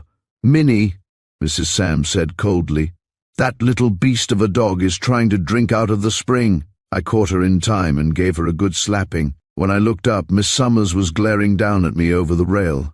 "Just what do you mean by hitting my dog?" she demanded. It was the first time I'd seen her angry. "Just what I appeared to mean," I answered. "If you want to take it as a love pat, you may," and I stalked to the door and threw the creature out into the snow. It was the first false step that day if I'd known what putting that dog out meant. "I don't allow dogs here," I said, and shut the door. Miss Summers was furious. She turned and stared at Mrs. Sam, who was smiling at the fire. "Let Arabella in," she said to me in an undertone, "or I'll open the pantry door." "Open the door," I retorted. I was half hysterical, but it was no time to weaken. She looked me straight in the eye for fully 10 seconds, then, to my surprise, she winked at me. But when she turned on Mr. Sam, she was cold rage again and nothing else. "I am not going to leave if that is what you are about to suggest," she said. "I've been trying to see Dickie Carter the last 10 days, and I'll stay here until I see him. It's a delicate situation." "Delicate," she snapped. "It's indelicate, it's indecent. That's what it is. Didn't I get my clothes, and weren't we to have been married by the Reverend Dwight Johnstone out in Salem, Ohio? And didn't he go out there and have old Johnstone marry him to somebody else? The wretch, if I ever see him." A glass dropped in the pantry and smashed, but nobody paid any attention. "Oh, I'm not going until he comes," she continued. "I'll stay right here and I'll have what's coming to me, or I'll know the reason why. Don't forget for a minute that I know why Mr. Pierce is here, and that I can spoil the little game by calling the extra ace if I want to." "You're forgetting one thing, Mrs." Sam said, facing her for the first time. "If you call the game, my brother is worth exactly what clothes he happens to be wearing at the moment and nothing else. He hasn't a penny of his own." "I don't believe it," she sniffed. "Look at the things he gave me." "Yes, I've already had the bills," said Mr. Sam. She whirled and looked at him, and then she threw back her head and laughed. "You," she said. "Why, bless my soul, all the expense of a double life and none of its advantages." She went out on that, still laughing, leaving Mrs. Sam scarlet with rage, and when she was safely gone I brought Mr. Dick out to the fire. He was so limp he could hardly walk, and it took 3 glasses of the wine and all Mr. Sam could do to start him back to the shelter house. His sister would not speak to him. Mike went to Mr. Pierce that day and asked for a raise of salary. He did not get it. Perhaps as things have turned out it was for the best, but it is strange to think how different things would have been if he'd been given it. He was sent up later, of course, for 6 months for malicious mischief, but by that time the damage was done. Chapter 20. Every dog has his day. That was on a Saturday morning. During the golf season, Saturday is always a busy day with us, with the husbands coming up for over Sunday and trying to get in all the golf. Baths and spring water they can in 48 hours. But in the winter, Saturday is the same as any other day. It had stopped snowing and the sun was shining, although it was so cold that the snow blew like powder. By 11 o'clock, everyone who could walk had come to the spring house. Even Mr. Jennings came down in a wheelchair, and Senator Biggs, still looking a sort of grass green and keeping his eyes off me, came and sat in a corner with a book called Fast versus Feast, held so that everyone could see. There were bridge tables going and 500 and a group around the slot machine, while the crocheters formed a crowd by themselves, exchanging gossip and new stitches. About 12 o'clock Mr. Thoburn came in, and as he opened the door, in leaped Arabella. The women made a fuss over the creature and cuddled her, and when I tried to put her out everybody objected. So she stayed, and Miss Summers put her through a lot of tricks, while the men crowded around. As I said before, Miss Summers was a first favourite with the men. Mr. von Inwald and Miss Patty came in just then and stood watching. "And now," said Mr. von Inwald, "I propose, as a reward to Miss Arabella, a glass of this wonderful water. Minnie, a glass of water for Arabella." "She doesn't drink out of one of my glasses," I declared angrily. "It's one of my rules that dogs—" "Tut," said Mr. Thoburn, "what's good for man is good for beast. Besides, the little beggar's thirsty." Well, they made a great fuss about the creature's being thirsty, and so finally I got a panful of spring water and it drank until I thought it would burst. I'm not vicious, as I say, but I wish it had. Well, the dog finished and lay down by the fire, and everything seemed to go on as before. Mr. Thoburn was in a good humour, and he came over to the spring and brought a tray full of glasses. "To save you steps, Minnie," he explained. "You have no idea how it pains me to see you working. Gentlemen, name your poison." "A frappe with blotting paper on the side," Mr. Moody snarled from the slot machine. "If I drink much more, I'll have to be hooped up like a barrel." "Just what is the record here?" the bishop asked. "I'm ordered 8 glasses, but I find it more than a sufficiency." "We had one man here once who could drink 25 at a time," I said, "but he was a German." "He was a tank," Mr. Sam corrected grumpily. "He was watching something on the floor. I couldn't see what. All I need is to swallow a few goldfish and I'd be a first-class aquarium." "What I think we should do," Miss Cobb said, "is to try to find out just what suits us and stick to that. I'm always trying." "Damned trying," Mr. Jennings snarled and limped over for more water. "I'd like to know where to go for rheumatism." "I got mine here," said Mr. Thoburn cheerfully. "It's my opinion this place is rheumatic as well as malarious. And as for this water, with all due respect to the spirit in the spring," he bowed to me, "I think it's an insult to ask people to drink it. It isn't half so strong as it was 2 years ago. Taste it, smell it. I asked the old friends of the sanatorium, is that water what it used to be? Don't tell me it was ever any worse than this," Miss Summers exclaimed, but Thoburn went on. The card players stopped to listen, but Mr. Sam was still staring at something on the floor. "I tell you, the spring is losing its virtue, and like a woman without virtue it is worthless." "But interesting," Mr. Sam said and stooped down. "Consider," went on Mr. Thoburn, standing and holding his glass to the light, "how we are at the mercy of this little spring, a convulsion in the bowels of the earth, and its health-giving properties may be changed to the direst poison. How do we know, you and I, some such change has not occurred overnight?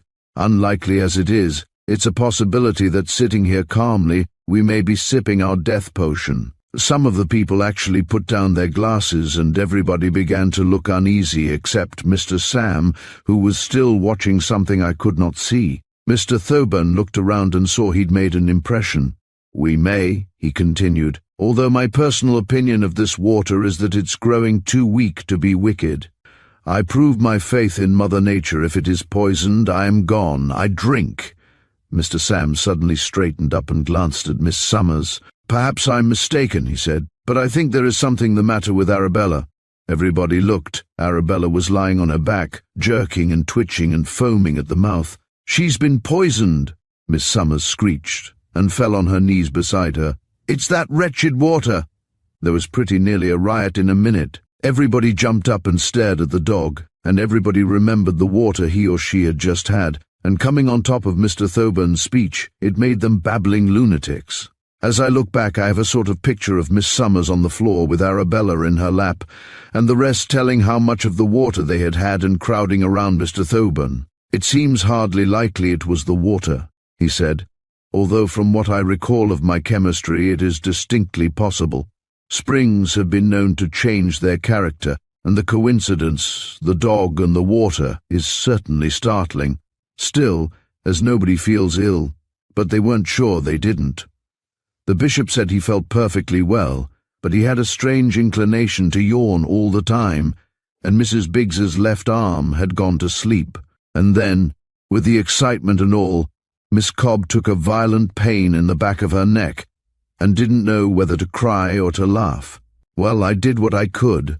The worst of it was, I wasn't sure it wasn't the water. I thought possibly Mr. Pierce had made a mistake in what he had bought at the drugstore, and although I don't as a rule drink it myself, I began to feel queer in the pit of my stomach.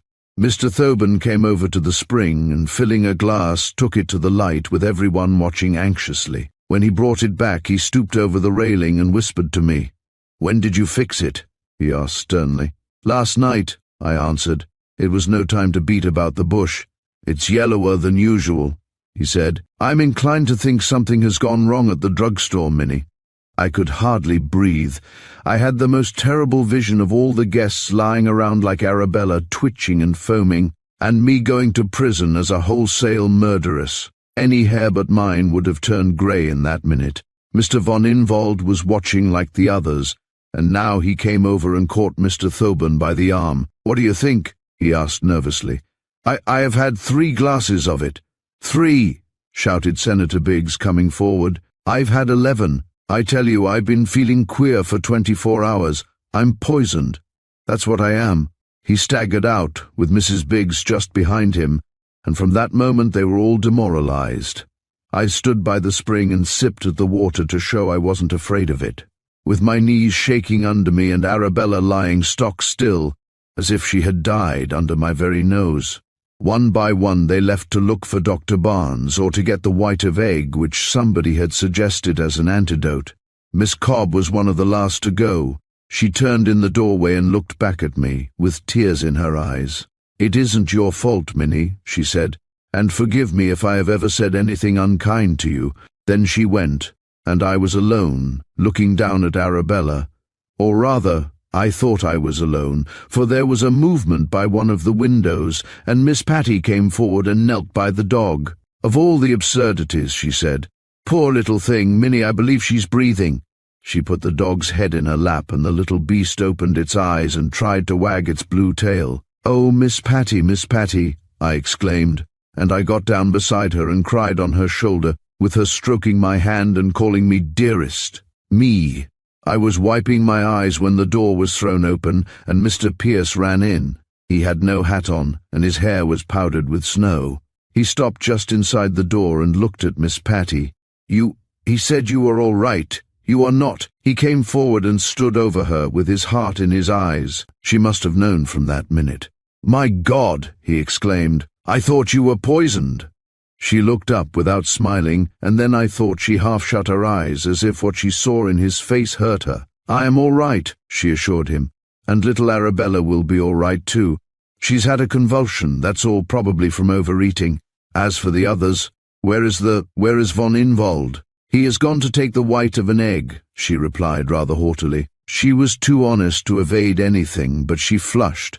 Of course I knew what he didn't, that the prince had been among the first to scurry to the house, and that he hadn't even waited for her. He walked to the window, as if he didn't want her to see what he thought of that, and I saw him looking hard at something outside in the snow.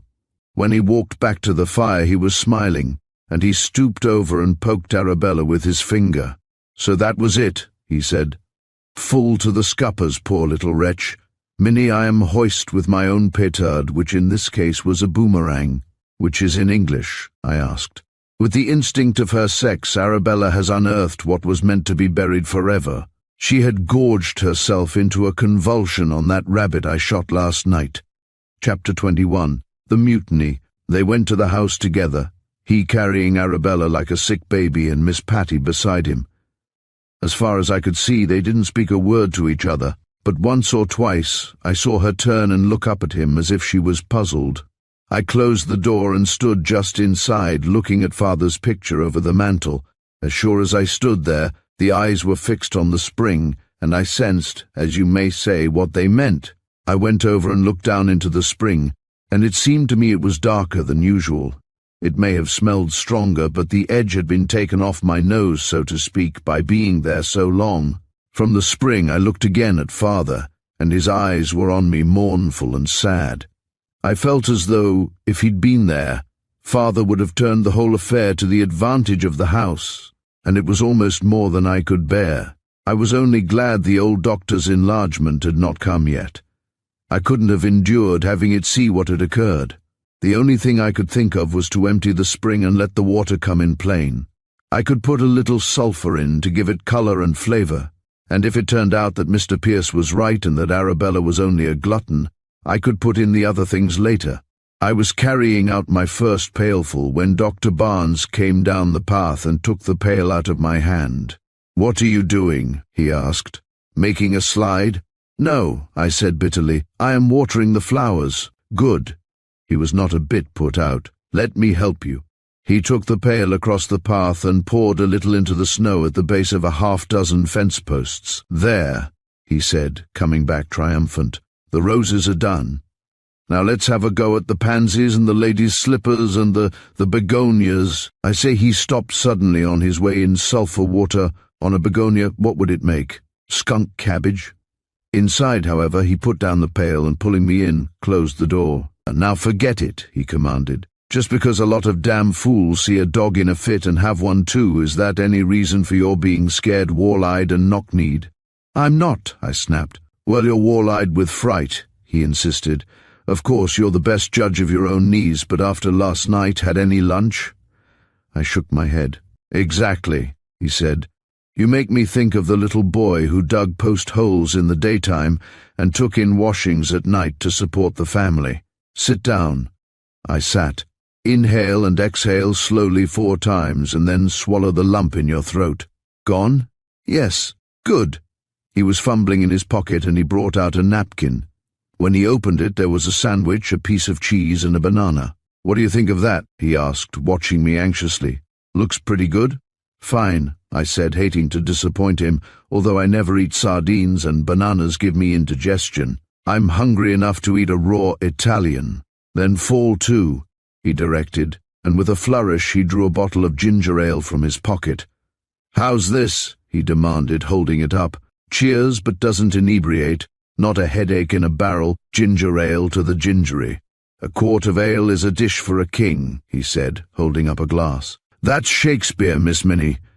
I was a good bit more cheerful when I'd choked down the sandwich, especially when he assured me the water was all right, a little high, as you might say, but not poisonous. Lord, I wish you could have seen them staggering into my office. "I saw enough," I said with a shiver. "That German, von Inwald," he went on, "he's the limit. He accused us of poisoning him for reasons of state. Where are they now?" "My dear girl," he answered, putting down his glass, "what has been pounded into me ever since I struck the place? The baths. I prescribe 'em all day and dream 'em all night. Where are the poisonés now? They are steaming, stewing, exuding in the hot rooms of the bath department, all of them, every one of them, in the hold and the hatches down." He picked up the pail and went down the steps to the spring. "After all," he said, "it won't hurt to take out a little of this and pour it on the ground. It ought to be good fertilizer." He stooped. "Come, gentle spring, ethereal mildness, come," he quoted, and dipped in the pail. Just then somebody fell against the door and stumbled into the room. It was Tilly, as white as milk, and breathing in gasps. "Quick!" she screeched. "Minnie, quick!" "What is it?" I asked, jumping up. She'd fallen back against the doorframe and stood with her hand clutching her heart. "That devil Mike," she panted. "He has turned on the steam in the men's baths and gone away." "With people in the bath?" Dr. Barnes asked, slamming down the pail. Tilly nodded. "Then why in creation don't they get out of the baths until we can shut off the steam?" I demanded, grabbing up my shawl. But Tilly shook her head in despair. "They can't," she answered. "He's hid their clothes." The next thing I recall is running like mad up the walk with Dr. Barnes beside me, steadying me by the arm. I only spoke once that I remember, and that was just as we got to the house. "This settles it," I panted, desperately. "It's all over." "Not a bit of it," he said, shoving me up the steps and into the hall. "The old tea kettle is just getting het up a bit. By the gods and little fishes.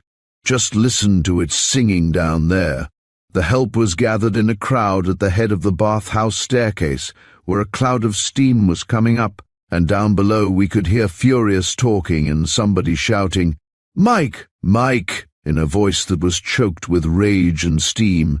Dr. Barnes elbowed his way through the crowd to the top of the stairs, and I followed. "There's Minnie," Amanda King yelled. "She knows all about the place. Minnie, you can shut it off, can't you?" "I'll try," I said, and was starting down when Dr. Barnes jerked me back. "You stay here," he said. "Where's Mr. Peer? Where's Carter?" "Down with the engineer," somebody replied out of the steam cloud. "Hello there," he called down the staircase. "How's the air?" "Clothes! Send us some clothes!" It was Mr. Sam calling. The rest was swallowed up in a fresh roaring as if a steam pipe had given away. That settled the people below. With a burst of fury they swarmed up the stairs in their bath sheets, the bishop leading, and just behind him, talking as no gentleman should talk under any circumstances, Senator Biggs. The rest followed, their red faces shining through the steam, all of them murderous, holding their sheets around them with one hand and waving the other in a frenzy. It was awful. The help scattered and ran, but I stood my ground. The sight of a man in a sheet didn't scare me, and it was no time for weakness. The steam was thicker than ever, and the hall was misty. A moment later, the engineer came up, and after him Mr. Pierce, with a towel over his mouth and a screwdriver in his hand. He was white with rage. He brushed past the sheets without paying the slightest attention to them and tore the towel off his mouth. "Who saw Mike last?" he shouted across to where the pharmacy clerk, the elevator boy, and some of the bellboys had retreated to the office and were peeping out through the door. Here Mr. Moody, who's small at any time, and who, without the padding on his shoulders and wrapped in a sheet with his red face above, looked like a lighted cigarette, darted out of the crowd and caught him by the sleeve. "Here," he cried. "We've got a few things to say to you, you young—" "Take your hand off my arm," thundered Mr. Pierce. The storm broke with that. They crowded around Mr. Pierce, yelling like maniacs, and he stood there, white-faced, and let them wear themselves out. The courage of a man in a den of lions was nothing to it. Dr. Barnes forced his way through the crowd and stood there beside him. It wasn't only the steam and their clothes being hidden. It had started with the scare at the spring in the morning, and when they had told him what they thought about that, they went back still further and bellowed about the mismanagement of the place ever since he had taken charge, and the food and the steam heat and the new rules. Oh, they hated him all right, and they told him so, purple-faced with rage and heat, dancing around him and shaking one fist in his face, as I say, while they held their sheets fast with the other, and I stood there and watched, my mind a-whirl, expecting every minute to hear that they were all leaving, or to have someone forget and shake both fists at once. And that's how it ended finally. I mean, of course, that they said they would all leave immediately, and that he ought to be glad to have them go quietly, and not have him jailed for malicious mischief or compounding a felony. The whole thing was an outrage, and the 3 train would leave the house as empty as a squeezed lemon. I wanted to go forward and drop on my knees and implore them to remember the old doctor, and the baths they'd had when nothing went wrong, and the days when they'd sworn that the spring kept them young and well. But there was something in Mr. Pierce's face that kept me back. "At 3 o'clock, then," he said. "Very well. Don't be a fool," I heard Mr. Sam from the crowd. "Is that all you have to say?" roared Mr. von Inwald. I hadn't noticed him before. He had his sheet on in Grecian style, and it looked quite ornamental, although a little short. "Haven't you any apology to make, sir?" "Neither apology nor explanation to you," Mr. Pierce retorted. "And to the other, it is an unfortunate incident if you prefer." He looked at Thoburn, who was the only one in a bathrobe and who was the only cheerful one in the lot. I had refused a request of the bathman's, and he has taken this form of revenge. If this gives me the responsibility, I'm willing to take it. If you expect me to ask you to stay, I'll not do it. I don't mind saying that I am as tired of all this as you are." "As tired of what?" demanded Mr. Moody, pushing forward out of the crowd.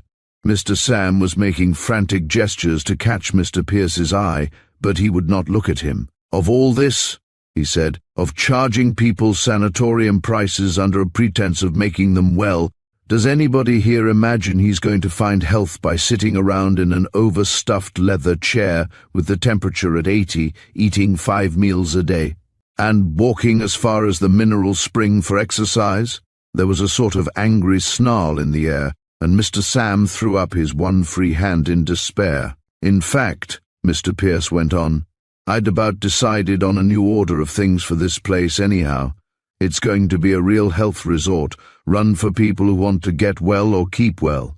People who wish to be overfed, overheated and coddled need not come or stay." The bishop spoke over the heads of the others, who looked dazed. "Does that mean," he inquired mildly, "that guests must either obey this new order of things or go away?" Mr. Pierce looked at the bishop and smiled. "I'm sorry, sir," he said, "but as everyone is leaving anyhow, they fairly jumped at him then. They surrounded him in a howling mob and demanded how he dared to turn them out. And what did he mean by saying they were overfed and they would leave when they were good and ready and not before, and he could go to blazes? It was the most scandalous thing I've ever known of at Hope Springs, and in the midst of it Mr. Pierce stood cool and quiet, waiting for a chance to speak. And when the time came, he jumped in and told them the truth about themselves, and most of it hurt. He was good and mad, and he stood there and picked out the flabby ones and the fat ones, the whiskey livers and the tobacco hearts and the banquet stomachs, and called them out by name. When he got through, they were standing in front of him, ashamed to look at one another, and not knowing whether to fall on him and tear him to pieces, or go and weep in a corner because they'd played such havoc with the bodies the Lord gave them. If he'd weakened for a minute, they'd have jumped on him. But he didn't. He got through and stood looking at them in their sheets, and then he said coolly, "The bus will be ready at 2:30, gentlemen," and turning on his heels went into the office and closed the door.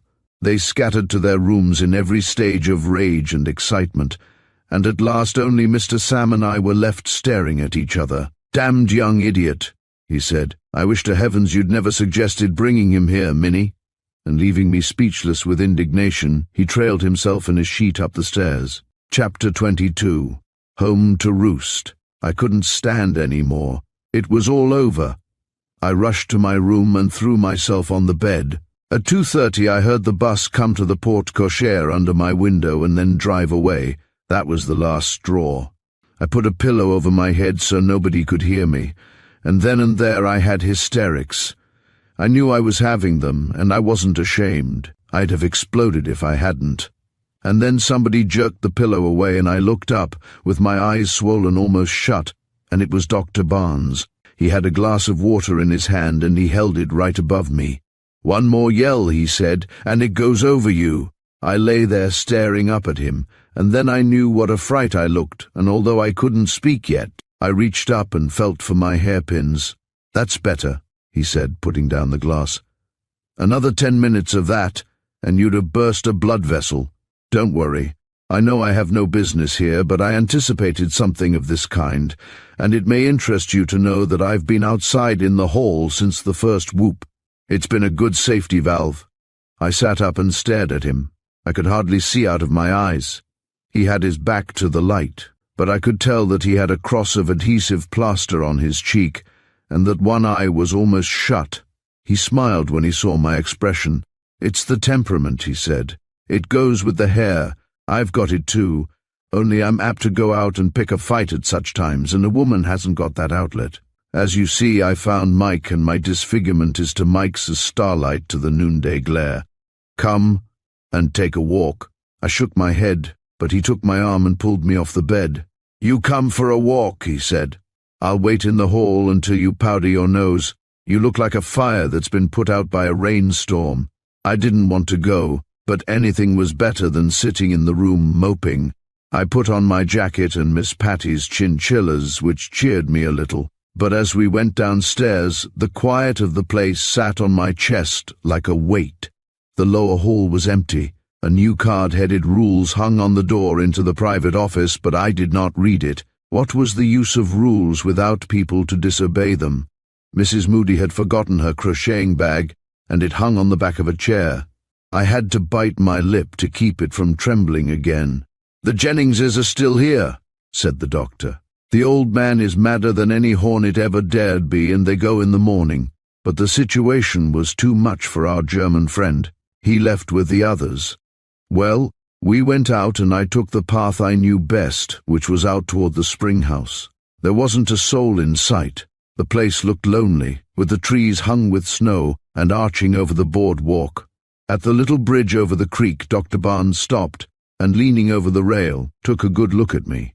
"When you self-contained women go to pieces," he said, "you pretty near smash, don't you? You look as if you'd had a death in your family." "This was my family," I half sniveled. "But," he said, "you'll be getting married and having a home of your own and forgetting all about this." He looked at me with his sharp eyes. "There's probably some nice chap in the village, eh?" I shook my head. I just caught sight of the broken pieces of the Moody water pitcher on the ice below. "No nice young man," he remarked. "Not the telegraph operator or the fellow who runs the livery stable. I've forgotten his name." "Look here," I turned on him. "If you're talking all this nonsense to keep my mind off things, you needn't." "I'm not," he said. "I'm asking for the sake of my own mind, but we'll not bother about that now. We'd better start back." It was still snowing, although not so hard. The air had done me some good, but the lump in my throat seemed to have gone to my chest. The doctor helped me along, for the snow was drifting, and when he saw I was past the crying stage, he went back to what we were both thinking about. "Old Pierce is right," he said. "Remember, Miss Minnie, I've nothing against you or your mineral spring. In fact, I'm strong for you both. But while I'm out of the ring now for good, I don't mind saying to you what I said to Pierce, that the only thing that gets into training here, as far as I can see, is a fellow's pocketbook." We went back to the house, and I straightened the newsstand, Amanda King having taken a violent toothache as a result of the excitement. The Jenningses were packing to go, and Miss Summers had got a bottle of peroxide and shut herself in her room. At 6 o'clock, Tilly beckoned to me from the door of the officers' dining room and said she'd put the basket in the snow by the grape arbor. I got ready with a heavy heart to take it out. I had forgotten all about their dinner, for one thing, and I had to carry bad news, but Mr. Pierce had been there before me. I saw tracks in the fresh snow for praise heaven. It had snowed all that week, and our prints were filled up almost as fast as we made them. When I got to the shelter house, it was in a wild state of excitement. Mrs. Dick, with her cheeks flushed, had gathered all her things on the cot and was rolling them up in sheets and newspapers. But Mr. Dick was sitting on the box in front of the fire with his curly hair standing every way. He had been roasting potatoes, and as I opened the door, he picked one up and poked at it to see if it was done. "Damn!" he said, and dropped it. Mrs. Dick sat on the cot, rolling up a pink ribbon, and looked at him. "If you want to know exactly my reason for insisting on moving tonight, I'll tell you," she said, paying no attention to me. "It is your disposition." He didn't say anything, but he put his foot on the potato and smashed it. "If I had to be shut in here with you one more day," she went on, "I'd hate you." "Why the one more day?" he asked without looking up, but she didn't answer him.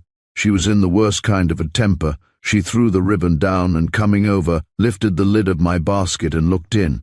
"Ham again," she exclaimed ungratefully. "Thanks so much for remembering us, Minnie. I dare say our dinner today slipped your mind." "I wonder if it strikes you, Minnie," Mr. Dick said, noticing me for the first time, "that if you and Sam hadn't been so confounded meddling, that fellow Pierce would be washing buggies in the village livery stable where he belongs, and I'd be in one piece of property that's as good as gone this minute." "Egg salad and cheese," said Mrs. Dick. "I'm sick of cheese, if that's the kind of supper you've been serving." But I was in a bad humor anyhow, and I'd had enough. I stood just inside the door, and I told them I'd done the best I could, not for them, but because I'd promised the old doctor, and if I'd made mistakes I'd answer for them to him if I ever met him in the next world. And in the meantime I washed my hands of the whole thing, and they might make out as best they could. I was going. Mrs. Dick heard me through. Then she came over and put her hand on mine where it lay on the table. "You're perfectly right," she said. "I know how you have tried, and that the fault is all that wretched Pierce's. You mustn't mind Mr. Carter, Minnie. He's been in that sort of humor all day." He looked at her with the most miserable face I ever saw, but he didn't say anything. She sighed, the little wretch. "We've all made mistakes," she said, "and not the least was my thinking that well, never mind. I dare say we will manage somehow." He got up then, his face twisted with misery. "Say it," he said. "You hate me, you shiver if I touch your hand. Oh, I'm not very keen, but I saw that." "The remedy for that is very simple," she replied coolly. "You needn't touch my hand." "Stop," I snapped. "Just stop before you say something you'll be sorry for. Of course you hate each other. It beats me anyhow why two people who get married always want to get away by themselves until they're so sick of each other that they don't get over it the rest of their lives. The only sensible honeymoon I ever heard of was when one of the chambermaids here married a farmer in the neighborhood. It was harvest, and he couldn't leave, so she went alone to see her folks, and she said it beat having him along all hollow. She was setting out the supper, putting things down with a bang. He didn't move, although he must have been starving. "Another thing I'd advise," I said. "Eat first and talk after. You'll see things different after you've got something in your stomach." "I wish you wouldn't meddle, Minnie," she snapped, and having put down her own plate and knife and fork, not laying a place for him, she went over and tried to get one of the potatoes from the fire. Well, she burnt her finger, or pretended to, and I guess her solution was as good as mine, for she began to cry. And when I left he was tying it up with a bit of his handkerchief. If she shivered when he kissed it, I didn't notice it. They were to come up to the house after her father left in the morning, and I was to dismiss all the old help and get new ones so he could take charge and let Mr. Pierce go. I plodded back with my empty basket. I had only one clear thought, that I wouldn't have any more tramping across the golf links in the snow. I was too tired really to care that with the regular winter boarders gone and 8 weeks still until Lent we'd hardly be able to keep going another fortnight. I wanted to get back to my room and go to bed and forget. But as I came near the house I saw Mr. Pierce come out on the front piazza and switch on the lights. He stood there looking out into the snow, and the next minute I saw why. Coming up the hill and across the lawn was a shadowy line of people, black against the white. They were not speaking, and they moved without noise over the snow. I thought for a minute that my brain had gone wrong. Then the first figure came into the light, and it was the bishop. He stood at the front of the steps and looked up at Mr. Pierce. "I dare say," he said, trying to look easy, "that this is sooner than you expected us." Mr. Pierce looked down at the crowd. Then he smiled, a growing smile that ended in a grin. "On the contrary," he said, "I've been expecting you for an hour or more." The procession began to move gloomily up the steps. All of them carried hand luggage, and they looked tired and sheepish. Miss Cobb stopped in front of Mr. Pierce. "Do you mean to say," she demanded furiously, "that you knew the railroad was blocked with snow and yet you let us go?" "On the contrary, Miss Cobb," he said politely, "I remember distinctly regretting that you insisted on going. Besides, there was the Sherman House." Senator Briggs' sick stopped in front of him. Probably also knew that that was full, including the stables, with people from the stalled trains, he asserted furiously. 2 by 2 they went in and through the hall, stamping the snow off, and up to their old rooms again, leaving Slocum, the clerk, staring at them as if he couldn't believe his eyes. Mr. Pierce and I watched from the piazza through the glass. We saw Dr. Barnes stop and look, and then go and hang over the newsstand and laugh himself almost purple, and we saw Mr. Thoburn bringing up the tail of the procession and trying to look unconcerned. I am not a revengeful woman, but that was one of the happiest moments of my life. Dr. Barnes turned suddenly and, catching me by the arm, whirled me around and around, singing wildly something about Noah, and the animals went in 2 by 2, the elephant and the kangaroo. He stopped as suddenly as he began and walked me to the door again. "We've got 'em in the ark," he said, "but I'm thinking this 40 days of snow is nearly over, Minnie." I don't think much of the dove and the olive branch, but we've got to keep them." "It's against the law," I quavered. "Nonsense," he said. "We've got to make 'em want to stay." Chapter, Back to Nature. We gave them a good supper, and Mr. Pierce ordered claret served without extra charge. By 8 o'clock they were all in better humor, and when they'd gathered in the lobby, Miss Summers gave an imitation of Marie Dressler doing the Salome dance. Every now and then, somebody would look out and say it was still snowing, and with the memory of the drifts and the cold stove in the railroad station behind them, they'd gather closer around the fire and insist that they would go as soon as the road was cleared. But with the exception of Mr. von Inwald, not one of them really wanted to go.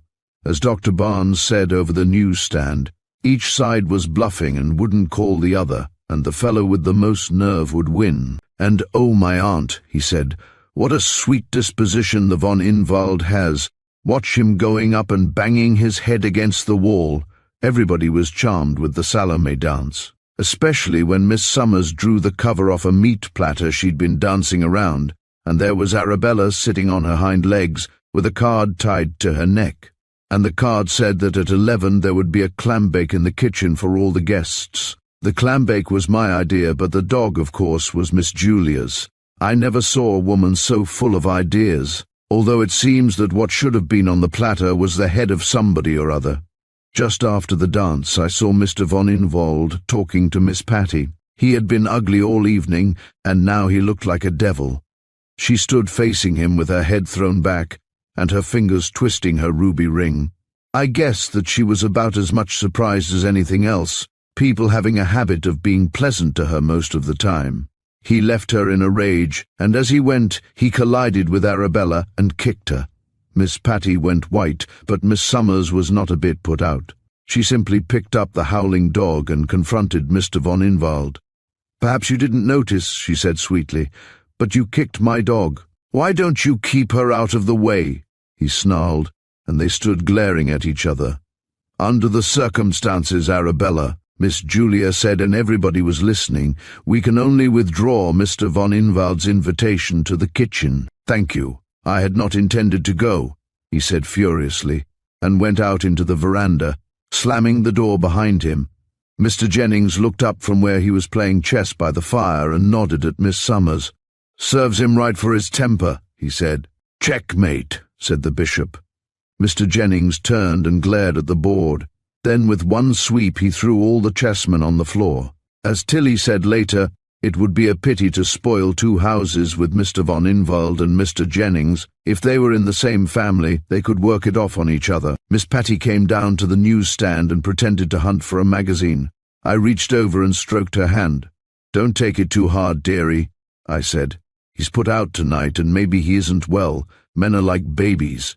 If their stomachs are all right and have plenty in them, they're pleasant enough. It's been my experience that your cranky man's a sick man." "I don't think he is sick, Minnie," she said with a catch in her voice. I think he is just devilish." Well, I thought that too, so I just stroked her hand, and after a minute she got her color again. "It is hard for him," she said. "He thinks this is all vulgar and American, and oh, Minnie, I want to get away, and yet what shall I do without you to keep me sensible?" "You'll be a long ways off soon," I said, touching the ring under my hand. "I wish you could come with me," she said, but I shook my head. "Here is one dog that isn't going to sit under any rich man's table and howl for crumbs," I answered. "If he kicked me, I'd bite him." At 11 o'clock we had the clambake with beer in the kitchen, and Mr. von Inwald came after all. They were really very cheerful, all of them. Dr. Barnes insisted that Senator Biggs must not fast any longer, and he ate by my count 3 dozen clams. At the end, when everybody was happy and everything forgiven, Mr. Pierce got up and made a speech. He said he was sorry for what had happened that day, but that much he had said he still maintained, that to pretend to make people well in the way most sanatoriums did it was sheer folly, and he felt his responsibility too keenly to countenance a system that was clearly wrong and that the best modern thought considered obsolete. Miss Cobb sat up at that. She is always talking about the best modern thought. He said that perfect health, clear skins, bright eyes. He looked at the women, and except for Miss Patty, there wasn't an honest complexion or a bright eye, in the lot keen appetites and joy of living, all depended on rational and simple living. "Here, here," said the men. "The nearer we live to nature, the better," said Senator Biggs oracularly. "Back to nature," shouted Mr. Moody through a clam. "Exactly," Mr. Pierce said, smiling. Mrs. Moody looked alarmed. "You don't mean doing without clothes and all that?" she protested. "Surely," Miss Summers said, holding up her beer glass. "A toast, everybody. Back to nature, sans rat, sans rouge, sans stays, sans everything. I'll need to wear a tag with my name on it. Nobody will recognize me." Mr. Pierce got up again at the head of the long kitchen table and said he merely meant rational living, more air, more exercise, simpler food and better hours. It was being done now in 1,000 fresh air farms, and succeeding. Men went back to their business clearer-headed, and women grew more beautiful. At that, what with the reaction from sitting in the cold station and the beer and everything, they all grew enthusiastic. Dr. Barnes made a speech, telling that he used to be puny and weak, and how he went into training and became a pugilist, and how he'd fought the Tennessee something or other. The men nodded as if they knew, and licked him in 40 seconds or 40 rounds. I'm not sure which. The men were standing on their chairs cheering for him, and even Mr. Jennings, who'd been sitting and not saying much, said he thought probably there was something in it. They ended by agreeing to try it out for a week, beginning with the morning, when everybody was to be down for breakfast by 7:30. Mr. Thoburn got up and made a speech, protesting that they didn't know what they were letting themselves in for, and ended up by demanding to know if he was expected to breakfast at 7:30. "Yes, or earlier," Mr. Pierce said pleasantly. "I suppose you could have something at 7. "And suppose I refuse?" he retorted disagreeably, but everybody turned on him and said if they could do it, he could, and he sat down again. Then somebody suggested that if they were to get up, they'd have to go to bed, and the party broke up. Dr. Barnes helped me gather up the clamshells and the plates. "It's a risky business," he said. "Tonight doesn't mean anything. They're carried away by the reaction and the desire for something new. The next week will tell the tale."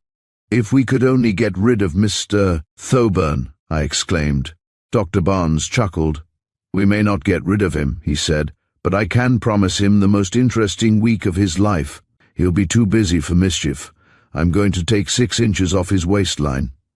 Well, in a half hour or so I had cleared away, and I went out to the lobby to lock up the newsstand. Just as I opened the door from the back hall, however, I heard 2 people talking. It was Miss Pat and Mr. Pierce. She was on the stairs and he in the hall below, looking up. "I don't want to stay," she was saying. "But don't you see," he argued, "if you go the others will. Can't you try it for a week?" "I quite understand your motive," she said, looking down at him more pleasantly than she'd ever done. "And it's very good of you and all that. But if you'd only left things as they were and let us all go and other people come—" "That's just it," he said. "I'm told it's the bad season and nobody else would come until Lent.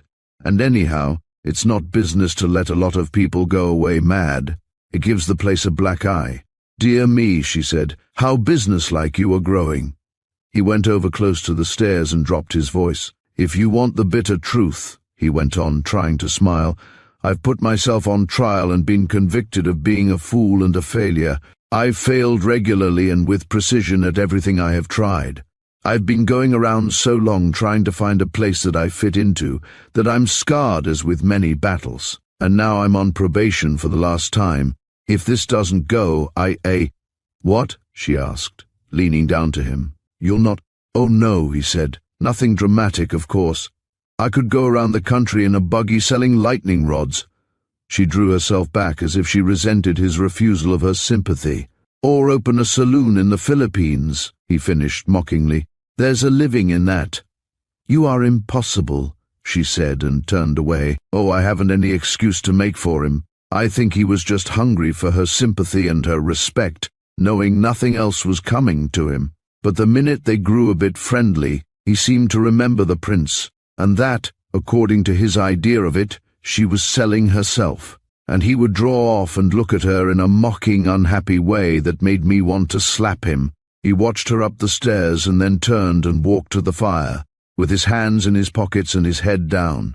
I closed the newsstand and he came over just as I was hanging up the cigar case key for Amanda King in the morning. He reached up and took the key off its nail. "I'll keep that," he said. "It's no tobacco after this, Minnie." "You can't keep them here then," I retorted. "They've got to smoke. It's the only work they do."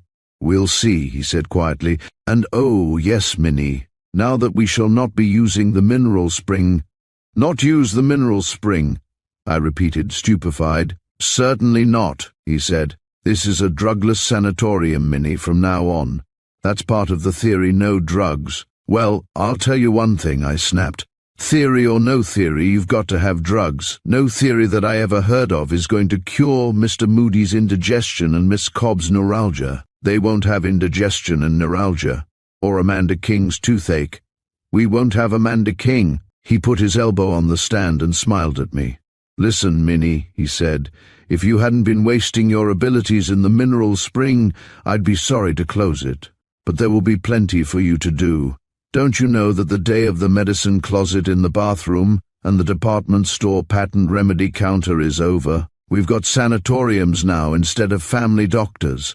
In other words, we put in good sanitation systems and don't need the plumber and his repair kit." "The pharmacy?" I said between my teeth. "Closed also. No medicine, Minnie, that's our slogan. This is the day of prophylaxis. The doctors have taken a step in the right direction and are giving fewer drugs. Christian Science has abolished drugs and established the healer. We simply abolish the healer. If we're not going to use the spring house, we might have saved the expense of the new roof in the fall," I said bitterly. "Not at all. For 2 hours or so a day, the spring house will be a rest house, windows wide open, and God's good air penetrating to fastnesses it never knew before. The spring will freeze." "Exactly. My only regret is that it is too small to skate on, but they'll have the ice pond. When I see Mr. Moody skating on the ice pond," I said sarcastically, "I'll see Mrs. Moody dead with the shock on the bank." "Not at all," he replied calmly. "You'll see her skating too." And with that he went to bed. Chapter 24. Like ducks to water. They took to it like ducks take to water. Not, of course, that they didn't kick about making their own beds and having military discipline generally. They complained a lot, but when after 3 days went by with the railroad running as much on schedule as it ever does, they were all still there, and Mr. Jennings had limped out and spent a half-hour at the woodpile with his gouty foot on a cushion. I saw it was a success. I ought to have been glad. I was. Although when Mrs. Dickey found they were all staying, and that she might have to live in the shelter house the rest of the winter, there was an awful scene. I was glad too, every time I could see Mr. Thoburn's gloomy face, or hear the things he said when his name went up for the military walk. Oh yes, we had a blackboard in the hall, and every morning each guest looked to see if it was woodpile day or military walk day. At first, instead of woodpile, it was walk clearing day, but they soon had the snow off all the paths. As I say, I was glad. It looked as if the new idea was a success, although, as Dr. Barnes said, nobody could really tell until new people began to come. That was the real test. They had turned the baths into a gymnasium, and they had beginners' classes and advanced classes, and a prize offered on the blackboard of a cigar for the man who made the most muscular improvement in a week. The bishop won it the first week, being the only one who could lie on his back and raise himself to a sitting position without helping himself with his hands. As Mrs. Moody said, it would be easy enough if somebody only sat on one's feet to hold them down. But I must say I never got over the shock of seeing the spring house drifted with snow, all the windows wide open, the spring frozen hard, and people sitting there during the rest hour, in furs and steamer rugs, trying to play cards with mittens on their hands, not the cards, of course, and not wrangling. I was lonesome for it. I hadn't much to do except from 2 to 4 to be at the spring house and to count for the deep breathing exercise. Oh yes, we had that too. I rang a bell every half hour and everybody got up and I counted slowly 1, and they breathed in through their noses, and 2, and they exhaled quickly through their mouths. I guess most of them used more of their lungs than they ever knew they had. Well, everybody looked better and felt better, although they wouldn't all acknowledge it. Miss Cobb suffered most, not having the fire log to curl her hair with. But as she said herself, between gymnasium and military walks, and the silence hour, and eating, which took a long time, everybody being hungry and going to bed at 9, she didn't see how she could have worried with it anyhow. The fat ones, of course, objected to an apple and a cup of hot water for breakfast, but except Mr. Thoburn, they all realized it was for the best. He wasn't there for his health, he said, having never had a sick day in his life, but when he saw it was apple and hot water or leave, he did like Adam, he took the apple. The strange thing of all was the way they began to look up to Mr. Pierce. He was very strict. If he made a rule, it was obey or leave, as they knew after Mr. Moody refused to take the military walk, and was presented with his bill and a railroad schedule within an hour. He had to take the military walk with Dr. Barnes that afternoon alone. They had to respect a man who could do all the things in the gymnasium that they couldn't, and come in from a 10 or 15-mile tramp through the snow and take a cold plunge and a swim to rest himself. It was on Monday that we really got things started, and on Monday afternoon Miss Summers came out to the shelter house in a towering rage. "Where's Mr. Pierce?" she demanded.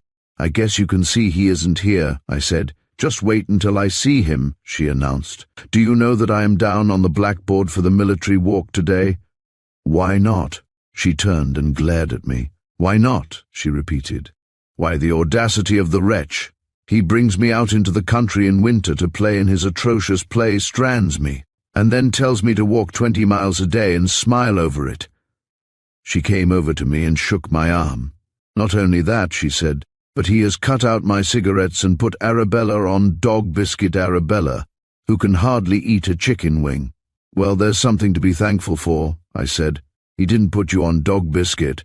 She laughed then, with one of her quick changes of humor. "The worst of it is," she said in a confidential whisper, "I'll do it. I feel it. I guess if the truth were known, I'm some older than he is, but I'm afraid of him, Minnie. Little Judy is ready to crawl around and speak for a cracker or a kind word. Oh, I'm not in love with him, but he's got the courage to say what he means and do what he says." She went to the door and looked back, smiling. "I'm off for the woodpile," she called back, "and I've promised to chop 2 inches off my heels." As I say, they took to it like ducks to water except 2 of them, von Inwald and Thoburn. Mr. von Inwald stayed on, I hardly know why. But I guess it was because Mr. Jennings still hadn't done anything final about settlements, and with the newspapers marrying him every day, it wasn't very comfortable. Next to him, Mr. Thoburn was the unhappiest mortal I have ever seen. He wouldn't leave, and with Dr. Barnes carrying out his threat to take 6 inches off his waist, he stopped measuring window frames with a tape line and took to measuring himself.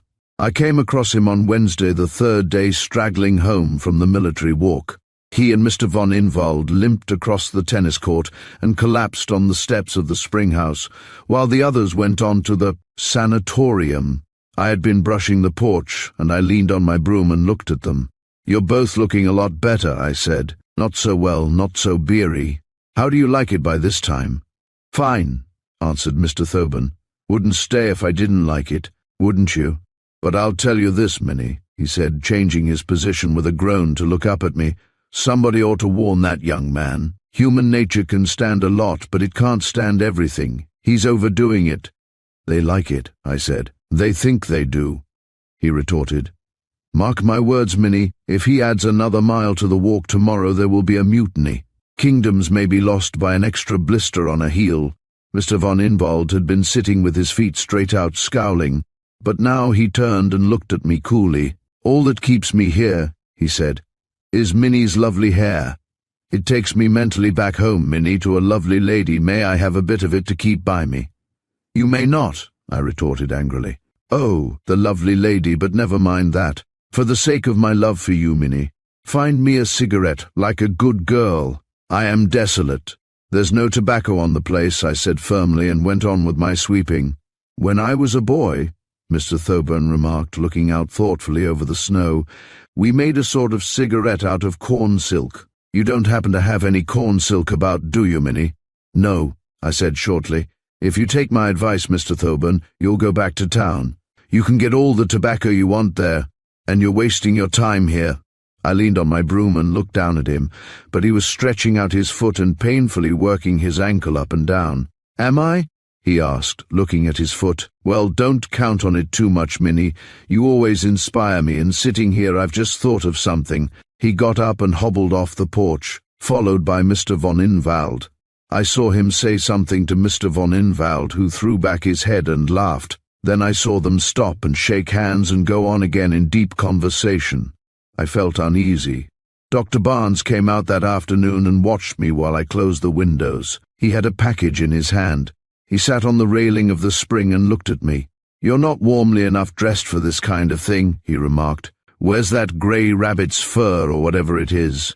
"If you mean my chinchillas," I said, "they're in their box. Chinchillas are as delicate as babies and not near so plentiful.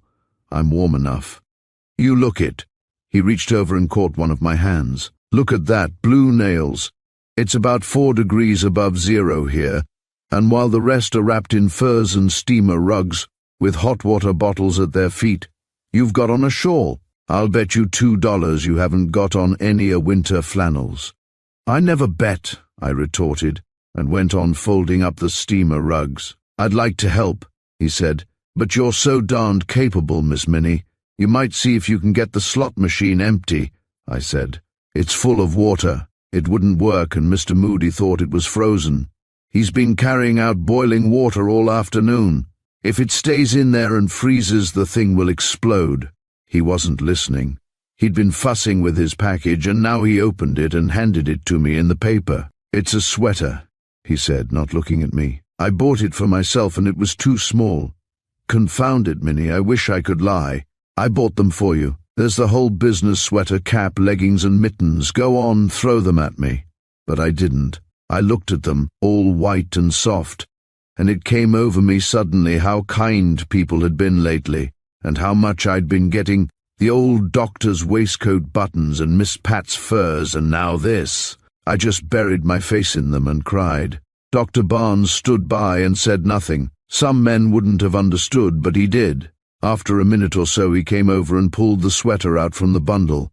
"I'm glad you like 'em," he said, "but as I bought them at Hubbard's in Finleyville, and as the old liar guaranteed they wouldn't shrink, we'd better not cry on 'em.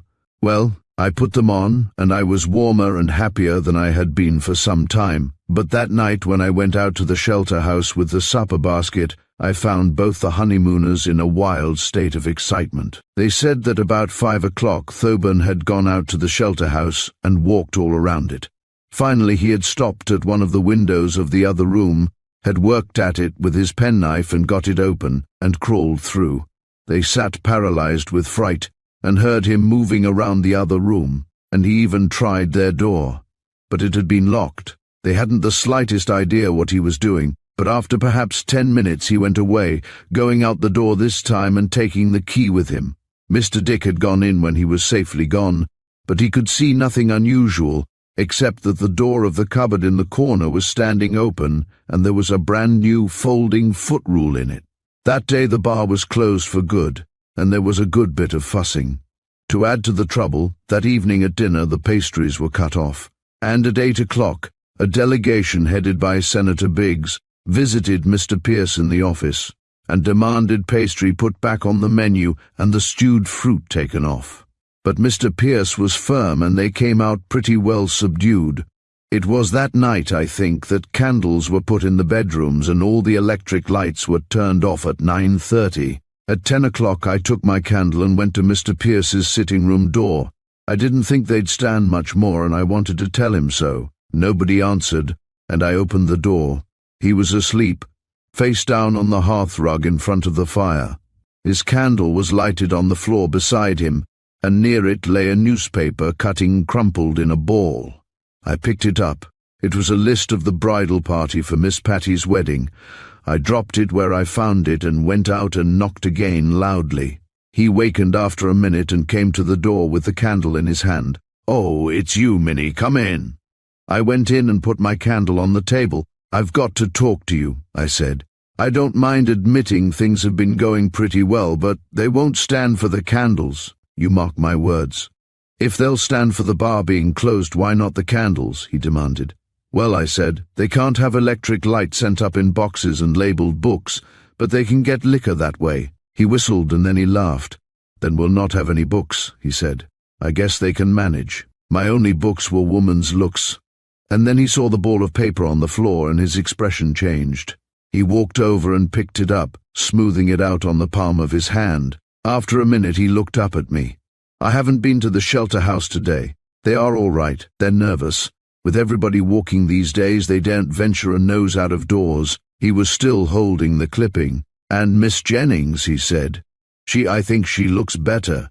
Her father's in a better humor for one thing, says Abraham Lincoln split logs, and that it beats massage. I had been standing in the doorway, but he took me by the arm and drew me into the room. I wish you'd sit down for about 10 minutes, Minnie, he said. I guess every fellow has a time when he's got to tell his troubles to some good woman. Not but that you know mine already. You're as shrewd as you are kind. I sat down on the edge of a chair. For all I had had so much to do with the sanatorium, I never forgot that I was only the spring house girl. He threw himself back in his easy chair with the candle behind him on the table and his arms above his head. It's like this, Minnie, he said. Mr. Jennings likes the new order of things, and he's going to stay. I nodded. And I like it here. I want to stay. It's the one thing I've found that I think I can do. It isn't what I've dreamed of, but it's worthwhile. To anchor the derelicts of humanity in a sort of repair dock here, and scrape the barnacles off their dispositions, and send them out shipshape again. Surely that's something. And I can do it. I nodded again. But if the Jenningses stay, he looked at me. Minnie, in heaven's name, what am I going to do if she stays? I don't know, Mr. Pierce, I said. I couldn't sleep last night for thinking about it. He smoothed out the paper and looked at it again, but I think he scarcely saw it. The situation is humorous, he said, only my sense of humor seems to have died. She doesn't know I exist, except to invent new and troublesome regulations for her annoyance. She is very sweet when she meets me, but only because I am helping her to have her own way. And my God, Minnie, I sit in the office and listen for her step outside. He moved a little and held out the paper in the candle light.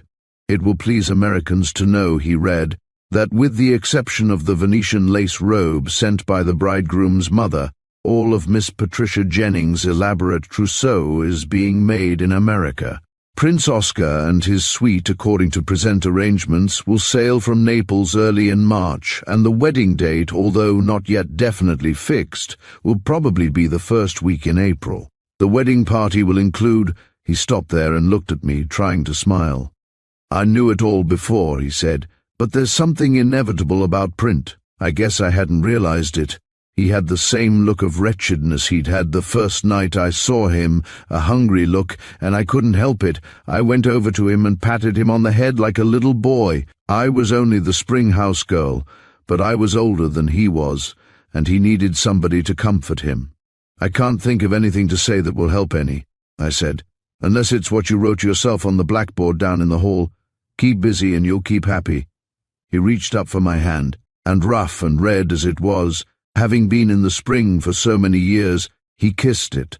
Good for you, Minnie, he said. You're rational, and for a day or so I haven't been. That's right, keep busy. I'll do it. He got up and put his hands on my shoulders.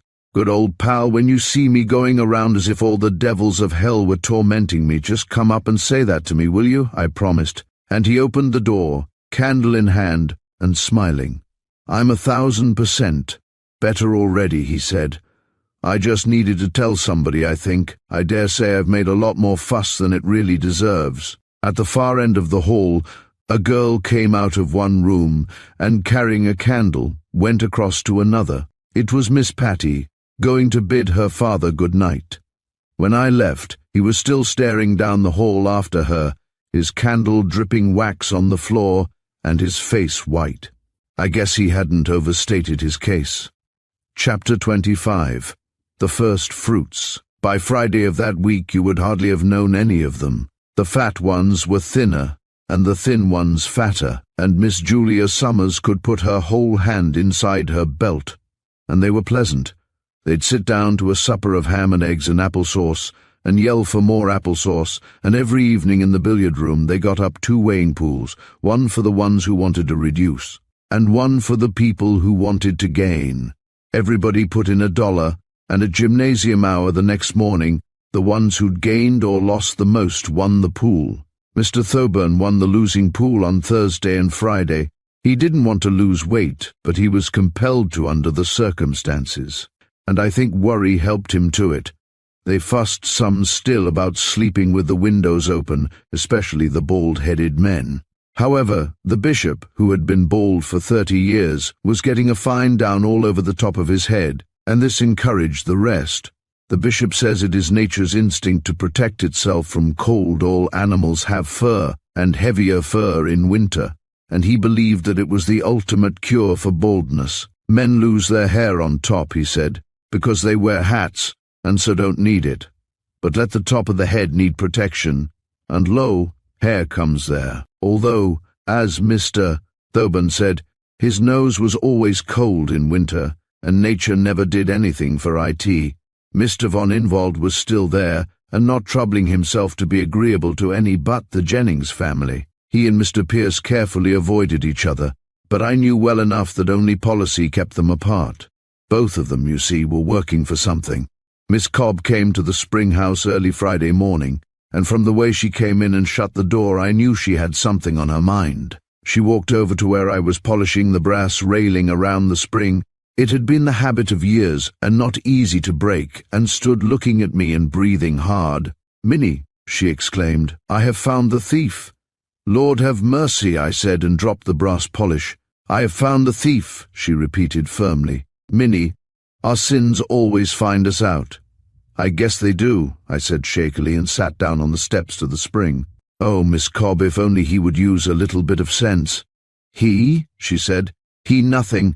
It's that Summers woman I'm talking about, Minnie. I knew that woman wasn't what she ought to be the minute I set eyes on her."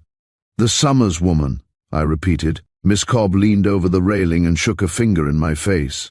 "The Summers woman," she said. "One of the chambermaids found my protectors hanging in the creature's closet." I couldn't speak. There had been so much happening that I'd clean forgotten Miss Cobb and her woolen tights, and now to have them come back like this and hang themselves around my neck, so to speak, it was too much. Perhaps they're hers," I said weakly after a minute. "Stuff and nonsense," declared Miss Cobb. "Don't you think I know my own, with LC in white cotton on the band, and my own darning in the knee where I slipped on the ice? And more than that, Minnie, where those tights are, my letters are." I glanced at the pantry where her letters were hidden on the upper shelf. The door was closed. But what would she want with the letters?" I asked, with my teeth fairly hitting together. Miss Cobb pushed her forefinger into my shoulder. "To blackmail me," she said, in a tragic voice, "or perhaps to publish. I've often thought of that myself. They're so beautiful. Letters from a life insurance agent to his lady love interesting, you know, and alliterative. As for that woman—" "What woman?" said Miss Summers' voice from behind us. We jumped and turned. I always save myself trouble, so if by any chance you are discussing me— "As it happens," Miss Cobb said, glaring at her, "I was discussing you." "Fine," said Miss Julia. "I love to talk about myself." "I doubt if it's an edifying subject," Miss Cobb snapped. Miss Julia looked at her and smiled. "Perhaps not," she said, "but interesting. Don't put yourself out to be friendly to me, Miss Cobb, if you don't feel like it. Are you going to return my letters?" Miss Cobb demanded. "Your letters?" "My letters that you took out of my room." "Look here," Miss Julia said, still in a good humor, "don't you suppose I've got letters of my own, without bothering with another woman's?" "Perhaps," Miss Cobb replied in triumph, "perhaps you will say that you don't know anything of my black woolen protectors." "Never heard of them," said Miss Summers. "What are they?" And then she caught my eye, and I guess I looked stricken. "Oh," she said, "Miss Cobb was robbed the other night," I explained as quietly as I could. "Somebody went into her room and took a bundle of letters." "Letters?" Miss Summers straightened and looked at me. "And my woolen tights," said Miss Cobb indignantly, "with all this cold weather and military walks, and having to sit 2 hours a day by an open window. And I'll tell you this, Miss Summers, your dog got in my room that night, and while I have no suspicions, the chambermaid found my missing garment this morning in your closet. I don't believe, Miss Julia said, looking hard at me, that Arabella would steal anything so grotesque. Do you mean to say, she added slowly, that nothing was taken from that room but the lingerie and a bundle of letters? Exactly, said Miss Cobb, and I'd thank you for the letters. The letters, Miss Julia retorted. I've never been in your room. I haven't got the letters. I've never seen them. Then the light dawned in her face. Oh, it's the funniest ever. And with that she threw her head back and laughed until the tears rolled down her cheeks and she held her side. Screaming, she gasped. It's screaming. But oh, Minnie, to have seen your face. Miss Cobb swept to the door and turned in a fury. I do not think it is funny, she stormed, and I shall report to Mr. Carter at once what I have discovered. She banged out, and Miss Julia put her head on a card table and writhed with joy.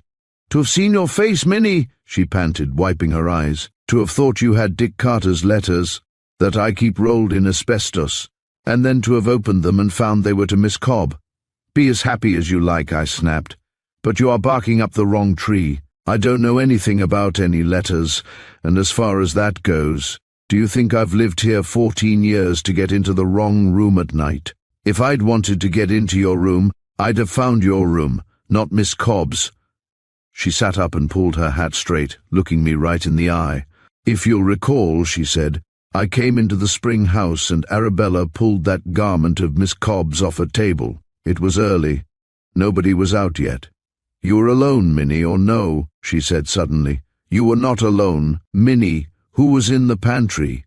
What has that to do with it? I managed, with my feet as cold as stone. She got up and buttoned her sweater. Don't trouble to lie, she said. I can see through a stone wall as well as most people. Whoever got those letters thought they were stealing mine, and there are only two people who would try to steal my letters. One is Dick Carter, and the other is his brother-in-law. It wasn't Sam in the pantry. He came in just after with his little snip of a wife. Well, I managed, but she was smiling again, not so pleasantly. I might have known it, she said. What a fool I've been, Minnie, and how clever you are under that red thatch of yours. Dickie cannot appear as long as I am here, and Pierce takes his place, and I help to keep the secret and to play the game. Well, I can appreciate a joke on myself as well as most people, but Minnie, think of that guilty wretch of a Dickie Carter shaking in the pantry. I don't know what you are talking about, I said, but she only winked and went to the door. Don't take it too much to heart, she advised. Too much loyalty is a vice, not a virtue.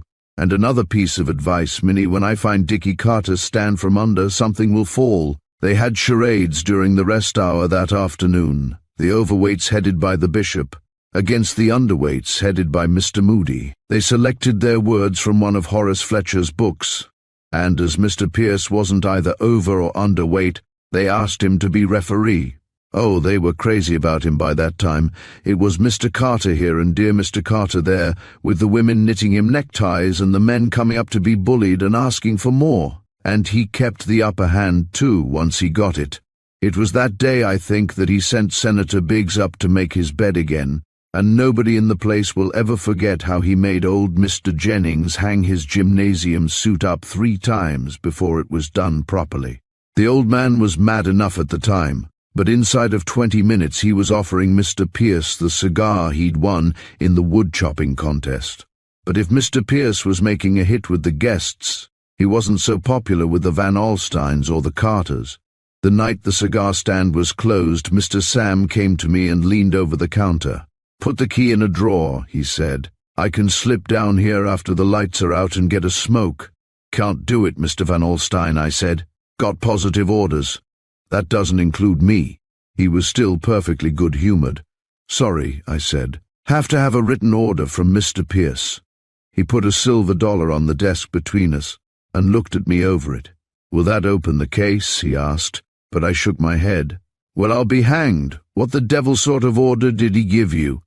He said, I repeated, that I'd be coaxed and probably bribed to open the cigar case, and that you'd probably be the first one to do it, but I was to stick firm. You've been smoking too much, and your nerves are going. Insolent young puppy! he exclaimed angrily and stamped away, so that I was not surprised when on that night, Friday, I was told to be at the shelter house at 10 o'clock for a protest meeting. Mrs. Sam told me, "Something has to be done," she said. "I don't intend to stand much more. Nobody has the right to say when I shall eat or what. If I want to eat fried shoe leather, that's my affair." We met at 10 o'clock at the shelter house, everybody having gone to bed, Miss Patty, the Van Alstynes, and myself. The Dickies were on good terms again, for a wonder, and when we went in they were in front of the fire, she on a box and he at her feet, with his head buried in her lap. He didn't even look up when we entered. "They're here, Dickie," she said. "All right," he answered in a smothered voice. "How many of 'em?" "4," she said, and kissed the tip of his ear. "For goodness sake, Dick!" Mrs. Sam snapped in a disgusted tone. "Stop that spooning and get us something to sit on." "Help yourself," he replied, still from his wife's lap. "And don't be jealous, sis. If the sight of married happiness upsets you, go away. Go away anyhow." Mr. Sam came over and jerked him into a sitting position. "Either you'll sit up and take part in this discussion," he said angrily, "or you'll go out in the snow until it's over." Mr. Dick leaned over and kissed his wife's hand. "A cruel fate is separating us," he explained, "but try to endure it until I return. I'll be on the other side of the fireplace." Miss Patty came to the fire and stood warming her hands. I saw her sister watching her. "What's wrong with you, Pat?" she asked. "Oscar not behaving?" "Don't be silly," Miss Patty said. "I'm all right."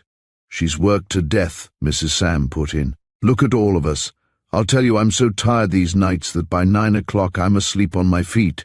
"I'm tired to death, but I don't sleep," Miss Patty said. I don't know why." "I do," her sister said, "if you weren't so haughty, Pat, and would just own up that you're sick of your bargain." "Dolly!" Miss Patty got red and then white. "Oh, all right," Mrs. Dickey said, and shrugged her shoulders. "Only I hate to see you make an idiot of yourself when I'm so happy." Mr. Dick made a move at that to go across the fireplace to her, but Mr. Sam pushed him back where he was. "You stay right there," he said. "Here's Pierce now."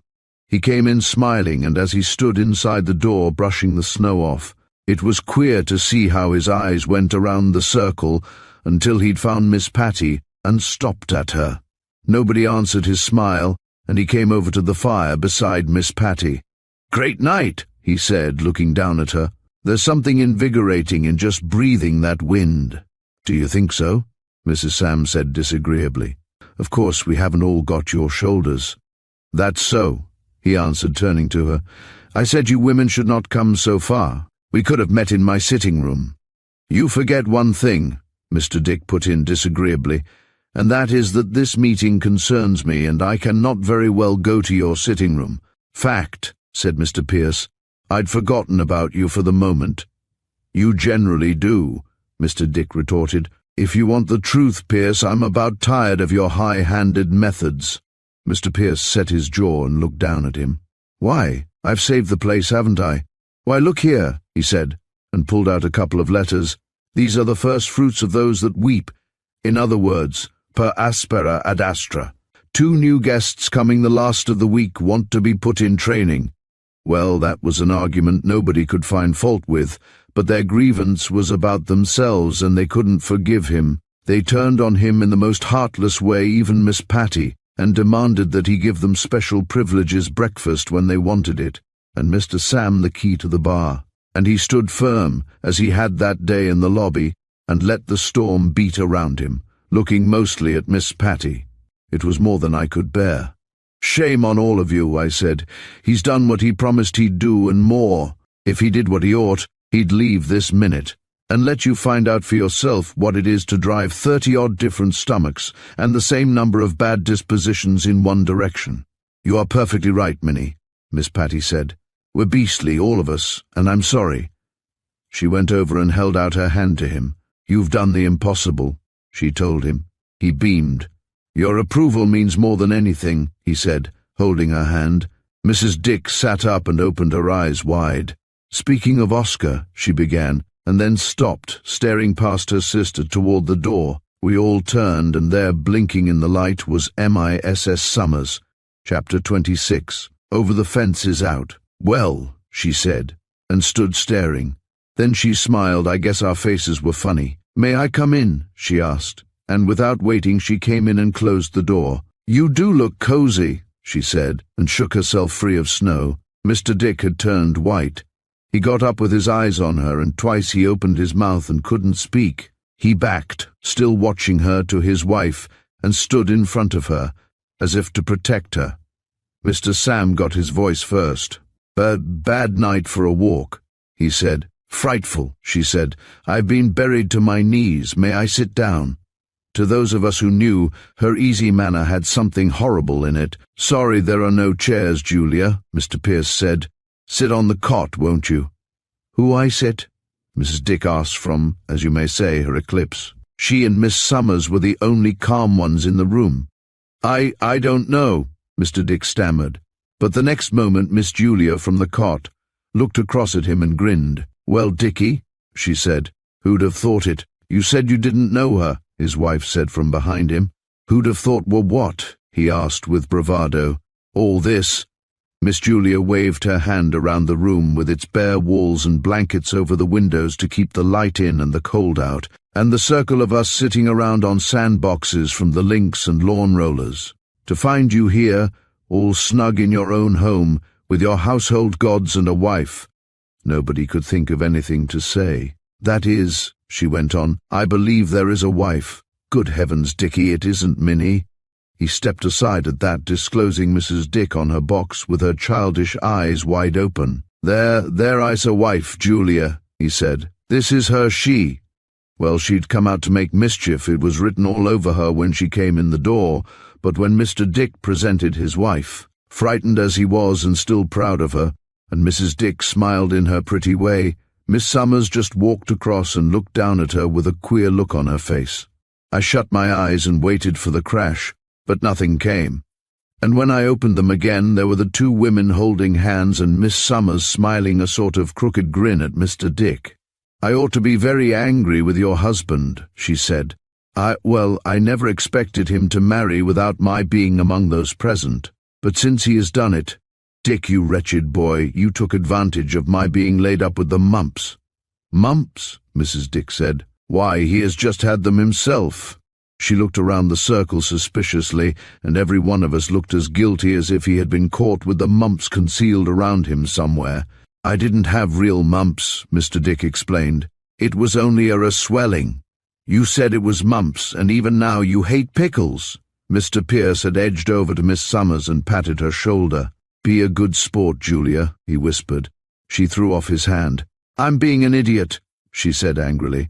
"Dick's an ass, and he's treated me like a villain, but look at that baby. It will be 20 years before she has to worry about her weight. I never cared for pickles," Mr. Dick was saying with dignity. "The doctor said, 'I think we'd better be going.'" Miss Patty got up and gathered up her cloak. But if she meant to break up the party, Miss Summers was not ready. "If you don't mind," she said, "I'll stay. I'm frozen, and I've got to go home and sleep with my window up. You're lucky," she went on to the Dickies. "I dare say the air in here would scare us under a microscope, but at least it is warm." The Van Alstons made a move to go, but Mr. Dickey frantically gestured to them not to leave him alone, and Mrs. Sam sat down again sulkily. Mr. Pierce picked up his cap. "I'll take you back," he said to Miss Patty, and his face was fairly glowing. But Miss Patty slipped her arm through mine. "Come, Minnie, Mr. Pierce is going to take us," she said. I'd rather go alone," I said. "Nonsense. I'm not ready. I've got to gather up these dishes," I objected. Out of the corner of my eye I could see the glow dying out of Mr. Pierce's face. But Miss Patty took my arm and led me to the door. "Let them gather up their own dishes," she said. "Dolly, you ought to be ashamed to let Minnie slave for you the way she does. Good night, everybody." I did my best to leave them alone on the way back, but Miss Patty stuck close to my heels. It was snowing, and the going was slow. For the first 5 minutes she only spoke once. "And so Miss Summers and Dickie Carter are old friends?" "It appears so," Mr. Pierce said. "She's rather magnanimous under the circumstances," Miss Patty remarked demurely. "Under what circumstances?" I heard her laugh a little behind me. "Never mind," she said. You needn't tell me anything you don't care to, but what a stew you must all have been in." There was a minute's silence behind me, and then Mr. Pierce laughed too. "Stew," he said. "For the last few days I've been either paralyzed with fright or electrified into wild bursts of mendacity, and I'm not naturally a liar." "Really," she retorted, "what an actor you are." They laughed together at that, and I gained a little on them. At the corner where the path skirted the deer park and turned toward the house, I lost them altogether, and I floundered on alone. But I had not gone 20 feet when I stopped suddenly. About 50 yards ahead, a lantern was coming toward me through the snow, and I could hear a man's voice, breathless and gasping. "Set it down," it said. "The damn thing must be filled with lead." It sounded like Thoburn. "It's the snow," another voice replied. "Mr. von Inwald's. I told you it would take 2 trips." "Yes," Thoburn retorted, breathing in groans. "Stay up all night to get the blamed stuff here, and then get up at dawn for a cold bath and a 20-mile walk and an apple for breakfast. Ugh, my shoulder is dislocated." I turned and flew back to Miss Patty and Pierce. They had stopped in the shelter of the fence corner, and Mr. Pierce was on his knees in front of her. I was so astounded that I forgot for the moment what had brought me. "Just a second," he was saying. "It's ice on the heel. Please get up off your knees, you'll take cold." "Never had a cold. I'll scrape it off with my knife. Why don't you wear overshoes?" "I never have a cold," she retorted. "Why, Minnie, is that you?" "Quick," I panted. "Thoburn and Mr. von Inwald coming basket lantern, warn the shelter house." "Great Scott," Mr. Pierce said. "Here, you girls crawl over the fence, you'll be hidden there. I'll run back and warn them." The lantern was swinging again. Mr. Thoburn's grumbling came to us through the snow, monotonous and steady. "I can't climb the fence," Miss Patty said pitifully. But Mr. Pierce had gone. I reached my basket through the bars and climbed the fence in a hurry. Miss Patty had got almost to the top and was standing there on one snow-covered rail, staring across at me through the darkness. "I can't, Minnie," she whispered hopelessly. "I never could climb a fence, and in this skirt—" "Quick," I said in a low tone. The lantern was very close. "Put your leg over." She did, and sat there looking down at me like a scared baby. Now the other. I can't," she whispered. "If I put them both over, I'll fall. Hurry." With a little grunt, she put the other foot over, sat a minute with agony in her face and her arms out. Then she slid off with a squeal and brought up in a sitting position inside the fence corner. I dropped beside her. "What was that noise?" said Mr. Thoburn almost upon us. "Something's moving inside that fence corner. It's them deers." Mike's voice this time. We could make out the 3 figures. "Darn nuisance them deers is. They'd have been shot long ago if the Springhouse girl hadn't objected. She thinks she's the whole cheese around here." "Set it down again," Mr. von Inwald panted. We heard the rattle of bottles as they put down the basket, and the next instant Thoburn's fat hand was resting on the rail of the fence over our heads. I could feel Miss Patty trembling beside me, but he didn't look over. He stood there resting, breathing hard and swearing at the weather, while Mike waited in surly silence, and the von Inwald cursed in German. After my heart had been beating in my ears for about 3 years, the fat hand moved, and I heard the rattle of glass again, and Thoburn's groan as he bent over his half of the load. "Come on, my partner's in distress, my comrades through this wilderness," he said, and the others grunted and started on. When they had disappeared in the snow, we got out of our cramped position and prepared to scurry home. I climbed the fence and looked after them. "Humph!" I said. "I guess that basket isn't for the hungry poor. I'd give a good bit to know." Then I turned and looked for Miss Patty. She was flat on the snow, crawling between the 2 lower rails of the fence. "Have you no shame?" I demanded. She looked up at me with her head and half her long sealskin coat through the fence. "None," she said pitifully. "Minnie, I'm stuck perfectly tight." "You ought to be left as you are," I said, jerking at her. "For people to come Jerk tomorrow to look at Jerk." She came through at that, and we lay together in the snow and like to burst a rib laughing. "You'll never be a princess, Miss Patty," I declared. "You're too lowly-minded." She sat up suddenly and straightened her sealskin cap on her head. "I wish," she said unpleasantly, I wish you wouldn't always drag in disagreeable things. Minnie! And she was sulky all the way to the house. Miss Summers came to my room that night as I was putting my hot water bottle to bed, in a baby blue silk wrapper with a band of fur around the low-neck Miss Summers, of course, not the hot water bottle. "Well," she said, sitting down on the foot of the bed and staring at me. "Well, young woman, for a person who has never been farther away than Finleyville, you do pretty well." "Do what?" I asked, with the covers up to my chin. "Do what, Miss Innocence?" she said mockingly. "You're the only red-haired woman I ever saw who didn't look as sophisticated as the devil. I'll tell you one thing, though." She reached down into the pocket of her dressing gown and brought up a cigarette and a match. "You never had me fooled for a minute." She looked at me over the match. I lay and stared back. "And another thing," she said, "I never had any real intention of marrying Dickie Carter and raising a baby sanatorium. I wouldn't have the face to ask Arabella to live here." "I'm glad you feel that way, Miss Summers," I said. "I've gone through a lot. I'm an old woman in the last 2 weeks. My hair's falling from its having to stand up on end half the time." She leaned over and put her cigarette on the back of my celluloid mirror, and then suddenly she threw back her head and laughed. "Minnie," she said between fits, "Minnie, as long as I live I'll never forget that wretched boy's face, and the sandboxes, and the blankets over the windows, and the tarpaulin over the rafters, and Mr. Van Alstyne sitting on the lawnmower. I'd rather have had my minute in that doorway than $50,000. "If you had had to carry out all those things," I began, but she checked me. "Listen," she said, "somebody with brains has got to take you young people in hand.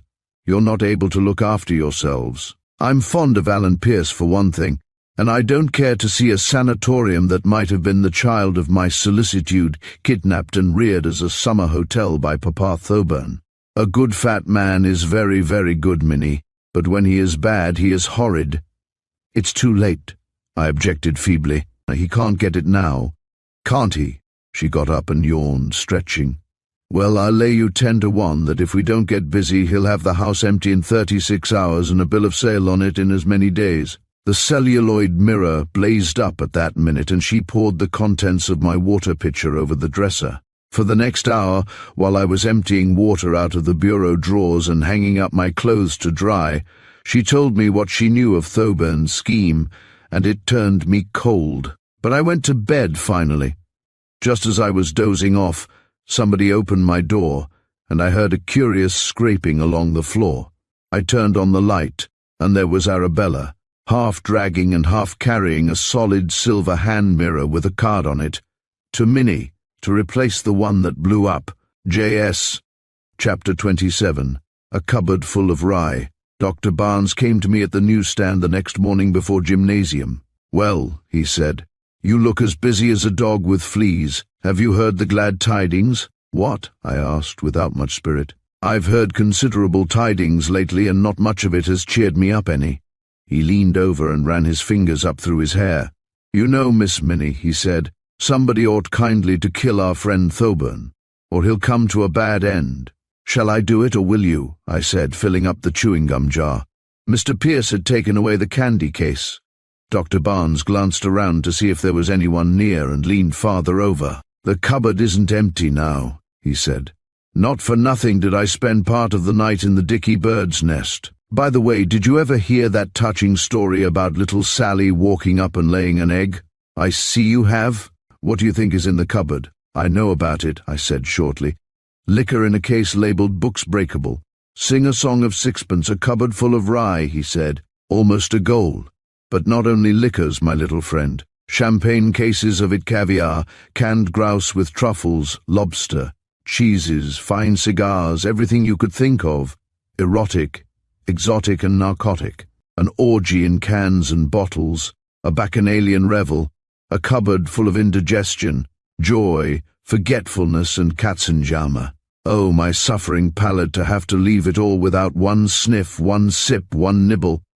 "He's wasting his money," I said. "They're all crazy about the simple life." He looked around and, seeing no one in the lobby, reached over and took one of my hands. "Strange," he said, looking at it. "No webs, and yet it's been an amphibious little creature most of its life. My dear girl, our friend Thoburn is a rascal, but he is also a student of mankind and a philosopher. Gee, he said, think of a woman fighting her way alone through the world with a bit of a fist like that. I jerked my hand away. It's like this, my dear, he said. Human nature's a curious thing.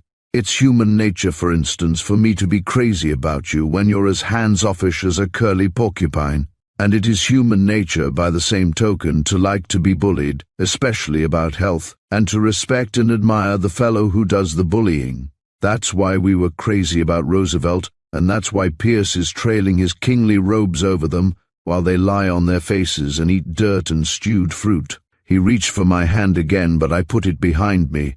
But alas, he said, there is another side to human nature, and our friend Thoburn has not kept a summer hotel for nothing. It is notoriously weak, especially as to stomach.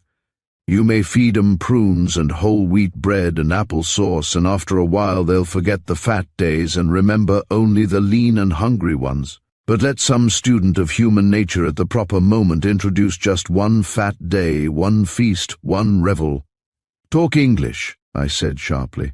Don't break in on my flights of fancy, he objected. If you want the truth, Thoburn is going to have a party, a forbidden feast. He's going to rouse again the sleeping dogs of appetite and send them ravening back to the plaza, to Sherry's and Dell's and the little Italian restaurants on 6th Avenue. He's going to take them up on a high mountain and show them the wines and delicatessen of the earth, and then ask them if they're going to be bullied into eating boiled beef and cabbage. Then I don't care how soon he does it, I said despondently. I'd rather die quickly than by inches. Die, he said. Not a bit of it. Remember, our friend Pierce is also a student of human nature. He's thinking it out now in the cold plunge, and I miss my guess if Thoburn's skyrocket hasn't got a stick that'll come back and hit him on the head. He had been playing with one of the chewing gum jars, and when he had gone I shoved it back into its place. It was by the merest chance that I glanced at it, and I saw that he had slipped a small white box inside. I knew I was being a silly old fool, but my heart beat fast when I took it out and looked at it. On the lid was written "For a Good Girl," and inside lay the red puffs from Mrs. Yost's window down in Finleyville. Just under them was an envelope. I could scarcely see to open it. "Dearest Minnie," the note inside said, "I had them matched to my own thatch, and I think they'll match yours. And since, in the words of the great Herbert Spencer, things that match the same thing match each other. What do you say, Barnes? P.S. I love you. I feel like a damn fool saying it, but heaven knows it's true. P.P.S. Still love you. It's easier the second time. N.B. I love you. Got the habit now and can't stop writing it, B. Well, I had to keep calm and attend to business, but I was seething inside like a Seidlitz powder. Every few minutes I'd reread the letter under the edge of the stand, and the more I read it, the more excited I got. When a woman's gone past 30 before she gets her first love letter, she isn't sure whether to thank Providence or the man, but she's pretty sure to make a fool of herself. Thoburn came to the newsstand on his way out with the ice-cutting gang to the pond. "Last call to the dining car, Minnie," he said. Will you join the dance?" "I haven't any reason for changing my plans," I retorted. "I promised the old doctor to stick by the place, and I'm sticking. As the man said when he sat down on the flypaper, you're going by your heart, Minnie, and not by your head, and in this toss, heads win." But with my new puffs on the back of my head and my letter in my pocket, I wasn't easy to discourage. Thoburn shouldered his pick and, headed by Dr. Barnes, the ice cutters started out in single file. As they passed the newsstand, Dr. Barnes glanced at me and my heart almost stopped. Is it a match?" he asked, with his eyes on mine. I couldn't speak, but I nodded yes, and all that afternoon I could see the wonderful smile that lit up his face as he went out. It made him almost good-looking. Oh, there's nothing like love, especially if you've waited long enough to be hungry for it, and not spoiled your taste for it by a bite here and a piece of a heart there, beforehand, so to speak. Miss Cobb stopped at the newsstand on her way to the gymnasium. She was a homely woman at any time, and in her bloomers she looked like a soup bone. Under ordinary circumstances, she'd have seen the puffs from the staircase and have asked what they cost and told me they didn't match, in one breath. But she had something else on her mind. She padded over to the counter in her gym shoes, and for once she'd forgotten her legs. "May I speak to you, Minnie?" she asked. "You mostly do," I said. "There isn't a new rule about speaking, is there?" "This is important, Minnie," she said, rolling her eyes around as she always did when she was excited. "I'm in such a state of I see you bought the puffs. Perhaps you will lend them to me if we arrange for a country dance." "They don't match," I objected. They wouldn't look natural, Miss Cobb." "They don't look natural on you either. Do you suppose anybody believes that the Lord sent you hair in 17 rows of pipes, so that red as it is, it looks like an instantaneous water heater?" "I'm not lending them," I said firmly. It would have been like lending an engagement ring, to my mind. Miss Cobb was not offended. She went at once to what had brought her and bent over the counter. "Where's the Summers woman?" she asked. "In the gym. She's made herself a new gym suit out of her polka-dotted silk, and she looks lovely." "Hump," retorted Miss Cobb. "Minnie, you love Miss Jennings almost like a daughter, don't you?" "Like a sister, Miss Cobb," I said. "I'm not feeble yet." "Well, you wouldn't want to see her deceived." "I wouldn't have it," I answered. "Then what do you call this?" She put a small package on the counter and stared at me over it.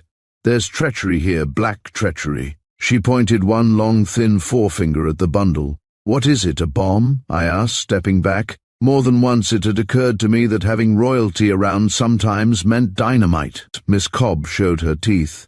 "Yes, a bomb," she said. "Minnie, since that creature took my letters and my ear protectors, I have suspected her. Now listen. Yesterday I went over the letters and I missed one, that beautiful one in verse, beginning, 'O creature of the slender form and face.' Minnie, it had disappeared, melted away." "I'm not surprised," I said. "And so, last night, when the Summers woman was out, goodness knows where, Blanche Moody and I went through her room. We did not find my precious missive from Mr. Jones, but we did find these, Minnie, tied around with a pink silk stocking." "Heavens," I said mockingly, "not a pink silk." "Pink," she repeated solemnly. "Minnie, I have felt it all along. Mr. Oscar von Inwald is the prince himself." "No." "Yes, and more than that, he is making desperate love to Miss Summers. 3 of those letters were written in one day. Why, even Mr. Jones—" "The wretch!" I cried. I was suddenly savage. I wanted to take Mr. von Inwald by the throat and choke him until his lying tongue was black, to put the letters where Miss Patty could never see them. I had to stop to sell Senator Biggs some chewing gum, and when he had gone, Miss Cobb was reaching out for the bundle. I snatched it from her. "Give me those letters instantly," she cried shrilly. But I marched from behind the counter and over to the fireplace. "Never," I said, and put the package on the log. When they were safely blazing, I turned and looked at Miss Cobb. "I'd put my hand right beside those letters to save Miss Patty a heartache," I said, "and you know it." "You're a fool," she was raging. "You'll let her marry him and have the heartaches afterward."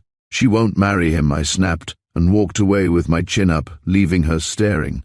But I wasn't so sure as I pretended to be. Mr. von Inwald and Mr. Jennings had been closeted together most of the morning, and Mr. von Inwald was whistling as he started out for the military walk. It seemed as if the very thing that had given Mr. Pierce his chance to make good had improved Mr. Jennings' disposition enough to remove the last barrier to Miss Jennings' wedding with somebody else.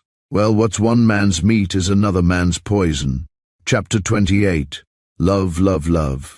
Even if we hadn't known, we'd have guessed there was something in the air. There was an air of subdued excitement during the rest hour in the spring house, and a good bit of whispering and laughing, in groups which would break up with faces as long as the moral law the moment they saw my eye on them.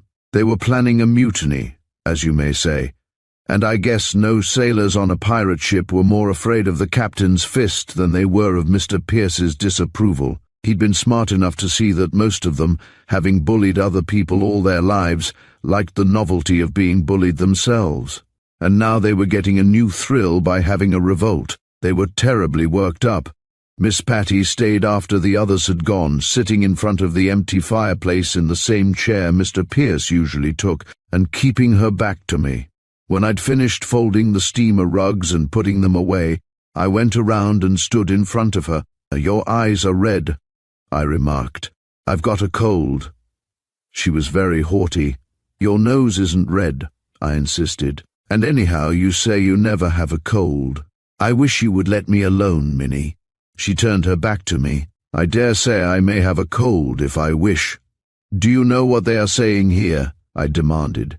"Do you know that Miss Cobb has found out in some way or other who Mr. von Inwald is?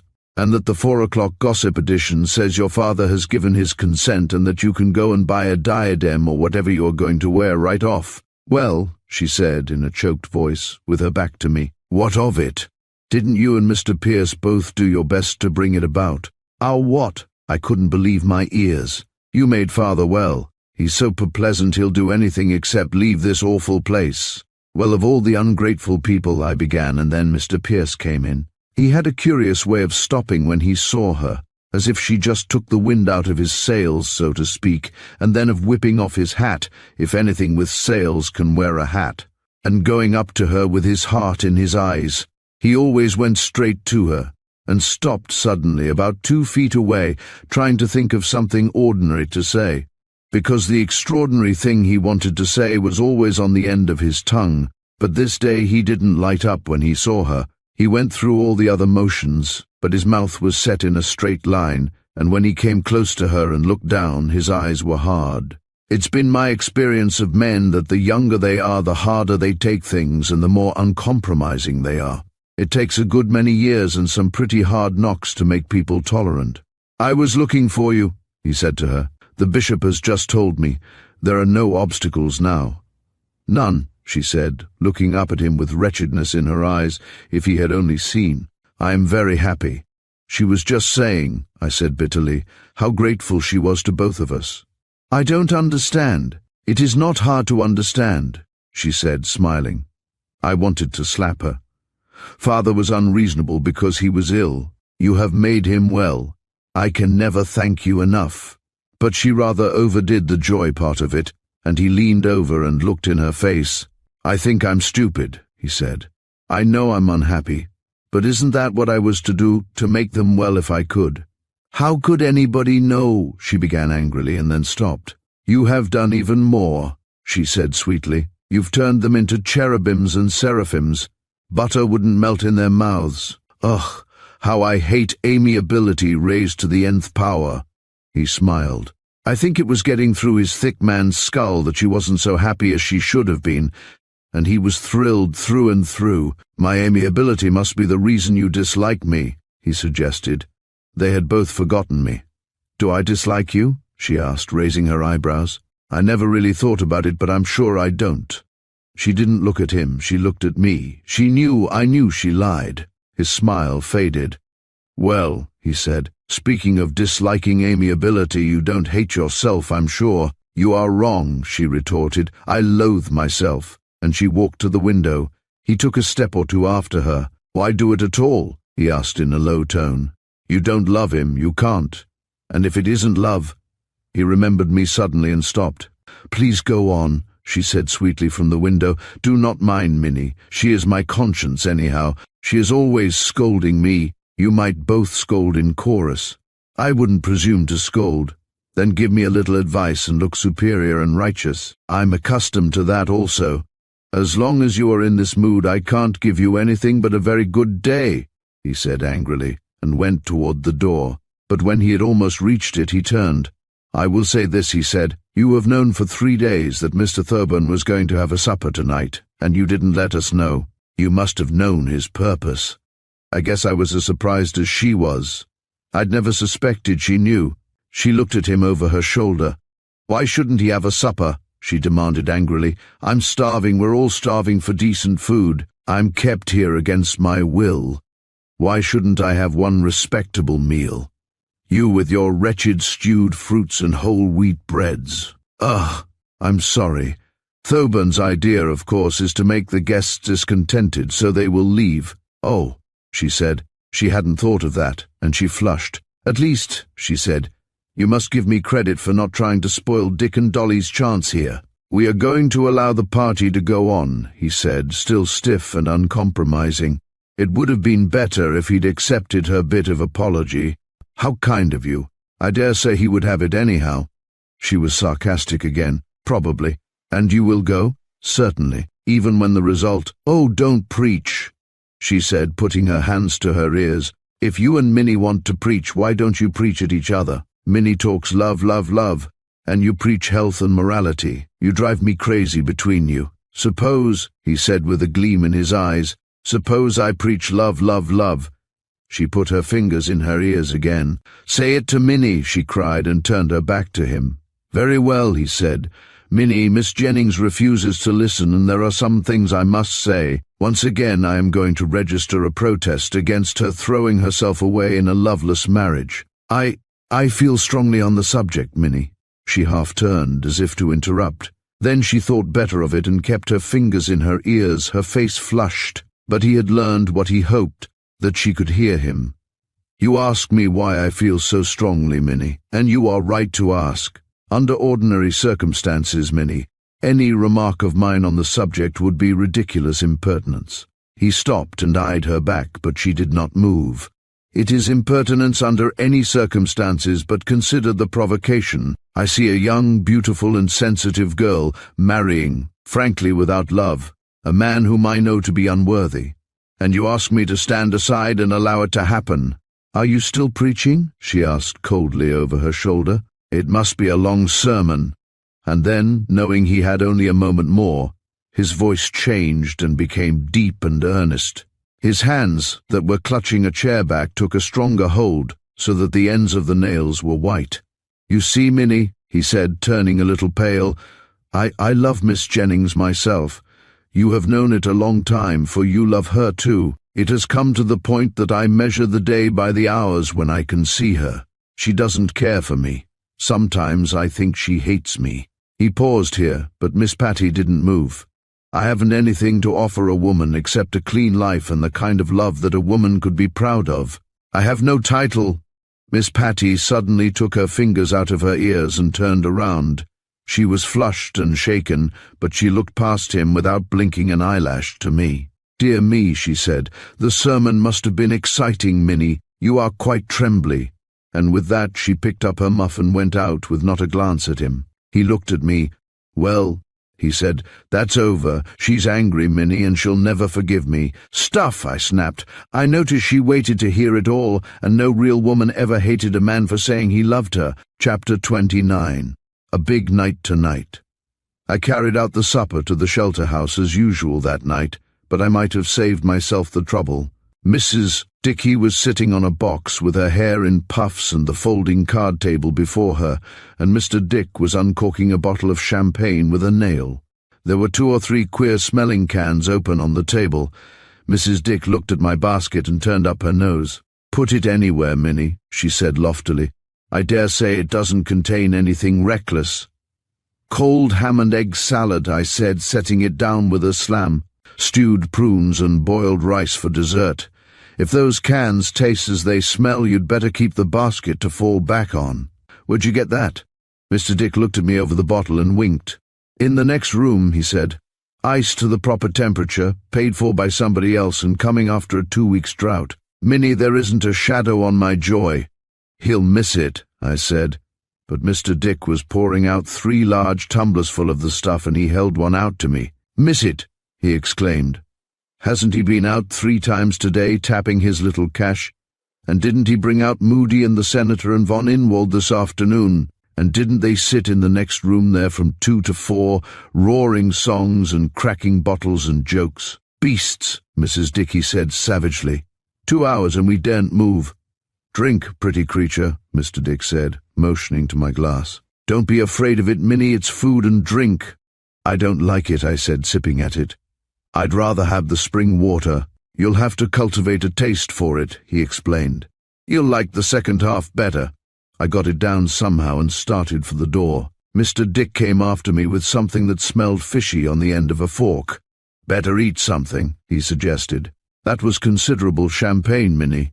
Stuff and nonsense, I said.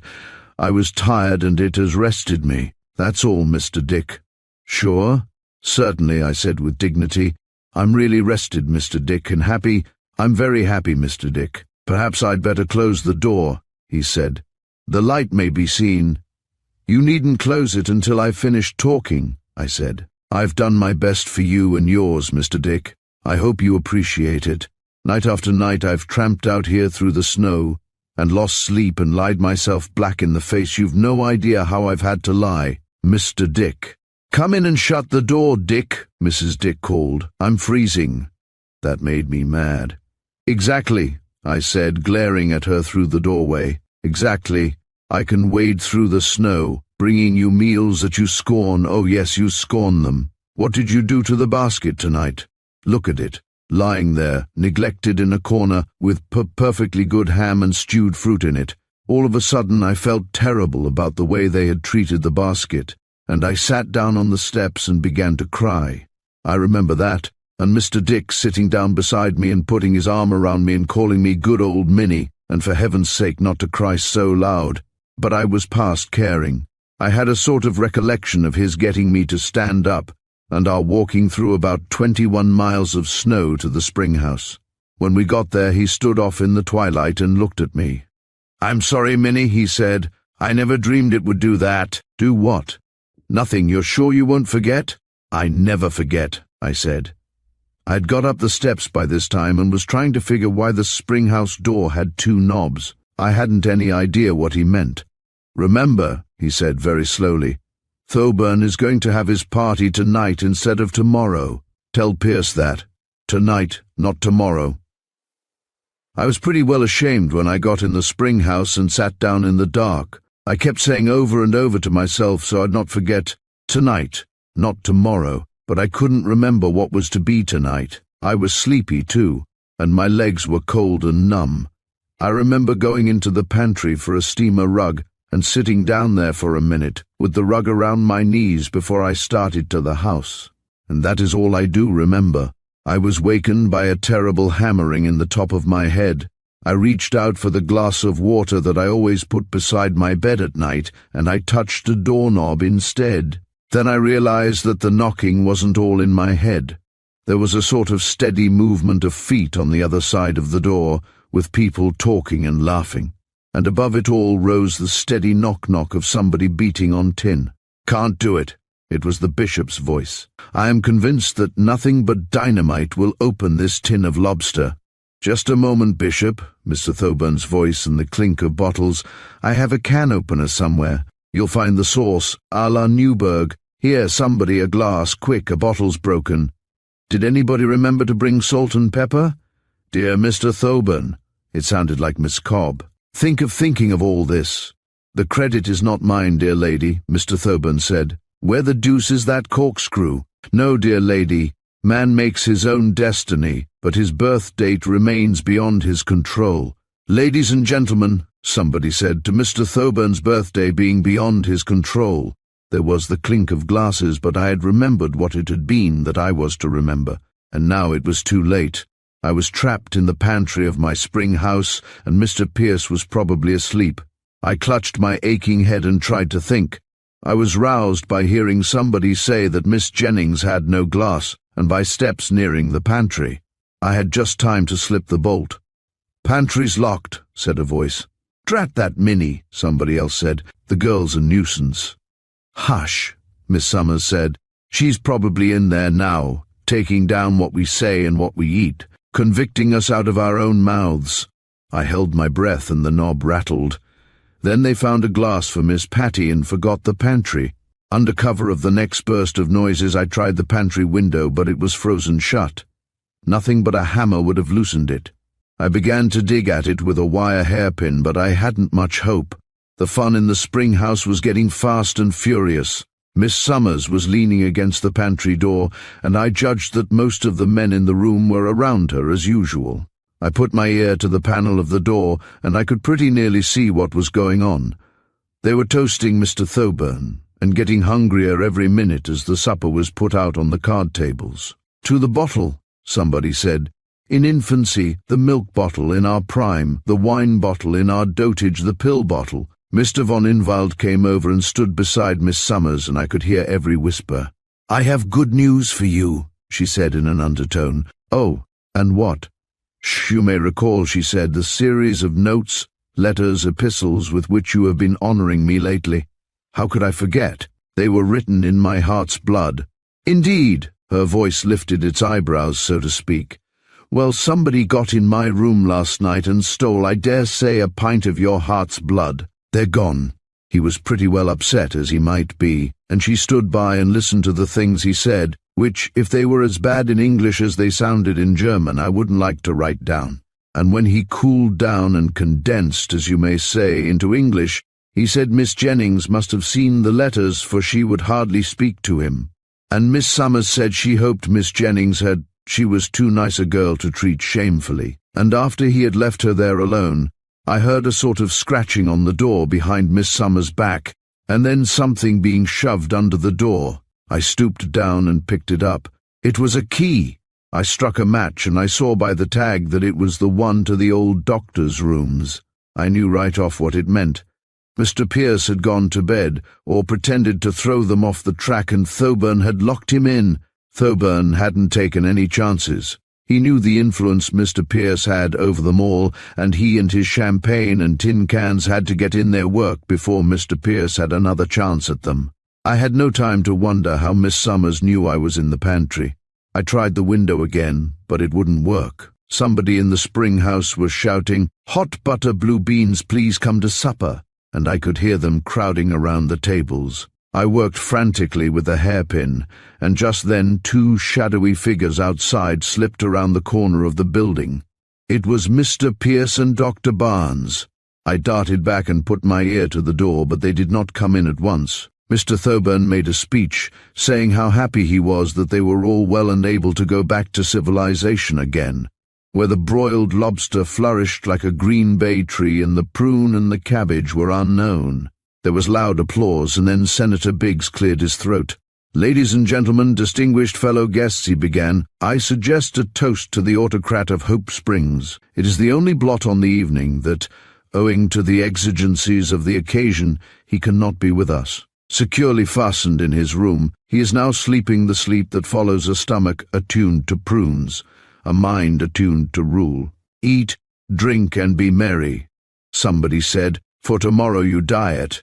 There was a swish and rustle, as if a woman got up in a hurry. "Do you mean," said Miss Patty's clear voice, "that you have dared to lock Mr. Mr. Carter in his room?" "My dear young lady," several of them began, but she didn't give them time. "It is outrageous, infamous," she stormed. I didn't need to see her to know how she looked. "How dare you? Suppose the building should catch fire." "Fire," somebody said in a bewildered voice. "My dear young lady, don't 'my dear young lady' me," she said angrily. "Father, Bishop, will you stand for this? Why, he may jump out the window and hurt himself. Give me the key." Miss Julia's fingers were beating a tattoo behind her, as if she was afraid I might miss it. "If he jumps out, he probably will hurt himself. It is impossible to release him now, Miss Jennings, but if you insist, we can have a mattress placed under the window." "Thanks, Thoburn. It won't be necessary." The voice came from the door, and a hush fell on the party. I slipped my bolt and peeped out. Framed in the doorway was Mr. Pierce, with Dr. Barnes looking over his shoulder. The people in the spring house were abject. That's the only word for it. Craven, somebody suggested later. And they were that too. They smiled sickly grins and tried to be defiant, and most of them tried to put down whatever they held in their hands and to look innocent. If you ever saw a boy when his schoolteacher asks him what he has in his mouth, and multiply the boy 30 times in number and 4 times in size, you'll know how they looked. Mr. Pierce never smiled. He wouldn't let them speak a word in defense or explanation. He simply lined them up as he did at gym, and sent them, one by one, to the corner with whatever they had in their hands. He made Mr. Jennings give up a bottle of anchovies that he'd stuffed in his pocket, and the bishop had to come over with the cheese. And when it was all over, he held the door open, and they went back to the house. They fairly ducked past him in the doorway, although he hadn't said a dozen words. It was a rout. The backbone of the rebellion was broken. I knew that never again would the military discipline of Hope Springs be threatened. Thoburn might as well pack and go. It was Mr. Pierce's day. Mr. von Inwald was almost the last. He stood by, sneering, with an open bottle of olives in his hand, watching the others go out. Mr. Pierce held the door open and eyed him. "I'll trouble you to put that bottle with the others in the corner," Mr. Pierce said sternly. They stood glaring at each other angrily. "And if I refuse?"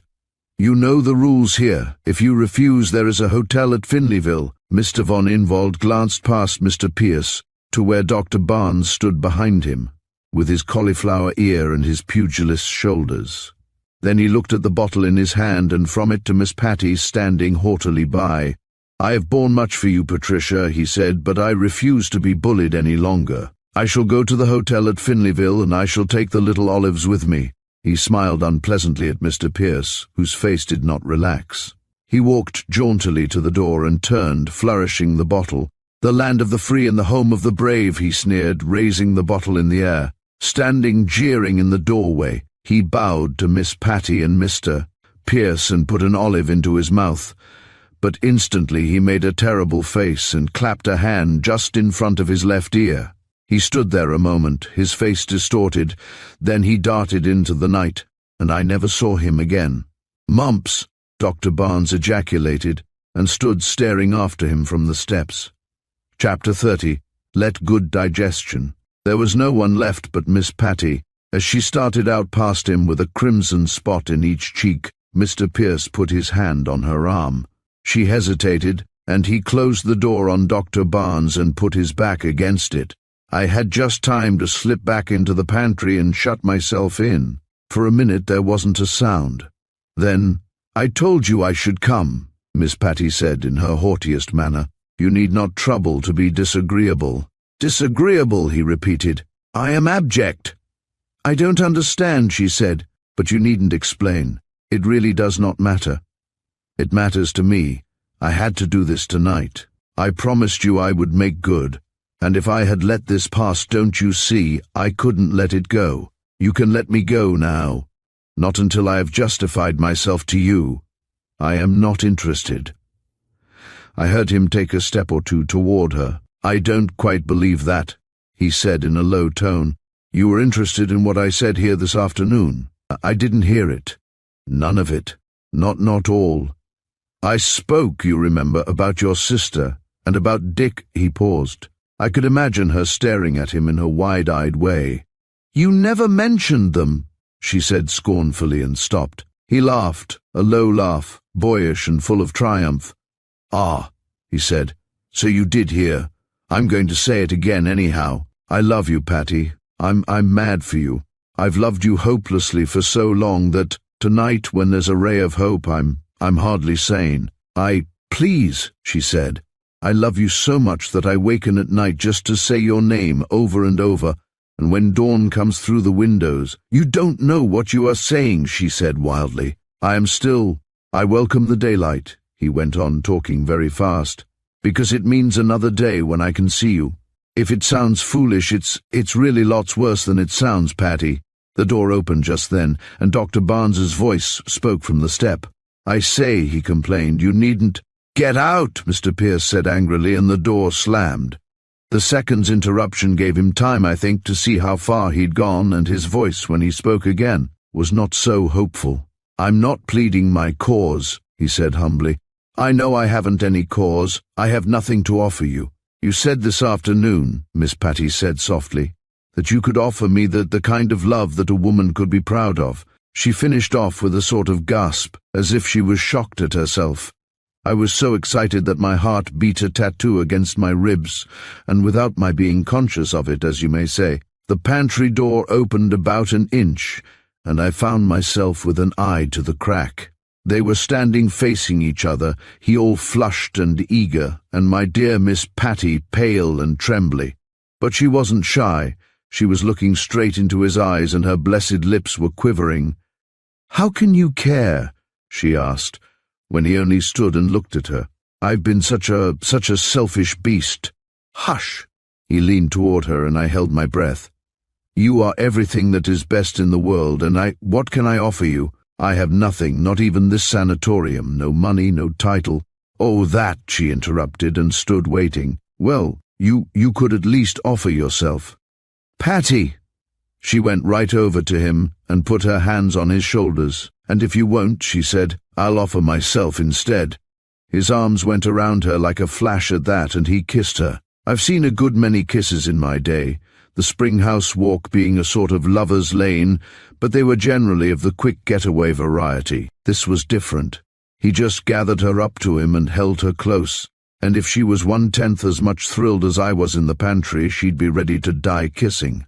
Then, without releasing her, he raised his head with such a look of victory in his face that I still see it sometimes in my sleep, and his eye caught mine through the crack. But if I'd looked to see him drop her, I was mistaken. He drew her up and kissed her again, but this time on the forehead. And when he'd let her go and she had dropped into a chair and hid her shining face against the back, as if she was ashamed, which she might well be, he stood laughing over her bent head at me. "Come out, Minnie," he called. "Come out and hear the good news." "Here," I said. "I've seen all the news I want." "Gracious," Miss Patty said, and buried her head again. But he had reached the shameless stage. A man who is really in love always seems to get to that point sooner or later. He stooped and kissed the back of her neck, and if his hand shook when he pushed in one of her shell hairpins, it was excitement and not fright. "I hardly realize it, Minnie," he said. "I don't deserve her for a minute." "Certainly not," I said. "He does." Miss Patty's voice smothered. Then she got up and came over to me. "There is going to be an awful fuss, Minnie," she said. "Think of Aunt Honoria and Oscar." "Let them fuss," I said grandly. "If the worst comes, you can spend your honeymoon in the shelter house. I'm so used to carrying meals there now that it's second nature." And at that they both made for me, and as Mr. Pierce kissed me, Dr. Barnes opened the door. He stood for a moment, looking queer and wild, and then he slammed the door and we heard him stamping down the steps. Mr. Pierce had to bring him back. Well, that's all there is to it. The place filled up and stayed filled, but not under Mr. Pierce. Mr. Jennings said ability of his kind was wasted there, once the place was running, and set him to building a railroad somewhere or other with him and Miss Patty living in a private car. And he carrying a portable telephone with him so he can talk to her every hour or so. Mr. Dick and his wife are running the sanatorium, or think they are. Dr. Barnes is the whole place, really. Mr. Jennings was so glad to have Miss Patty give up the prince and send him back home, after he'd been a week in the hotel at Finleyville looking as if his face would collapse if you stuck a pin in it, Mr. Jennings was so happy, not to mention having worked off his gout at the woodpile, that he forgave the Dickies without any trouble, and even went out and had a meal with them in the shelter house before they moved in, with Mr. Dick making the coffee. I miss the spring, as I said at the beginning. It is hard to teach an old dog new tricks, but with Miss Patty happy, and with Dr. Barnes around, Thoburn came out the afternoon before he left, just after the rest hour, and showed me how much too loose his waistcoat had become. "I've lost, Minnie," he confessed. "Lost 15 pounds and the dream of my life, but I've found something too." "What?" "My waistline," he said, and threw his chest out. "You look 15 years younger," I said, and at that he came over to me and took my hand. "Minnie," he said, "maybe you and I haven't always agreed, but I've always liked you, Minnie, always." "Thanks," I said, taking my hand away. "You've got all kinds of spirit," he said. "You've saved the place all right, and if you tire of this and want another home, I've got one. 12 rooms, center hall, tiled baths, cabinet mantels. I'd be good to you, Minnie. The right woman could do anything with me." When I grasped what he meant, I was staggered. "I'm sorry," I explained as gently as I could.